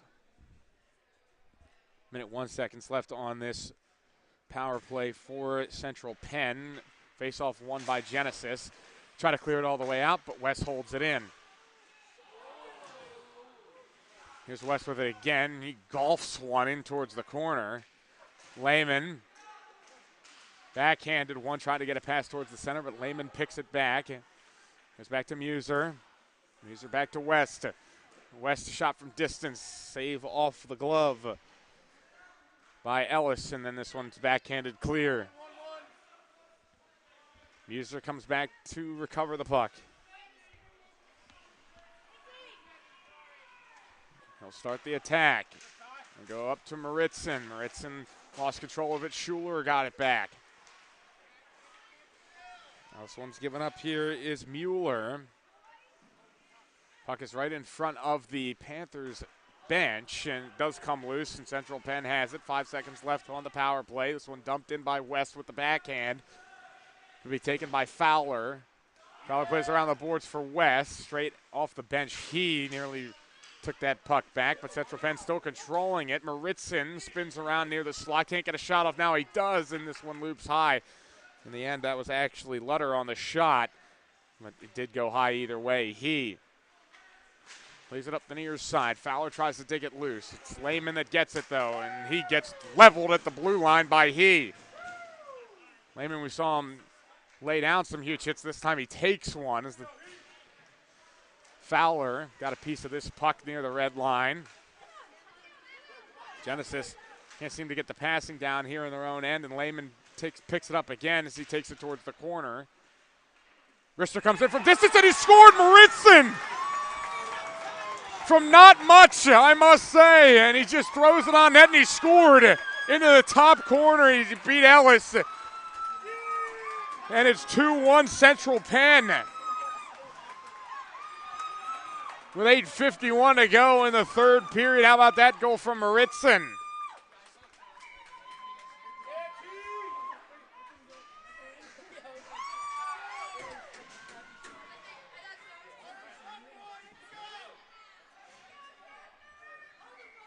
Power play had expired. That's an even strength goal, and it is 2-1 here in what's been an exciting set of action. We've had 3 really good games here on Rink 1. Glad you've joined us. This is Mark McClure on the call, and it's been an adventure. We will continue here for the next 8 minutes, 35 seconds of game action.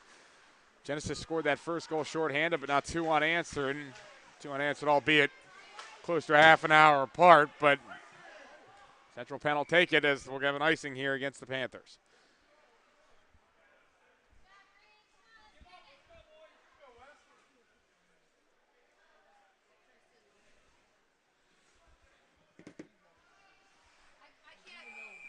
And this faceoff will be to the left side of Miller.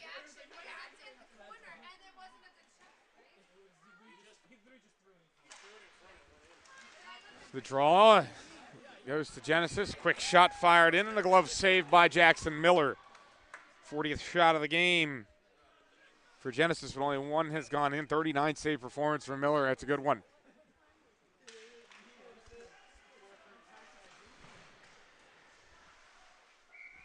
As this one will go out of play again. We've had this play get interrupted a couple of times here.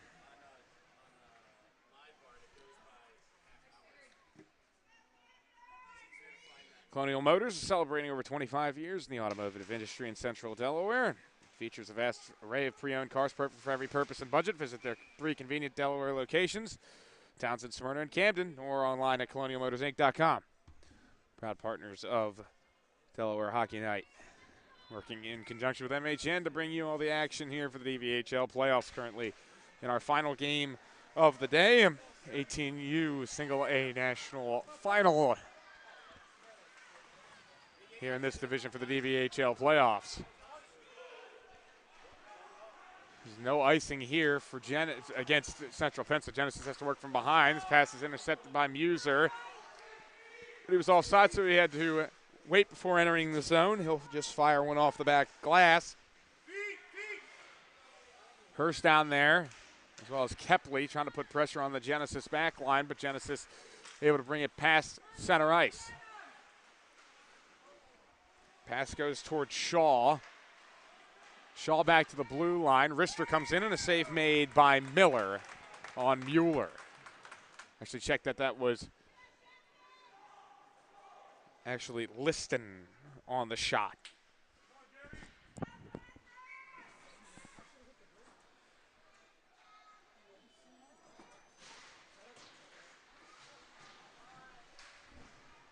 .7:16 left in the period. Goes behind the Panthers net. Trying to clear this one out. Carter Lutter is in there. Goes around into the corner. Mueller picks it. Plays it behind the net for Pash. Play is still alive, but this one will be cleared by Central Penn. An icing call it will be in the end. 6:49 left here in the final period of play. We have 41 shots aside. It's been a close game. Just that third period goal there by Maritzen has been the difference. Just a strange goal it just threw on net, and not really sure if Ellis could even see the puck when it went in. Stays in the Genesis zone here, though. They're trying to keep their hopes alive. They've put a lot of pressure on Miller as we'll have an offside call here. But they've only beaten him one time, and it came short-handed. As Tyler go down on that one goal.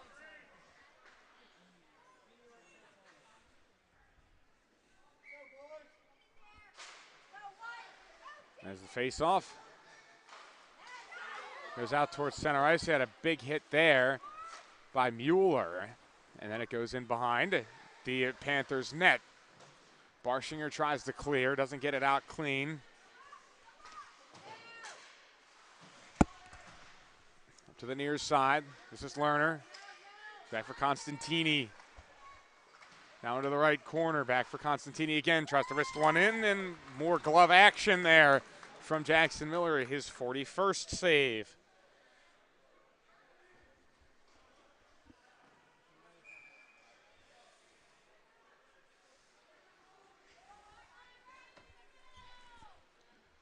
Constantini will dig in to take this face off. Going against Muser as the 219s collide. Goes back behind the Panthers net. Muser plays it along. Here's Hurst to pick it up. Hurst backhands. One goes out towards Lerner at the point. He risks one in. That one goes high and wide. Out towards Mueller on the other side. He plays it back in towards the corner as two Panthers converge on the puck. And they'll flip it free. Here's Hurst chasing this one down. A really nice move. He's got it on the backhand. And a good save by Ellis.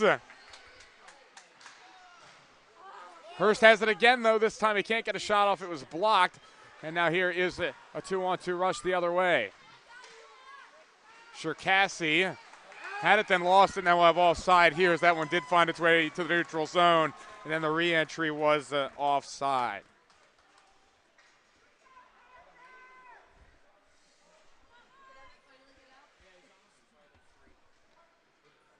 So the faceoff will be in the neutral zone. 5:20 left to play. It's held right at the Panthers' blue line. He backhands it in into a deeper position. Here's Mueller left point. Go across for Schuler. Schuler faked the shot. His pass towards the corner was tipped by Lutter. It's still alive here for Genesis. He had it out in front. Genesis continuing to work it around, looking for an open shooting lane. We have a big hit behind the goal. The puck stays loose. And this one is cleared by Panthers, and it will be icing after a little bit of drama from the official. Not yet signaling it, but then he does. And with 4:41 to go, we'll head back into the Central Penn zone for a face-off.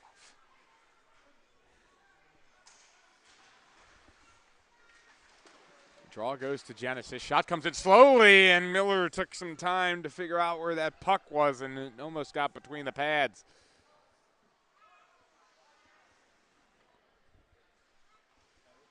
Pova's in to take the face-off here for Genesis. And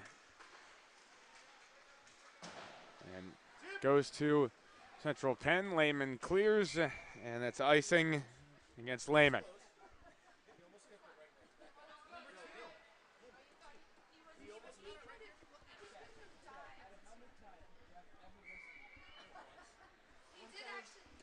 The face-off will be on the left side again of Miller. Won by Central Penn. They're going to try and clear immediately. Can't get it out past the blue line. It holds right there, just dancing, and then it does find its way clear.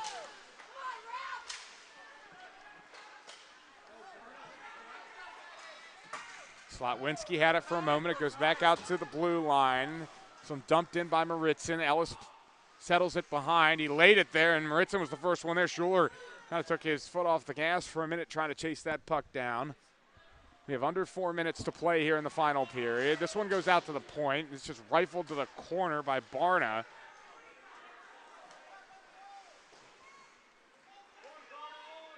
In behind. Genesis gets it clear, and then we have another whistle. With 3:36 to go in the game.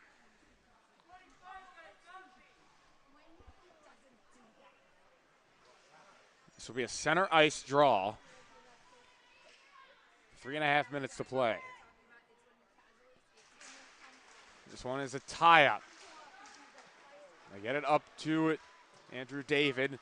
David works his way around his defender, tries to pass out in front, can't find a way to put it in.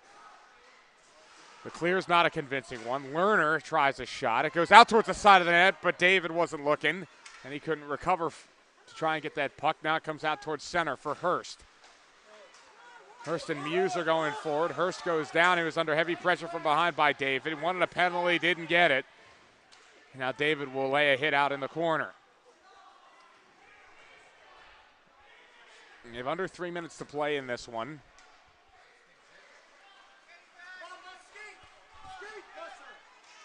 Genesis goes the other way, trying to give themselves an opportunity to tie this game. Shaw had it for a moment, but then gave it up, and Central Penn will just ice it.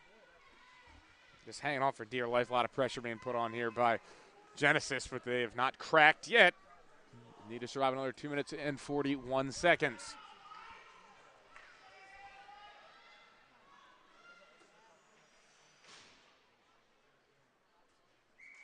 Faceoff being on the left side of Miller. Puck is dropped. Constantini tried to turn around and get the puck. Instead it goes to Cherkasy. Genesis keeping it alive, bringing it behind the net.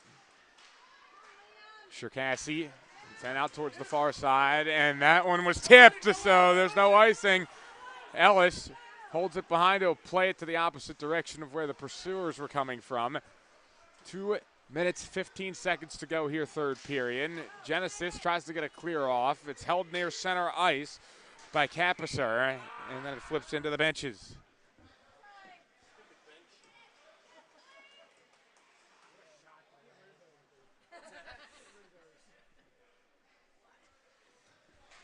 Down to 2:09 remaining in this game. 44-41 the shots, and the Central Ice face-off goes to, it went to Central Penn, and then it was given up, and an opportunity out here in front there possibly for Genesis, but they couldn't converge on a loose puck in front, and Miller collects it for the freezing. Just under 2 minutes to play.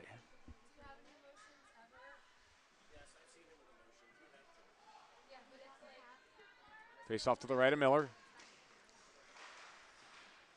Genesis can't get possession off this one again, as this one will have another stoppage.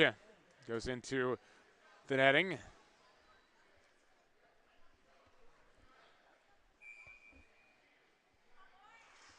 This draw goes to Genesis. They try a shot in from the dot. It goes wide. Into the right corner. Shanks pass in front. Ends up with a chance here for Mueller. Save made. Now it's loose in the crease. Can Genesis put it home? They can't quite yet. It's still out in front. Bodies in the crease area. And then we'll have the stoppage. Again, a great couple of plays made there by both Miller and his defensive crew. Everybody looks okay, which is also important.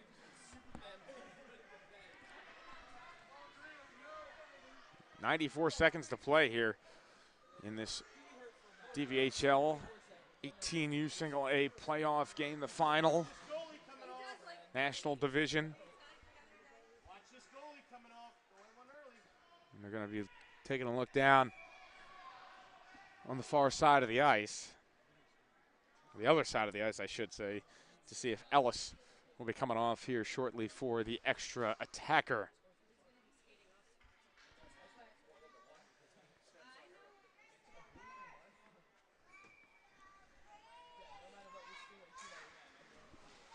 staying for now. Genesis brings it in behind. This is Shaw. Over to Schuler. Wrists one in. It goes off the right pad. Save made there. Mueller trying to recover it. It goes into the corner. This is cleared away. This shot's going to be on net, so it'll be stopped there. No icing. And this will have to be covered. Actually, Ellis will be gutsy with it and play it out with the glove.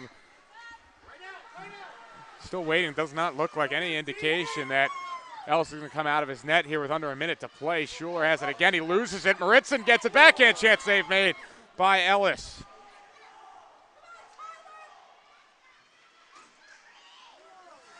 Here's Shaw again. Gets it over to Shanks. 44 seconds to go. Schuler is motioning towards this goalie. He wants an empty net. So they'll get the extra attacker on. 32 seconds to go.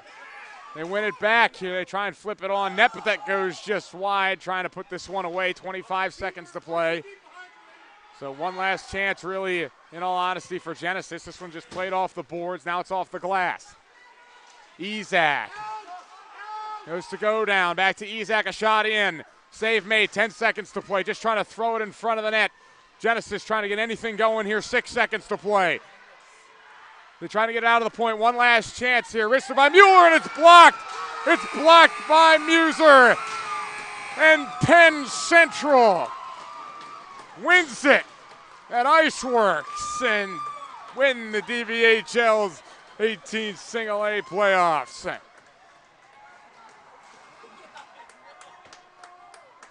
An incredible finish. 2-1 the final score. Tyler Maritzen's game-winning goal proved to be the difference for Central Penn. That third period got it done. It was a neck-and-neck game for pretty much the entirety of it. And in the end, it's the Panthers that get the win.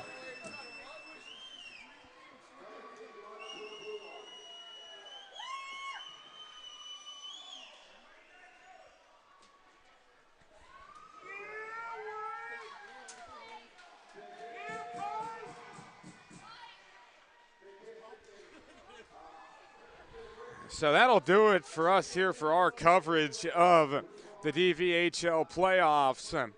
Had 3 tremendous games today. We'll give you a quick recap of what we saw in the early window. We saw the Valley Forge Colonials win in the 14U AA division 5-3. Then the second game, it was the Philadelphia. It was Team Philadelphia, the 16UA National Division, and it was the orange team getting the win over the black. The final score there was 7-5, and then here in our final game in the 18UA National Division, the final score 2-1. Central Penn gets the win in this last game, so we really appreciate, again, everybody tuning in. My name's been Mark McClure. It's been a pleasure to bring you all the action here from Rink 1 today for the DVHL playoffs broadcast in conjunction between the Maryland Hockey Network and Delaware Hockey Night. So we appreciate all of you tuning in, and we hope to see you again in another DHN/MHN production in the future. But for now, enjoy the rest of your Sunday, and we hope to see you again real soon. Goodbye for now.